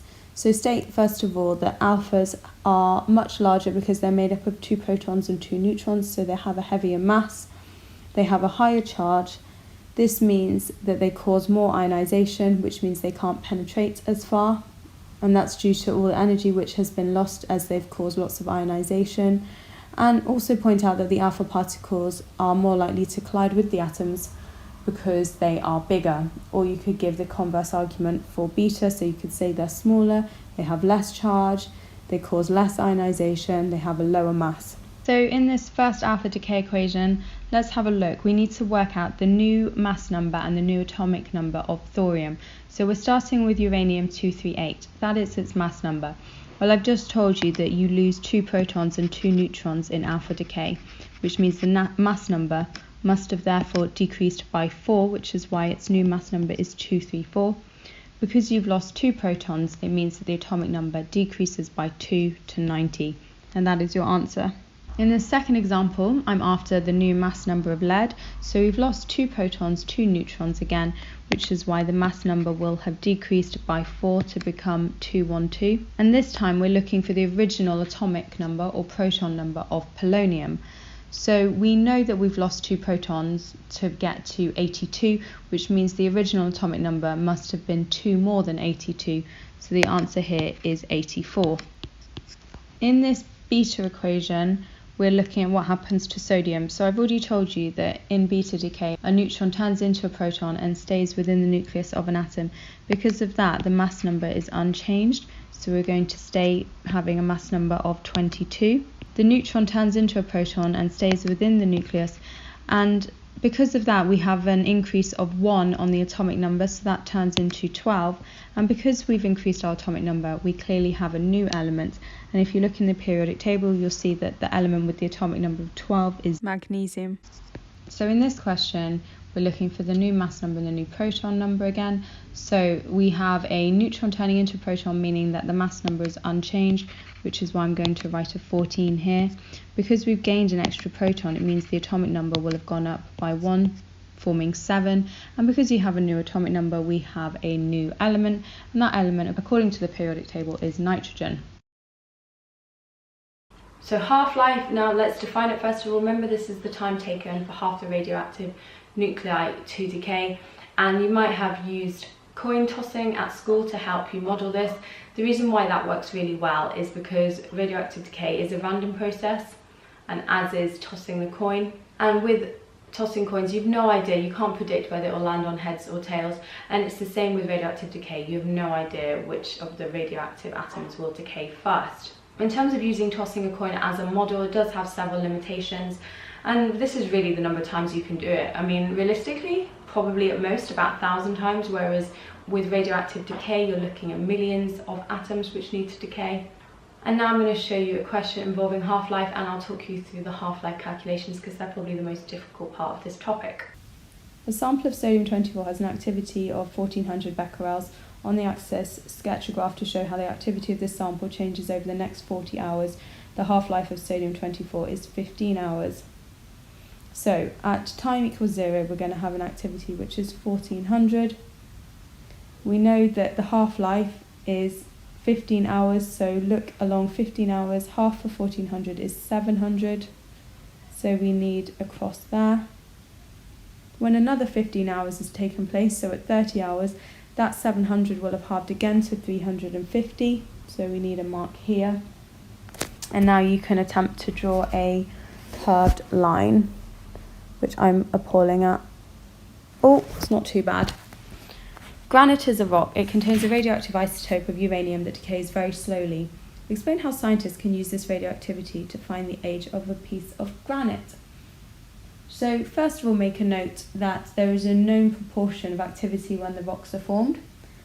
This means that you can now measure the proportion of uranium now, and then you compare the activity of the original uranium's value with the activity now, and this can help you determine the number of half-lives which have elapsed, and then you calculate the age from reference to half-life. Suggests why the age of a piece of granite could not be found using uranium isotope with a half-life of 15 hours. And that's obvious because the half-life is too short. 15 hours has meant that the decay has occurred far too quickly, and so the activity now would be far too small to measure. Sodium-25 has a half-life of 1 minute. What fraction of it remains after 3 minutes? So what you have to do here is work out how many half-lives have occurred. And because it's 3 minutes and 1 goes into 3 minutes 3 times, 3 half-lives have occurred. And then all you have to do, because you're finding out a fraction, is do a half times a half times a half to find that 1/8 remains after 3 minutes. Question 3. Xenon-133 is a radioactive gas used for diagnosing lung problems. In 15 days, its activity falls to 1/8 of its original value. What is its half-life? So we need to work out how many half-lives occurred to get to 1/8. So what you need to do is, you might have to do trial and error, but you need to just do as many half-lives as you need to in order to get to 1/8, and the answer is actually going to be 3 of them. So 3 half-lives occurred in 15 days. So how long did it take for 1 half-life to occur? Well, you just need to do 15 divided by 3, and the answer is 5. So 5 days is its half-life. Question 4. The half-life of the radioactive isotope sodium-24 is 15 hours. A sample has a count rate of 240 counts per minute. Its count rate 60 hours later will be... Okay, so this time, again, we need to find out how many half-lives have occurred. So I'm going to do 60 hours divided by 15, and I see that 4 half-lives have occurred. So, therefore, after 1 half-life, 120 counts would remain. But there were 4 of them, so I'm going to times it by a half 4 times, and that is the same as 240 times answer, and that is 15 as my answer. So its count rate after 4 half-lives have occurred, so I've divided 240 by 2, or times them by half 4 times, and I have got 15 as my answer, so that's 15 counts per minute. Question 5. A radioactive isotope of silver has a half-life of 20 minutes. A sample gives a rate of 6,400 counts per second at 9 o'clock. At what time will the count rate be? About 200 counts per second. Okay, this sounds hard, but again, just use trial and error to work out how many half-lives have occurred. So I'm just going to do 6,400 times a half, and I've got 3,200, so I'm going to times it by half again. And I'm going to keep going until I get to 200.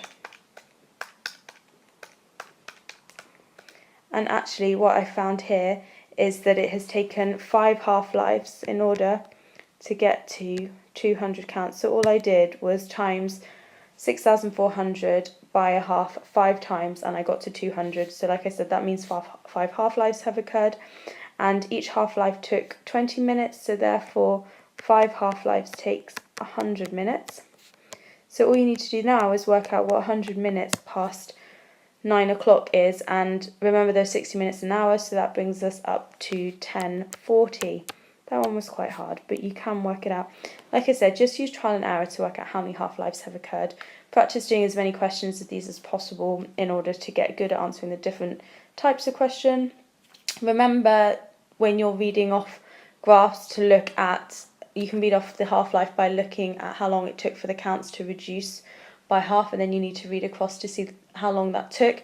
Take into account background radiation, because you'll see that the graph line will never actually touch the x-axis, and that's because background radiation exists. And remember, but that comes from things like cosmic rays, x-rays, rocks, just general stuff really. And remember, half-life is actually the amount of time taken for half the radioactive nuclei to decay. So, after 42 days, the activity of a sample of phosphorus-32 has decreased from 400 becquerels to 50 becquerels. What is the half-life of phosphorus-32? So we've gone from having an activity of 400 becquerels to 50, so we need to work out how many half-lives took place.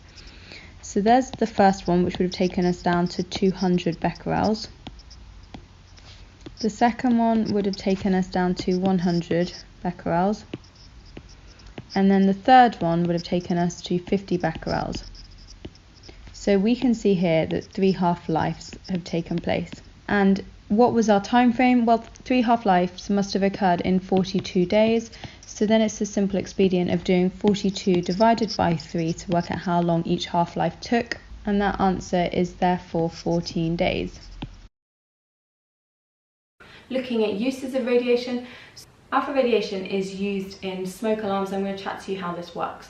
So you have an alpha source in a smoke alarm, which is giving off alpha particles. And what happens is those alpha particles collide with air particles in the air, and they ionize them, creating a small electric current which is picked up by the detector. Now, I've already told you that alpha's range in air is very limited. So the moment there's a fire, there's now smoke particles in the air, and they obstruct the alpha and they stop it reaching the detector. So the detector gets 0 reading, and therefore the alarm goes off. Beta radiation is used in aluminium foil thickness, so kitchen foil that you wrap your sandwiches in. So there are 2 rollers, and there's a detector either side. So you've got a source of beta, detector on the other side, and there's a certain amount that should be picked up. And if that detector reading is too low, it tells you that the aluminium foil is too thick, so the rollers press together to make the foil thinner, and so the detector can pick up the correct amount. In terms of in use in medicine, do remember that we use radioactive sources in medicine, such as radioactive iodine, and we call this a medical tracer, and that's because it's used to diagnose things like kidney problems. So the patient takes a sample of radioactive iodine, it flows through their body, and there's a detector which picks up how much radiation there is, and you'll see a characteristic graph reading where the reading stays high, and that tells you that there's a blockage within the kidney. So they do make great diagnostic tools. Do notice some crucial properties though, and that is that you've got to have an isotope which decays into a stable product, which makes sense because you don't want it giving off radiation. It has a medium-sized half-life. You don't want it to have such a short half-life that you can't actually pick up how much there is because it's already decayed away, but you also don't want it to be so long that you're staying radioactive for many years to come, because that is dangerous. And this is because of all the dangers relating to radiation. So remember, ionizing radiation causes mutation within our cells, and mutation is the first step leading towards cancer. So it's pretty nasty stuff. We can reduce our risk and limit our exposure to radiation by wearing protective clothing, by standing behind lead shields, by using tongs to handle the radioactive material, and for using things like photographic film. You see these in little medical badges that radiographers wear, and that will show up if they've been exposed to too much radiation. Looking at use of radioactive carbon, so carbon-14 in carbon dating, so that's when you determine how old plant material is, for example. So carbon-14 is radioactive, and during a plant's lifetime, remember when it photosynthesizes, it takes in carbon dioxide. So a certain proportion of the plant will contain carbon-14. Now once it dies, clearly it won't be photosynthesizing anymore, and over time that radioactivity decreases, and by comparing the radioactivity of a sample with the radioactivity of a living version of that particular plant, you can work out how old it is. That's a very clever dating technique. Now the first thing to point out is that the Earth rotates on its axis, and that rotation takes 24 hours. And that therefore explains why one day, which is 24 hours, is defined as the time taken for the Earth to rotate on its axis once. Now if you check out the Sun over here, obviously the side of the Earth facing the Sun will be in its daytime, and then the other side of the Earth will be in its nighttime, and then as the Earth rotates, then that other side will come back round and be facing the Sun and therefore experience daytime, whilst the other side experiences nighttime. Now one thing I do need you to be really aware of is that the Earth is on a tilt. Can you see here that it sits at an angle? It's not sitting directly upwards, and this 23.5 degree tilt is incredibly important. And this is responsible for the seasons. Now if you live in a more equatorial country, the Earth's tilt will have little or no effect on you, but if you live in the north or south hemisphere, this will have a huge effect, because as you see here, the northern hemisphere is tilted towards the Sun, and that means that it will be summer. The southern hemisphere is tilted away from the Sun, and that means it will be winter, because it will receive less of the Sun's energy. As the Earth continues its motion around the Sun, then the seasons change through spring and autumn.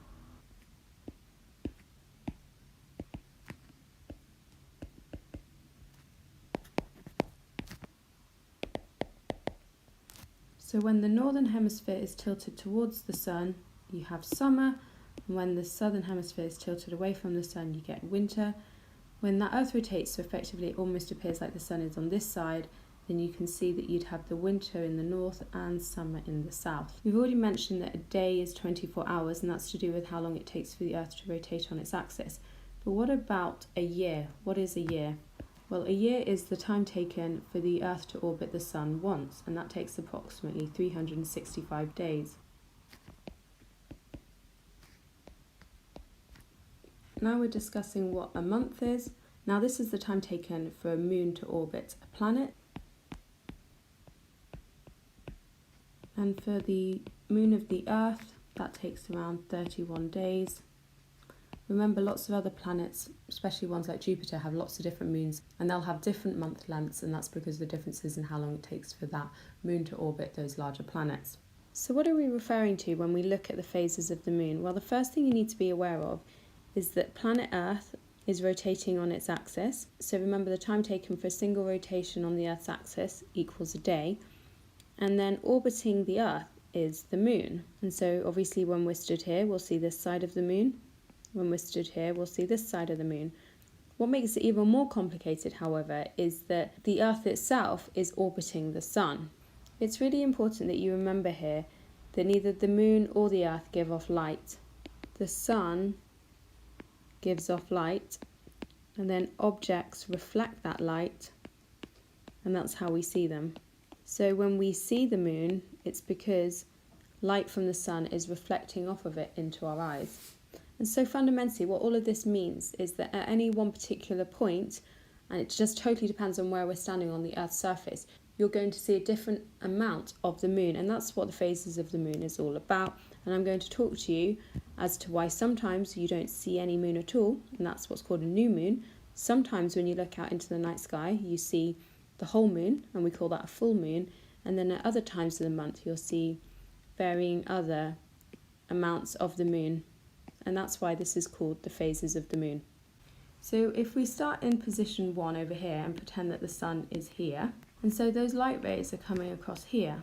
And so they're just hitting this side of the moon and then being bounced straight back out into space. And that means that none of the rays reflecting off the moon are reaching us on Earth, and so therefore we can't see it. It's basically invisible to us, and we call that a new moon. Sun's rays reflected away from Earth. So I've drawn that moon there. Sorry, it's not very circular, but that's basically trying to tell you that you wouldn't be able to see it. So now let's add an arrow just to tell you that as we move around the cycle in an anti-clockwise direction, then the moon is becoming more visible. And we'll explain why now. So now we're going to look at position 2, the waxing crescent. Now, because we're looking at how the Earth and Moon move relative to the Sun, it almost appears that the Sun stays in one position in the sky. So if we look at position 2, now because of the change in angle, it means that some of those Sun's rays which are reaching the Moon are being reflected in such a way that they can be seen from the Earth. And as that Moon comes more into show, we therefore call it a waxing crescent. So more of the Sun's rays are reflected off the Moon towards the Earth.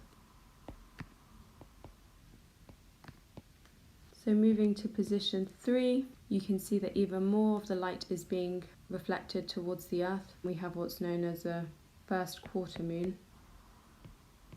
The waxing gibbous basically means you can see 3/4 of the moon's surface. We say waxing because that's when the moon's tending to show us more of its surface. Waning means that it's fading away. Now the full moon is the most exciting because imagine all those sun's rays hitting the moon's surface and then being reflected straight back. Hence you can see the moon in its full entirety in its circular shape. Obviously you still won't be able to see the back of the moon, but from Earth it will appear in the sky as if it's a circle. And then at position 6, 7 and 8, you're seeing the opposite of what was taking place in 2, 3 and 4. So you're seeing less of the moon's surface each time, and that's why we described this part of the moon as the waning gibbous and the waning crescent. So let's just highlight a few things. The new moon is when we can't see anything at all. As I said, we're moving around the phases of the moon in an anti-clockwise direction. So as more of the moon's surface is exposed to us, we say that it is waxing. The waxing crescent followed by the waxing gibbous. When you see the moon as a full circle, we say that a full moon has been reached. And then as it begins to fade away, we say that we have a waning gibbous moving into the third quarter, followed by the waning crescent before the whole process starts again. Now we need to look at orbital speeds, and this is given by the equation v equals 2 pi r over t. So v equals orbital speed, r is the radius of the orbit, and t is the orbital period, otherwise known as the time taken to complete one orbit. Now a note on units, they're going to be quite annoying about this. They're probably going to give you certain units in the question and then ask for different ones in the answer. So you do need to be comfortable converting between hours, minutes, seconds, days, kilometres, metres.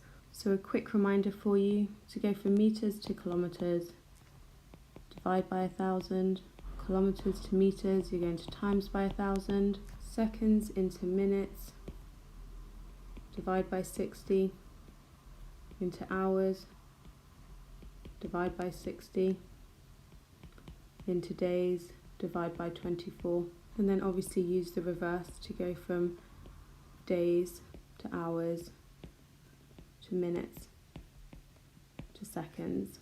You want to times by 24, times by 60, times by 60. And now we're ready to actually answer a question, which is going to be the best way of showing you how to answer these questions.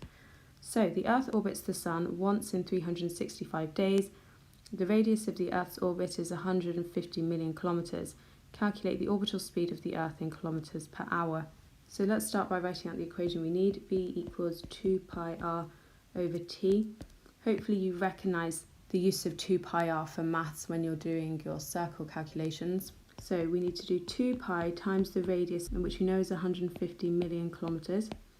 Luckily, our final answer needs to be in kilometres, so we keep that number as it is. Then in terms of time, we've got 365 days. We need to convert those into hours, so you need to multiply by 24. And your final answer looks like this. And we're going to give that answer to 3 significant figures.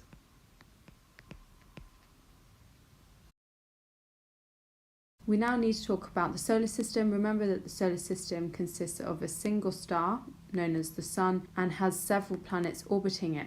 You need to know the order of these planets. So the planet closest to the Sun is Mercury, followed by Venus, Earth, Mars, Jupiter, Saturn, Uranus, and Neptune, and then Pluto is a dwarf planet. It's too small to be counted as a major planet. In terms of remembering the order of the planets, use the mnemonic MY. Very easy method, just speeds up naming. And this is useful because MY stands for Mercury, very stands for Venus, easy is Earth, method is Mars, just is Jupiter, speeds is Saturn, up is Uranus, and naming is Neptune. We'll just add an additional label here pointing out that Pluto is a dwarf planet. In addition to the planets, notice we have an asteroid belt that sits between Mars and Jupiter, and asteroids are lumps of rock which also orbit the Sun. Other celestial objects include comets. You can see these here. Now, comets are made out of dust and ice.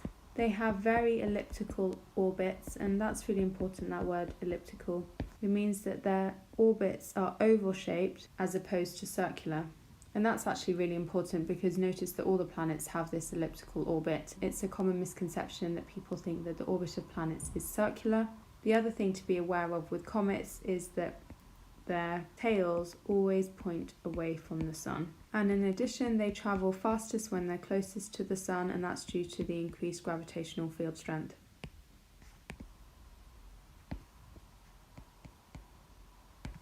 Going back to the fact that there are elliptical orbits, one thing to notice that the Sun only sits at the centre of a planet's orbit if the planet's orbit is approximately circular.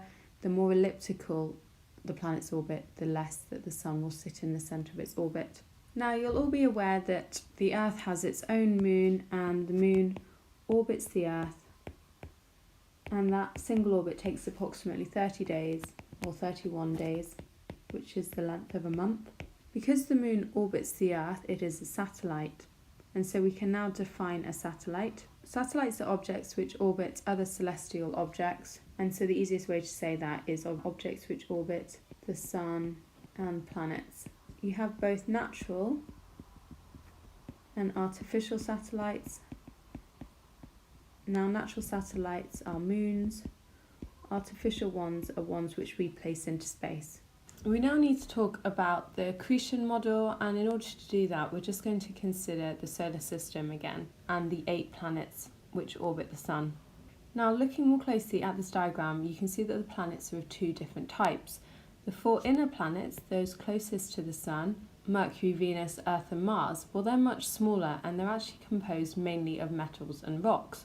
The 4 outer planets, Jupiter, Saturn, Uranus and Neptune, are much larger and composed mostly of gases, and we're now going to understand through use of the accretion model why this is the case. We'll start by making a few notes.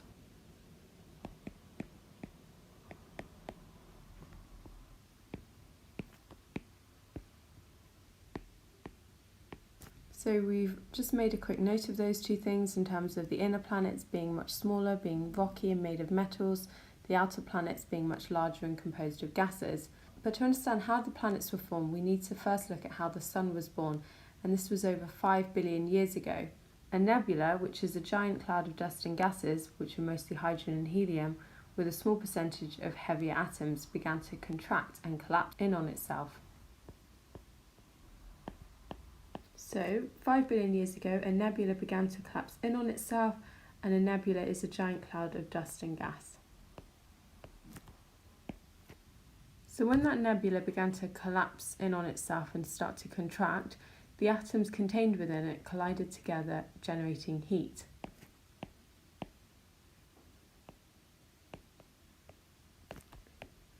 And eventually they reached a temperature where nuclear fusion could take place and our Sun came into being. So the Sun was born. Let's remind ourselves quickly about nuclear fusion. Remember, this is when 2 hydrogen nuclei join, and the reason why you need so much heat in order to do that is because, remember, those nuclei are positively charged and therefore they have a propensity to repel. Now, the material in the nebula that was not absorbed into the Sun swirled around in a flat disk of dust and gas held in orbit by the Sun's gravity, and this is known as an accretion disk.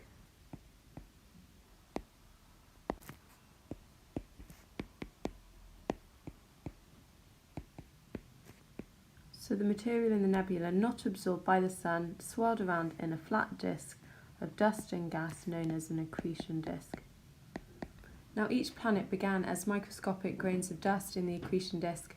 Then the atoms and molecules began to stick together or accrete into large particles.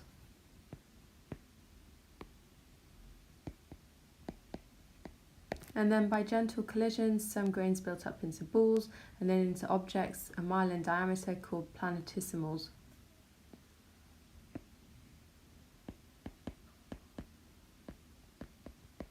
And these objects were large enough to attract other objects by gravity rather than by chance. Whilst the planets were forming, the Sun sent out energy and particles in a steady stream known as stellar winds, and these winds proved so strong that they blew off most of the gases of the 4 planets closest to the Sun, leaving them smaller with only their rocks and metals intact. Hence, the smaller rocky planets were formed.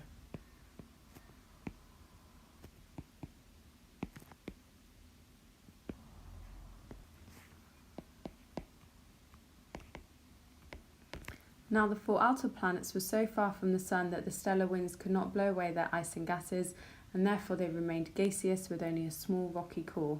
So the Sun's stellar winds could not blow off the gases of the 4 planets furthest from the Sun, hence Jupiter, Saturn, Uranus and Neptune are gaseous and large with a small rocky core. And these gaseous planets were primarily made out of lighter elements such as hydrogen and helium to begin with, as the Sun's gravity had pulled the heavier elements closer to the centre in the original accretion disk.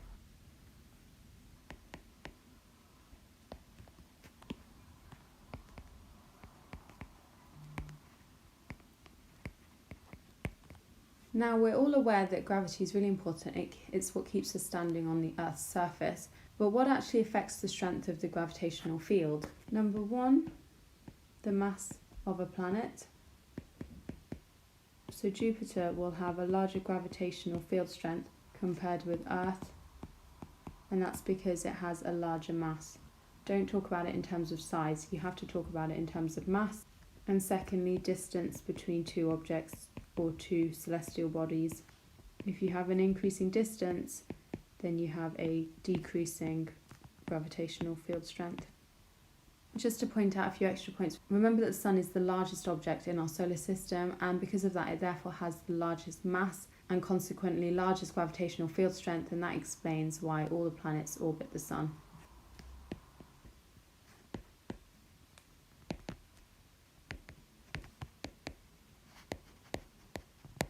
Now, if we look more closely at this point, that when the distance between 2 objects increases, the gravitational field strength decreases. That also goes a way to explain why planets further from the Sun travel at lower speeds, and that's because they have a reduced gravitational field strength.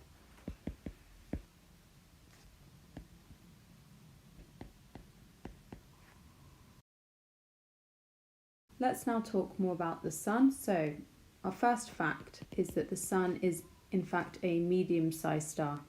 It's really not that big if you compare it to other stars in our universe. Well, what's it made up of? 2 elements, and those are hydrogen and helium, which, remember, sit at the start of the periodic table.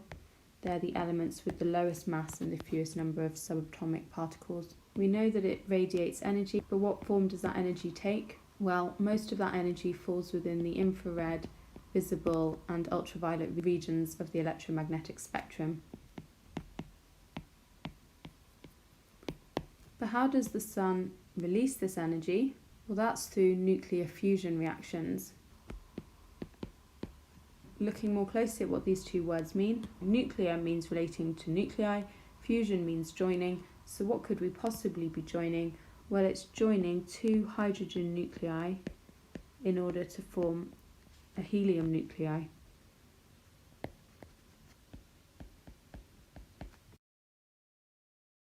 Now we're going to broaden our topics to now consider stars as a whole rather than just the Sun. So firstly, let's consider the definition of a galaxy. Well, a galaxy is a collection of billions of stars, and a good example of a galaxy is the Milky Way. It's the one we find ourselves in, and therefore the Milky Way must contain our solar system and therefore our star, the Sun. To give you an idea of scale, the other stars, the other billions of stars which make up our Milky Way, are much further away from the Earth than our Sun is from us. And because these distances are so huge, we can no longer talk in terms of thousands of miles or thousands of kilometres. We need to use a new unit known as a light year. So contrary to what you might think, a light year is not a unit of time, it's a unit of distance, and 1 light year is the distance travelled by light in 1 year through space.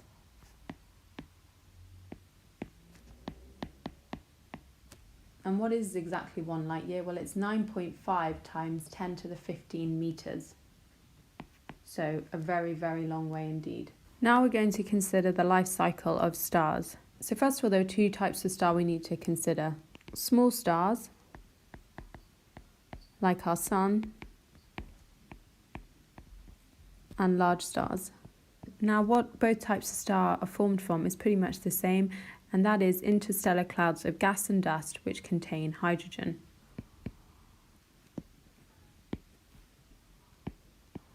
So we've said what a star is, but how does a star come into being? Well, the first step is the formation of a protostar. Now a protostar is an interstellar cloud collapsing and increasing in temperature as a result of its internal gravitational attraction.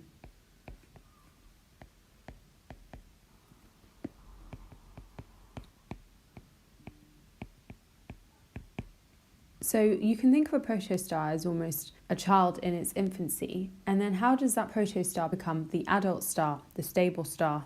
And that's really the situation we find our Sun in at the moment. The crucial thing to notice with a stable star is that the forces are balanced here. So the inward force of gravitational attraction equals the outward force due to the high temperature in the centre of the star.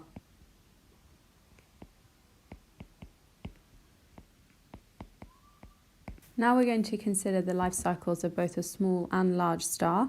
So we've already said that they both begin life as a protostar. Then they enter the adult portion of their lives, which we can call a stable star. Its proper name really is the main sequence. And as we've already said, the forces are balanced, and that's very important. In terms of releasing energy, remember that the stars carry out nuclear fusion of hydrogen, so everything's the same at the moment. At one particular point in time, that hydrogen fuel runs out. The forces become unbalanced, and the situation in a small star is that it expands to form a red giant. In the case of a large star, it forms a red supergiant. So the forces are unbalanced, and at this point the star is using helium as a fuel source.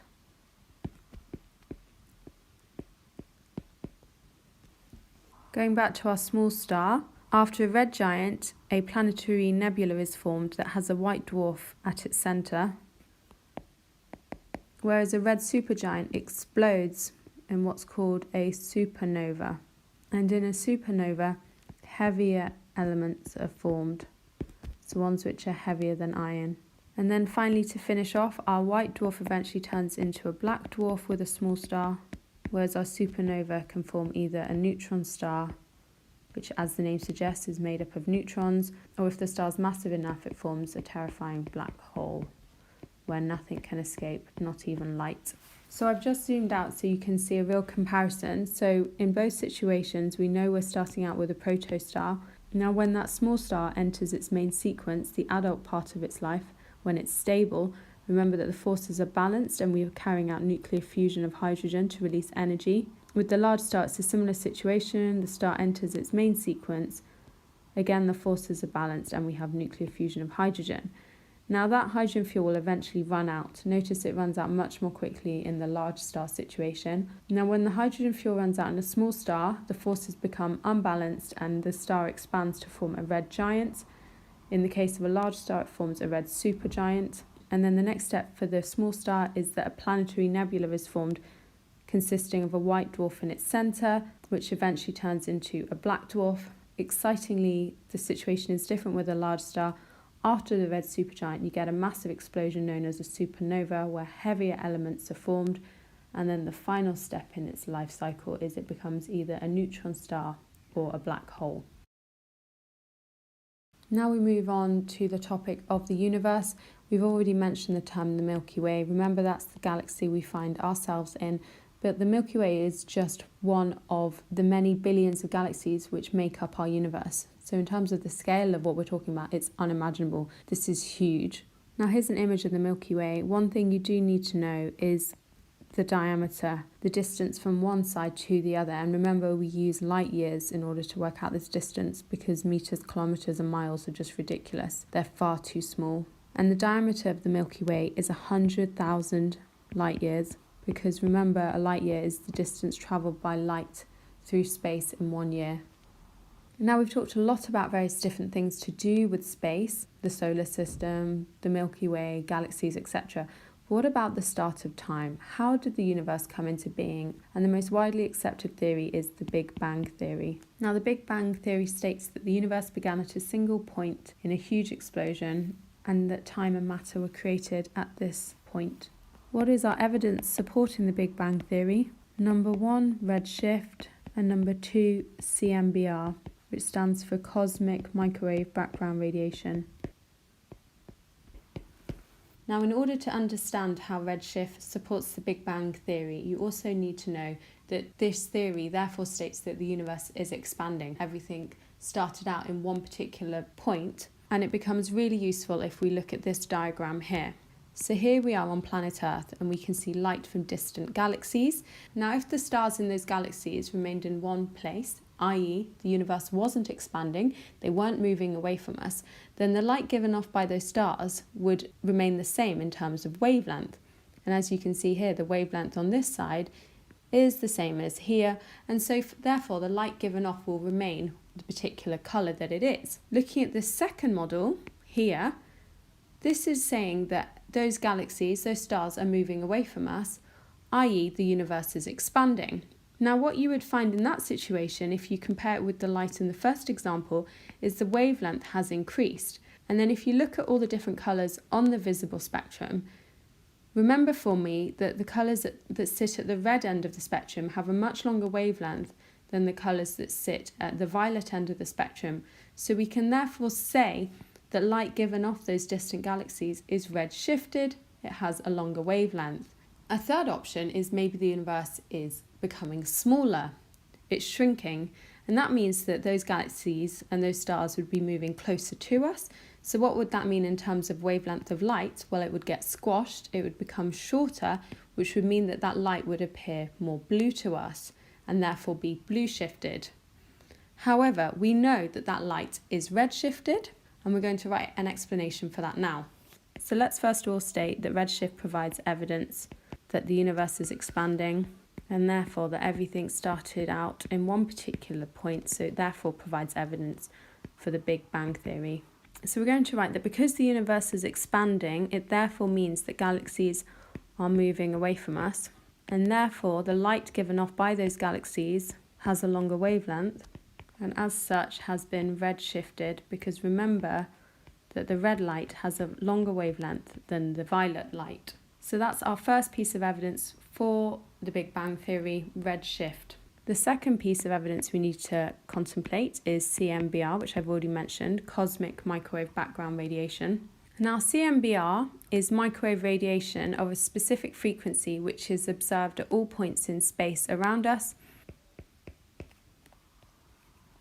And how was CMBR produced? Well, it was produced shortly after the universe was formed, and then that radiation has expanded and therefore been distributed evenly across the whole of the universe.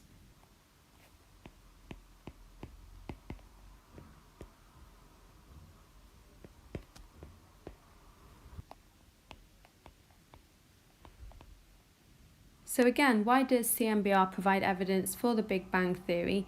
Because we think that CMBR was produced at one point in time at the Big Bang, and then as the universe expanded, it got spread out and evenly distributed throughout space. And that's what you can see from this picture here, That's us looking at the CMBR. And as scientists, we're wondering, well, where did it come from? How did it become so evenly distributed? And that's because we believe that the universe is expanding from a single point. Now let's talk a little bit more about the fact that A, the universe is expanding, and that B, galaxies are moving away from us as a result of that. Now we can work out the speed at which the galaxy is moving away from us by looking at the change in wavelength of the galaxy starlight due to redshift. Next up, we can know the distance that that galaxy is away from us, but that can only be determined using the brightness of a supernova in that galaxy. And remember, a supernova is a massive explosion of a very large star. Now we're going to allocate V for the speed and D for the distance. And then together we can calculate the Hubble constant, HO, as being the speed divided by distance. So if we were to define the Hubble constant, we'd say it was the ratio of the speed at which the galaxy is moving away from Earth to its distance from the Earth. And you need to know what HO is currently thought to be, and it is just an estimate, and that Hubble constant is thought to be 2.2 times 10 to the minus 18 per second. And then lastly, if we take this equation now, which is distance divided by speed equals 1 over the Hubble constant, this is actually used to provide an estimate for the age of the universe. And this is actually evidence for the idea that all matter in the universe was present at a single point. So it provides further evidence for the Big Bang. So we're done. Well done for staying all this way. I'm really impressed if you managed to watch the video all in one. Don't forget about my revision guides. My perfect answer revision guides are available on my website right now. You can click on this card to buy yourself a copy of my revision guide, which makes the perfect accompaniment to these videos.